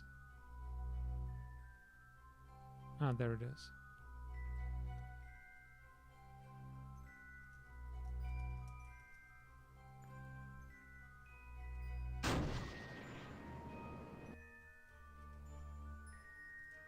Why do I not have control? Earlier the RCS worked. Oh wait, I bet it's to do with... The RCS is on here. Oh, wait, no, the nitrous oxide is here. It's directly connected. There shouldn't even be a... What?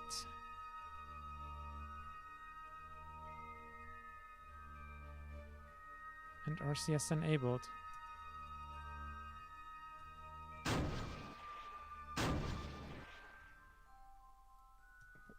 Why?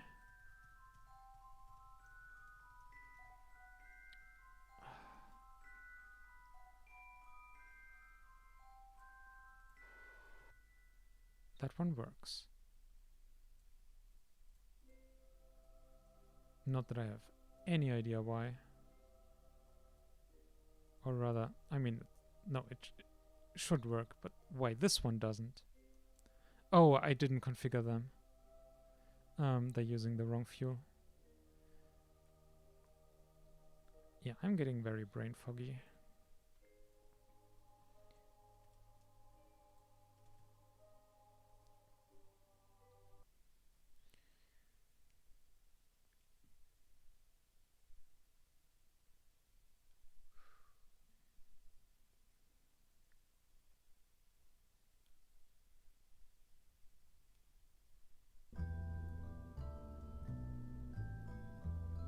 That's 1 and 2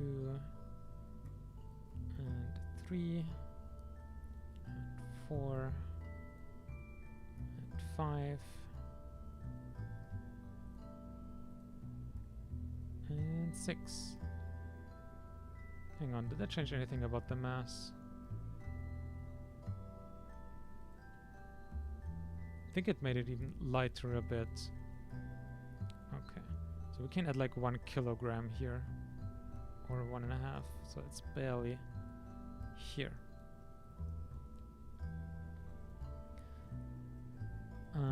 Now I'd want this.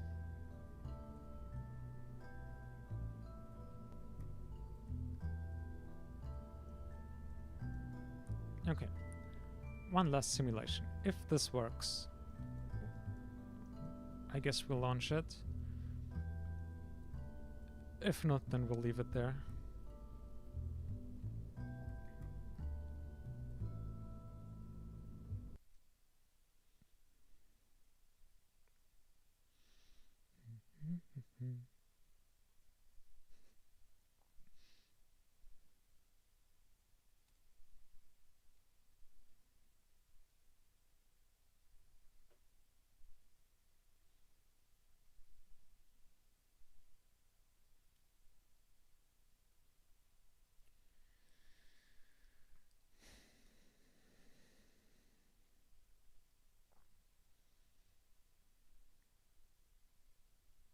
Yeah, this is the struggle.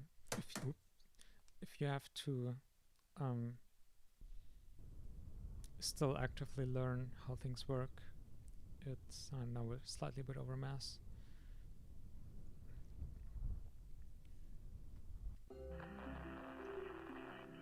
It can take a while.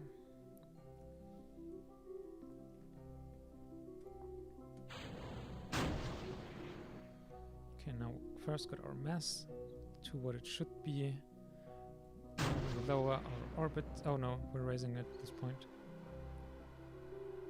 Don't want that.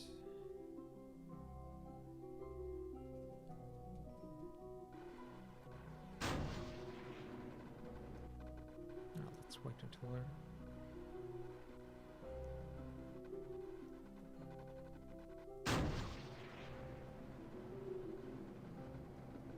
Bonus side effect of switching over these RCS thrusters to the correct fuel, there should also be a stronger, more thrust.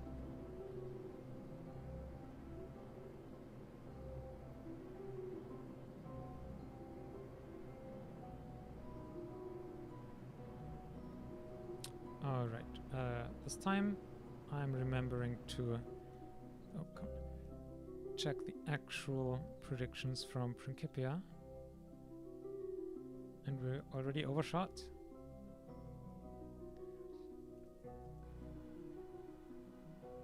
Okay.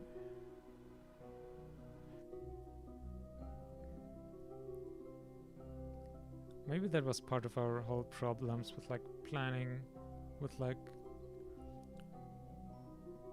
have the periapsis be at -500. If we were just using the wrong numbers, although I don't think that it would be that wrong. Okay, so infinite off again.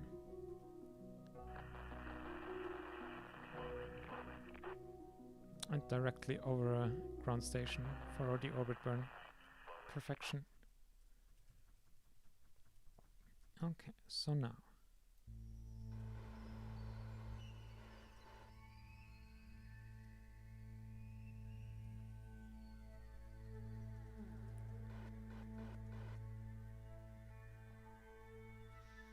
Let's see how far we get here.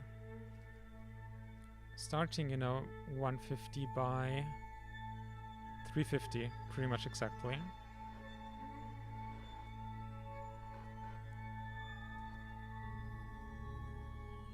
And there we go.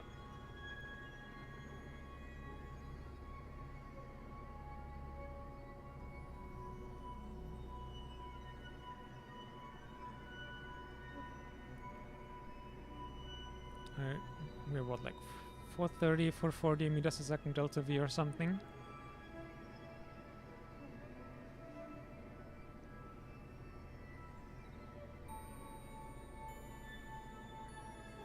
Wow, even with 3 engines, this is a slow burn.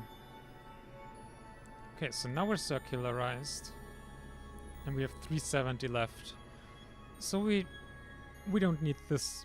Oh, wrong keys.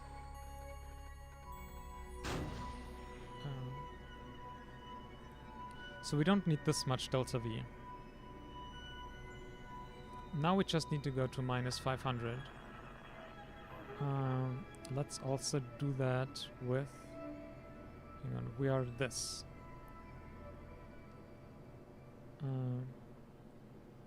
I guess Principia doesn't show it to you anymore if you're negative.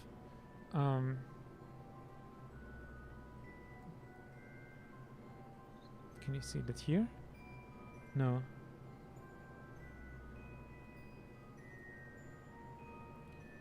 Alright, don't get too distracted. 500 was the number, I think.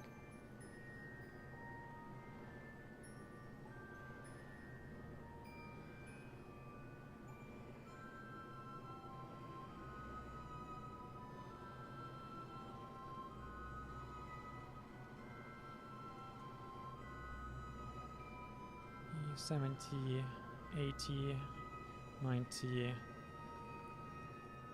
and 500. Now, to make sure we don't alter our orbit in any way from decoupling, we will rotate 90 degrees. Because 90 degrees away from... Okay. When we're jettisoning this fully anyway, we can waste all the fuel we want. I'll put all the energy into rotating the orbit around. It won't accelerate us either forwards or backwards, or up or down. This will not have any effect on our re-entry whatsoever. And we're entering the atmosphere. Okay. So now we decouple. Okay, it did work though, like the decoupler has no strength, which is good. And now RCS is enabled here. Okay. Okay.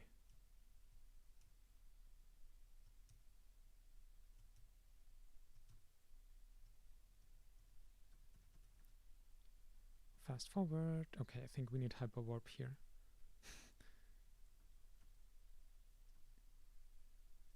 This is a long wait.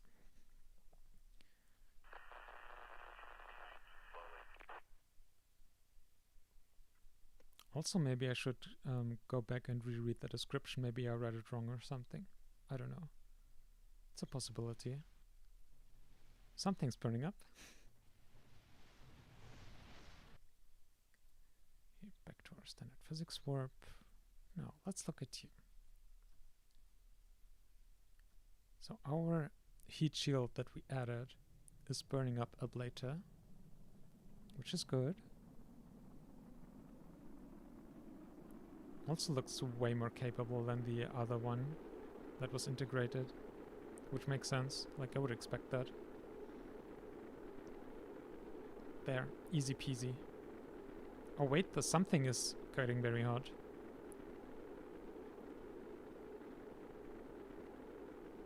But we also, oh yeah, we didn't actually have to add that much of delta V, because with this new heat shield we don't have to go that steep into the atmosphere either. But either way, this can survive it now. Oof. With a 150 by minus 500. Perfect. Oof. And if we want to be safe, we'll make it a bit shallower. Okay, now, but let's wait for splashdown.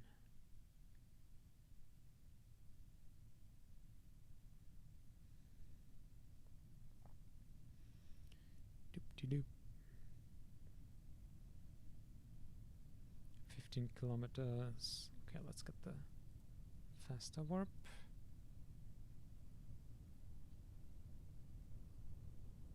Oh, clouds.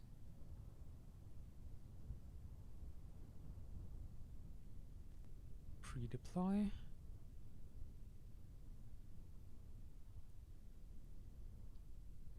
May deploys probably sometime soon. Oh no, it's already.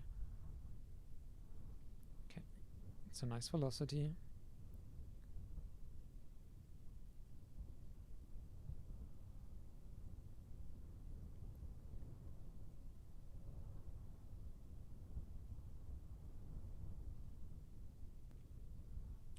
$20 and 10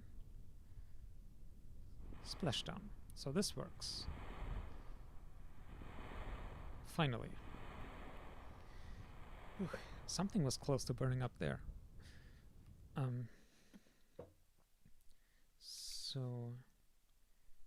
150 by Let's make it minus 480.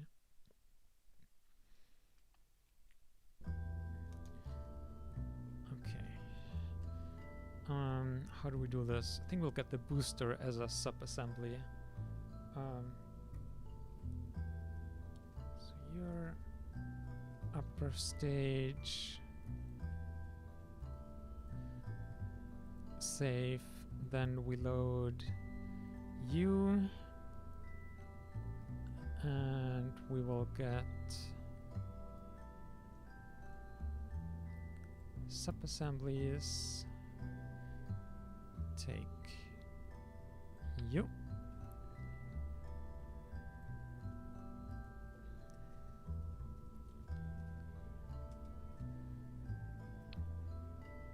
And now we can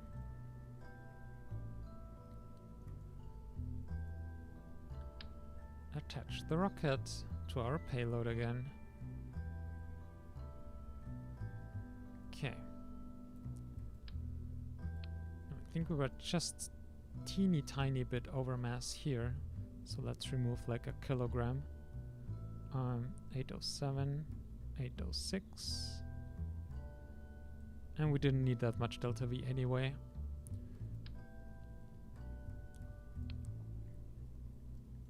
Now the tanks have migrated again. Must be the displacement thing. Okay. Is there any reason why the launch to orbit should or could fail here? I mean, we're a bit short of delta V actually. And we're over mass. Both of those at once. Okay. Oh.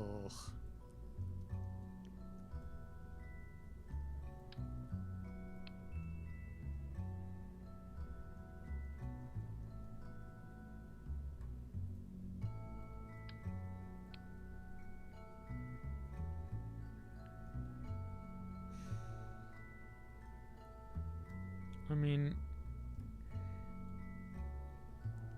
we're at 450 delta V, only, like, not really. But if we can easily go back that much. How much did that bring us? 10 meters a second. 440 to 410. It's another 30.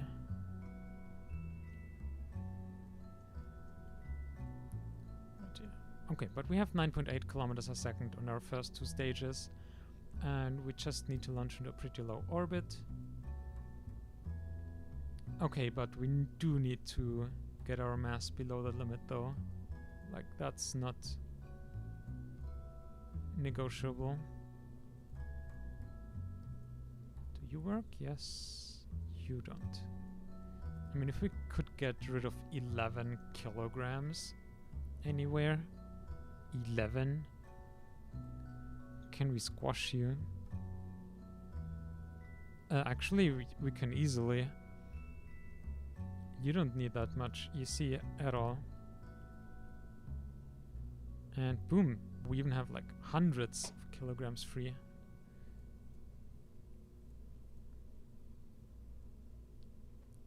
Okay. So that helped us a little bit.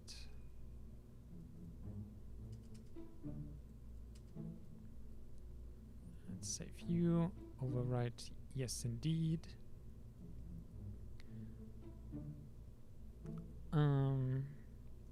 I mean, with the coast, you're there, you're there. RCS doesn't. Nope.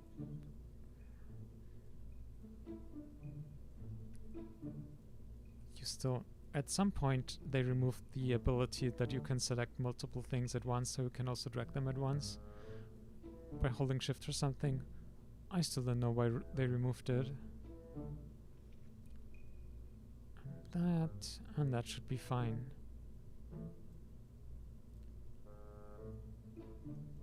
Wow.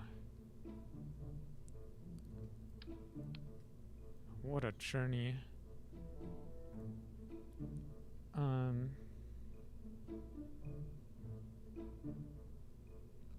1000 tank fairings. Oh yeah, those fairings.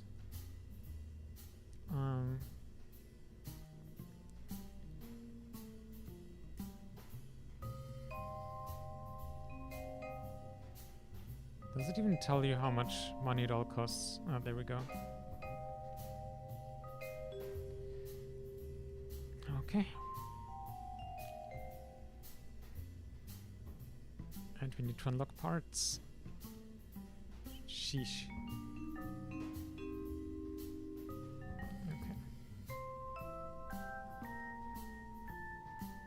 So we're building it, and we're flying one, and then we'll end the stream.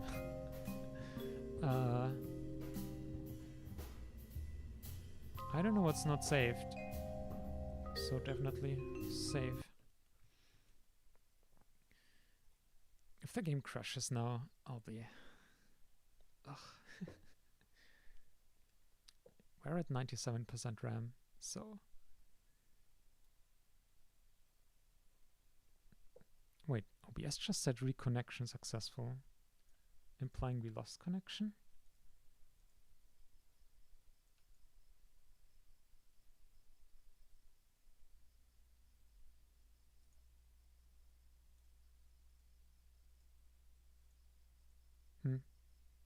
I'm not sure what the...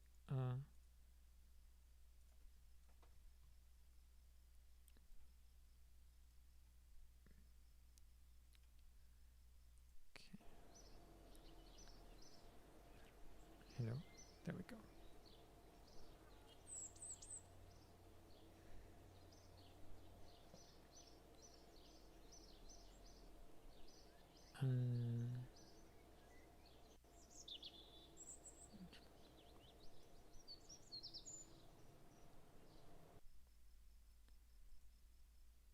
Right, we're waiting for the VAB for that upgrade point.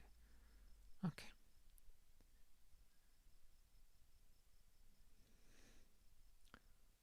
Last launch for today. In half a year. It's 1965. We haven't launched a single crewed mission yet. Battery's getting low, that's fine.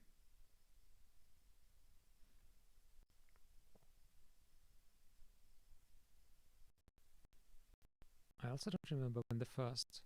Oh, we got some science. When the first lunar mission was... But I would guess it was like in the early 60s.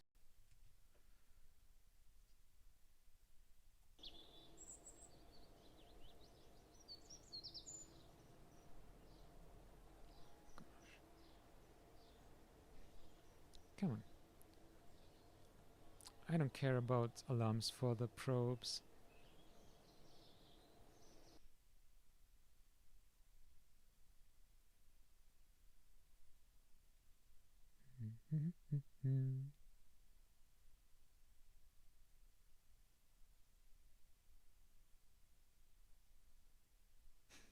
I like how that message just said relax. Like, warning, relax.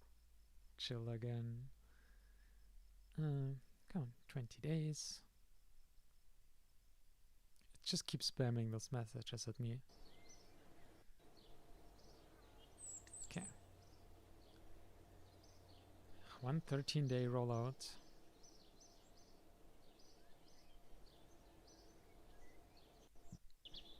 I should probably not even bother, but can we do other contracts with this launch?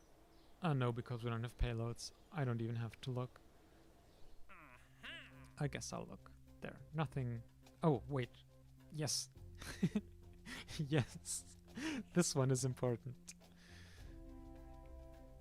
So are we confident enough to take this? I mean, we can get 2 more shots if need be at this, if we fail this now.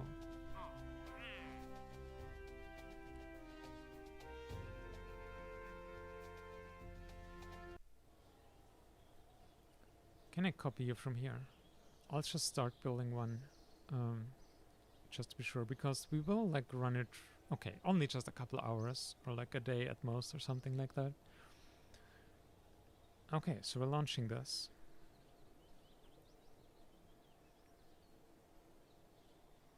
And I hope KSP doesn't crash now.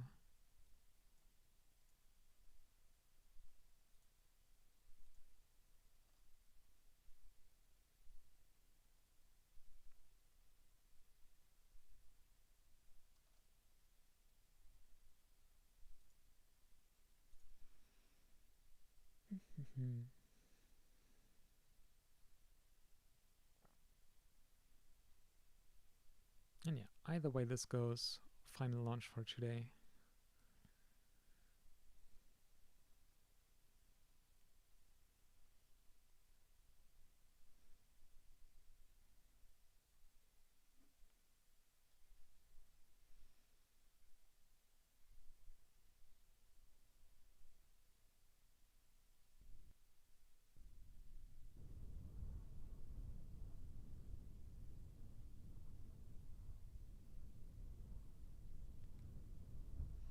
Damn.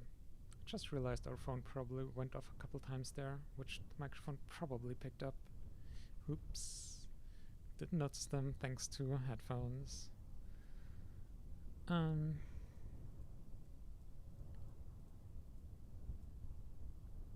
So yeah, sorry about that, and we don't need to worry about anything like inclination, so we will launch into equatorial, or well, our current plane.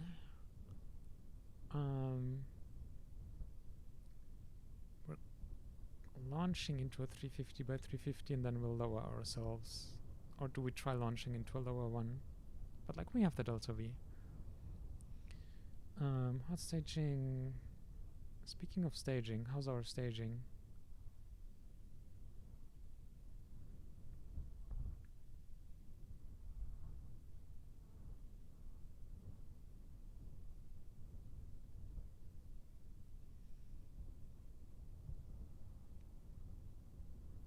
Looks fine. Okay.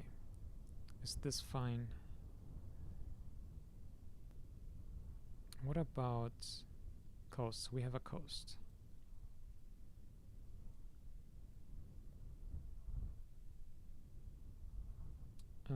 Why do you say guidance status finished?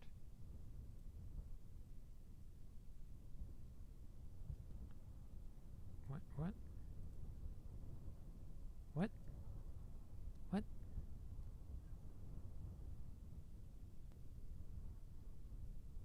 That's not... What?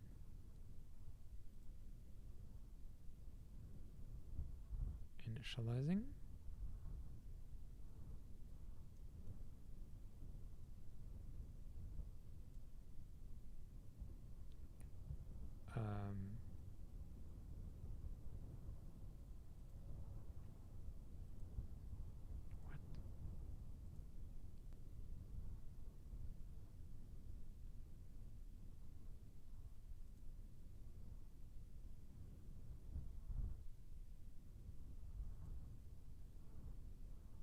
Why? I think it's suddenly failing to calculate with the coast being undefined, which is very weird.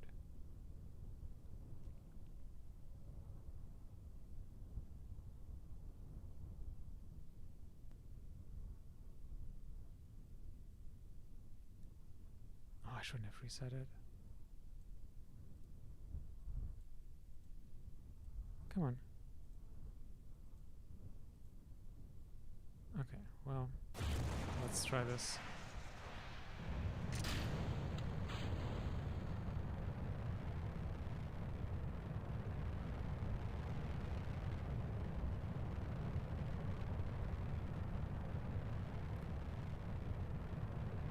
Good thing I checked the warp.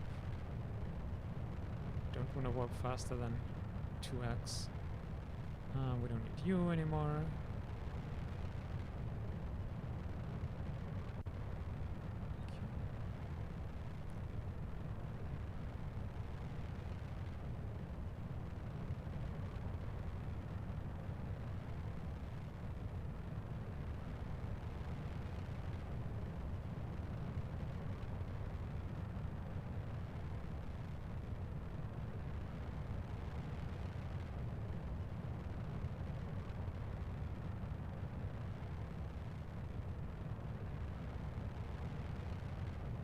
No. I don't think it makes a lot of sense if we do the... if we force the coast period manually here. Would have to... the guidance would have to recalculate and everything. We're probably just gonna have to live with however this turns out.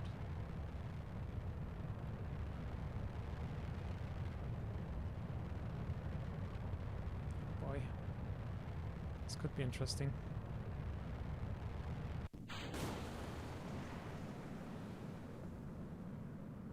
Control disabled avionics? Did we mess something up again? Why can you only control 5? Didn't we upgrade that core? What's going on? Or did we add in 2 new segments again? Okay, yeah, we're too tired to play this game.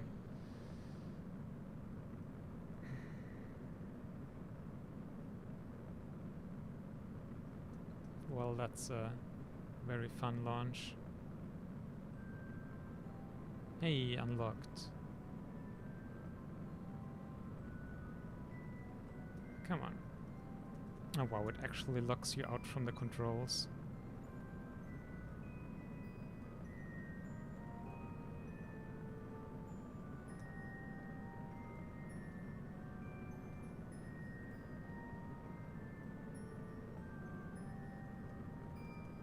I mean, if this launch is still successful, then... wow. Also stop at stage 2. No, 3.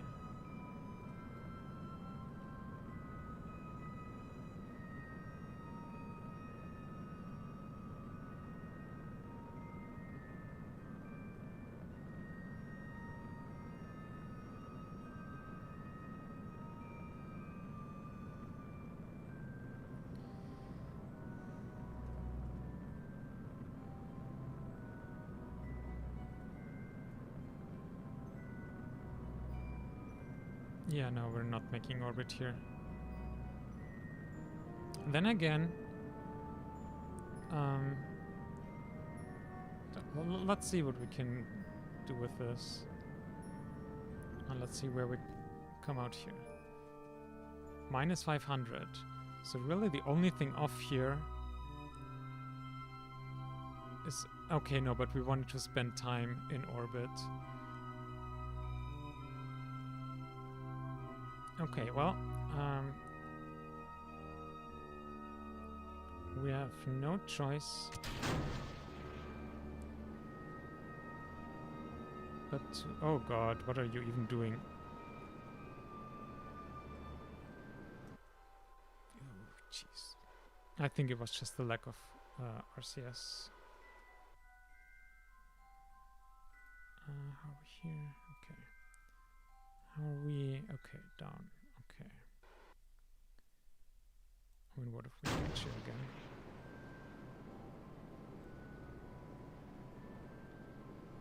But actually, no, it's...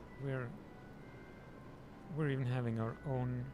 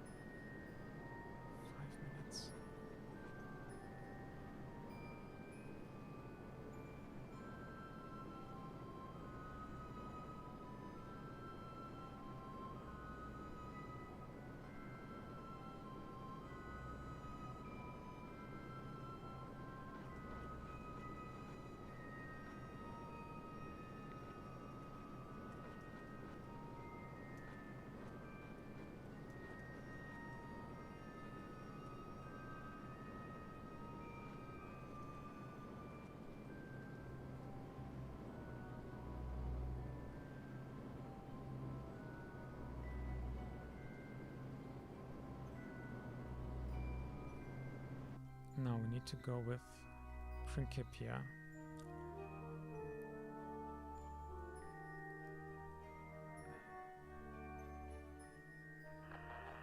Show me the periapsis. 128. Okay. Let's go 150. Okay, so we are in orbit. We have 140 meters a second left. We can do a deorbit burn. It won't be super steep, but we have our extra heat shield, which means we don't need to be extra steep. So now let's start all the science.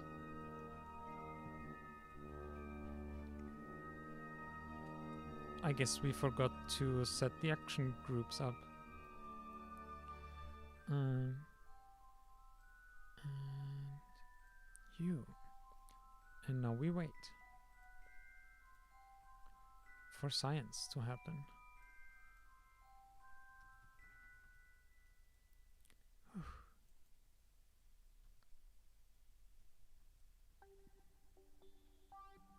Let's look at power here. Okay, so we can only manage a couple hours in orbit. Okay, that's enough.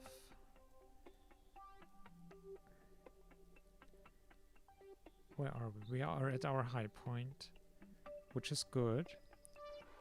High point means few propellant needed to get our lowest point into the atmosphere.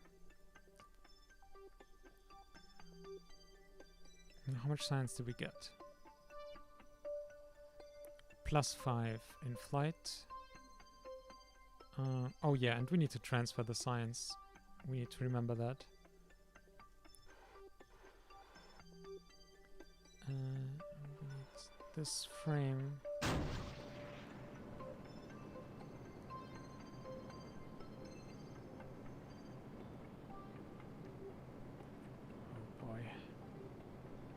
I mean, it looks like it's still a successful flight.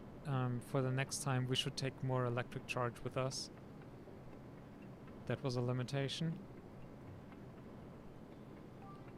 And now we are also starting higher. I'm not sure how deep we need to go now.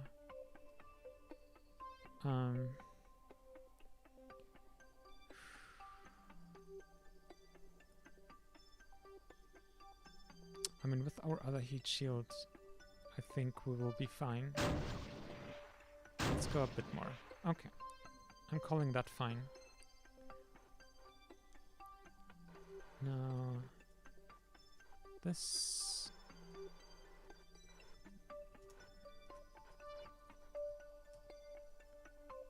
and this... and our RCS is active. And we forgot to gather the science. I'm too tired. I shouldn't have done this. God damn it. I haven't had the window here. Why? I mean, I guess we'll still do the contract. Return home safely. Okay, so we'll have done something. But still, cheese. I've been aware for a bit now that I am very much not able to think clearly anymore, and yet I still did the launch. Pretty numbers, yeah. What's even making the sound? Oh, the other stage is here. Okay.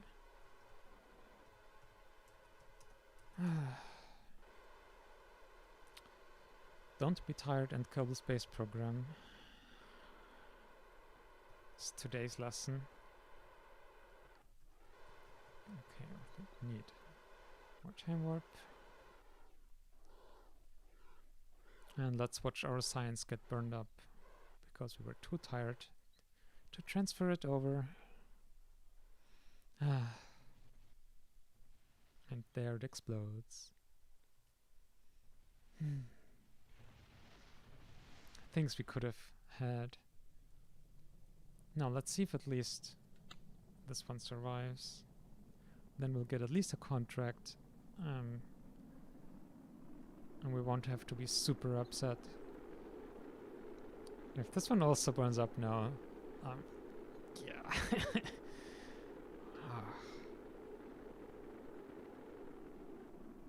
No, but we're good. We're good.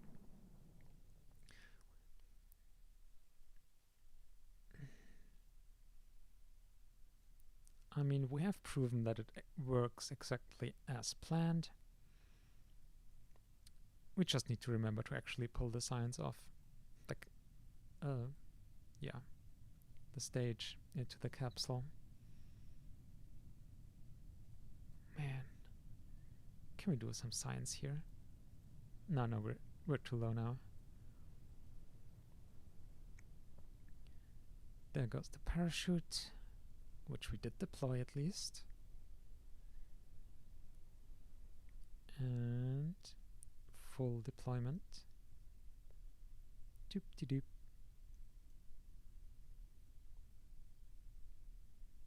And now splashdown, cash in the contract.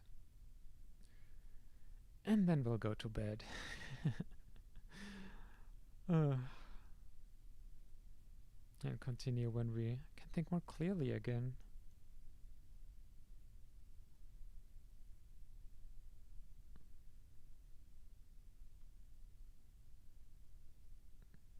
You did it at least.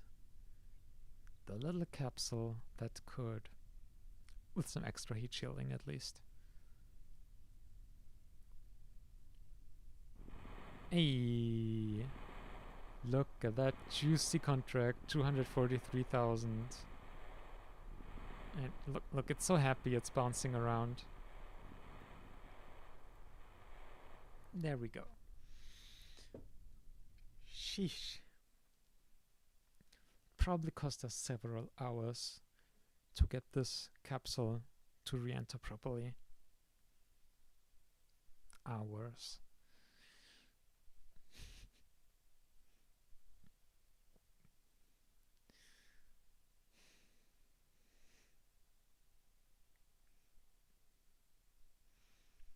But yeah, we did it eventually. I do like how we still managed this flight to be a success, even though we what even went wrong? I can't even remember. Well, the second stage couldn't even get us into orbit. Oh, because the avionics were insufficient. So, okay. We will implement these patches before we forget them. The avionics. Yeah, 0 science. Oh, but we got 11 science just from recovering a vessel from orbit. Thanks, game. That's really nice of you. That is really nice. Also means we can research bigger, more heat shields. I think this is the last science before the crew capsule. So now we just need to get 21.4 science. I can barely even parse numbers anymore. But no, before we forget the fixes. Quick! To the VAB!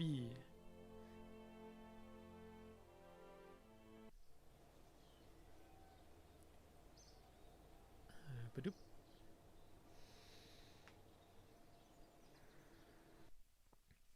Even if we don't have a contract again for this type of flight, we'll still launch it just for the science.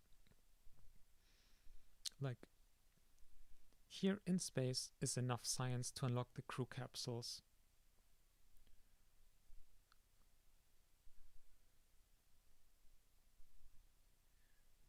Those loading times. How close are we to crashing? 97% RAM. Kerbal Space Program is using 29 gigabytes of RAM. Okay. Hello, hello, hello. Hello, hello. 6.65. Perfect. Then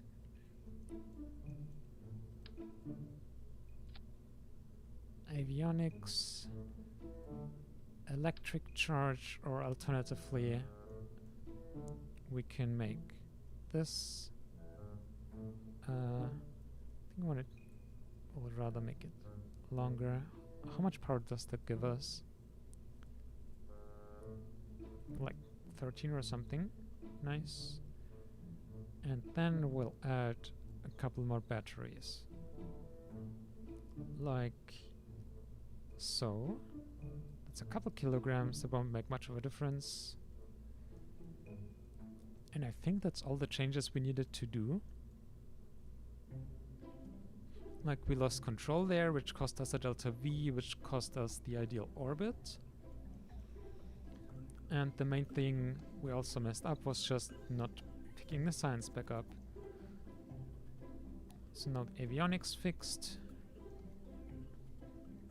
More electric charge and bigger solar panels means increased mission duration as well.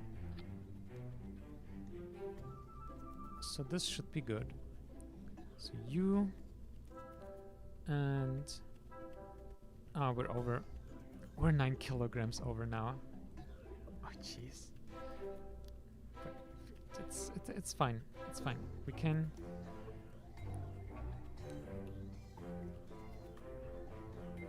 We did this trick the last time, and we can do it again. Just need to get rid of a couple kilograms, and we don't need a lot of EC in our first stage here. There we go. Just, again, didn't update. We can have this much. There, we're 5 kilograms. We could have more. We could honestly add that as either solar panels or batteries up here. You're currently 15 kilograms. Okay, so we could add a lot of solar panel. But we're getting pretty size limited. We could add a kilogram or two here. 5, so we can add this. And we should be fine, I think. Come on. This point. Okay, no, we miscalculated. Or misguesstimated.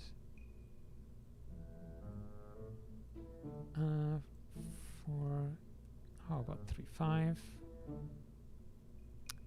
Really? 16.000 and we're still over. Well, how about I give you 499? Oh, that made it heavier. What?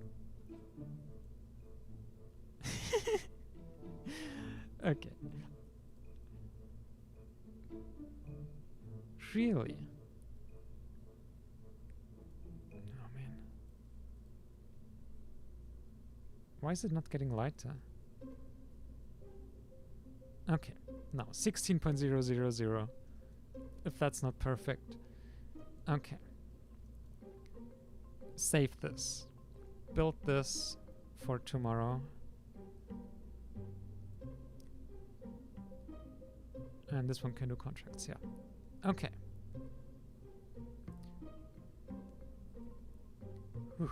Well, at least we had one successful launch again at the very end of a very long stream after a lot of struggling. Why do I feel like this is just going to be how every stream goes? A lot of struggling. And then one good launch at the end.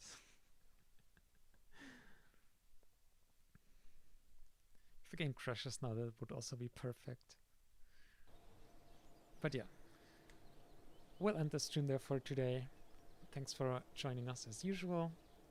Hopefully you still enjoyed it, even despite all the struggles and how long it took us to build stuff. But yeah, we'll be streaming this again soon and hopefully see you then. Bye!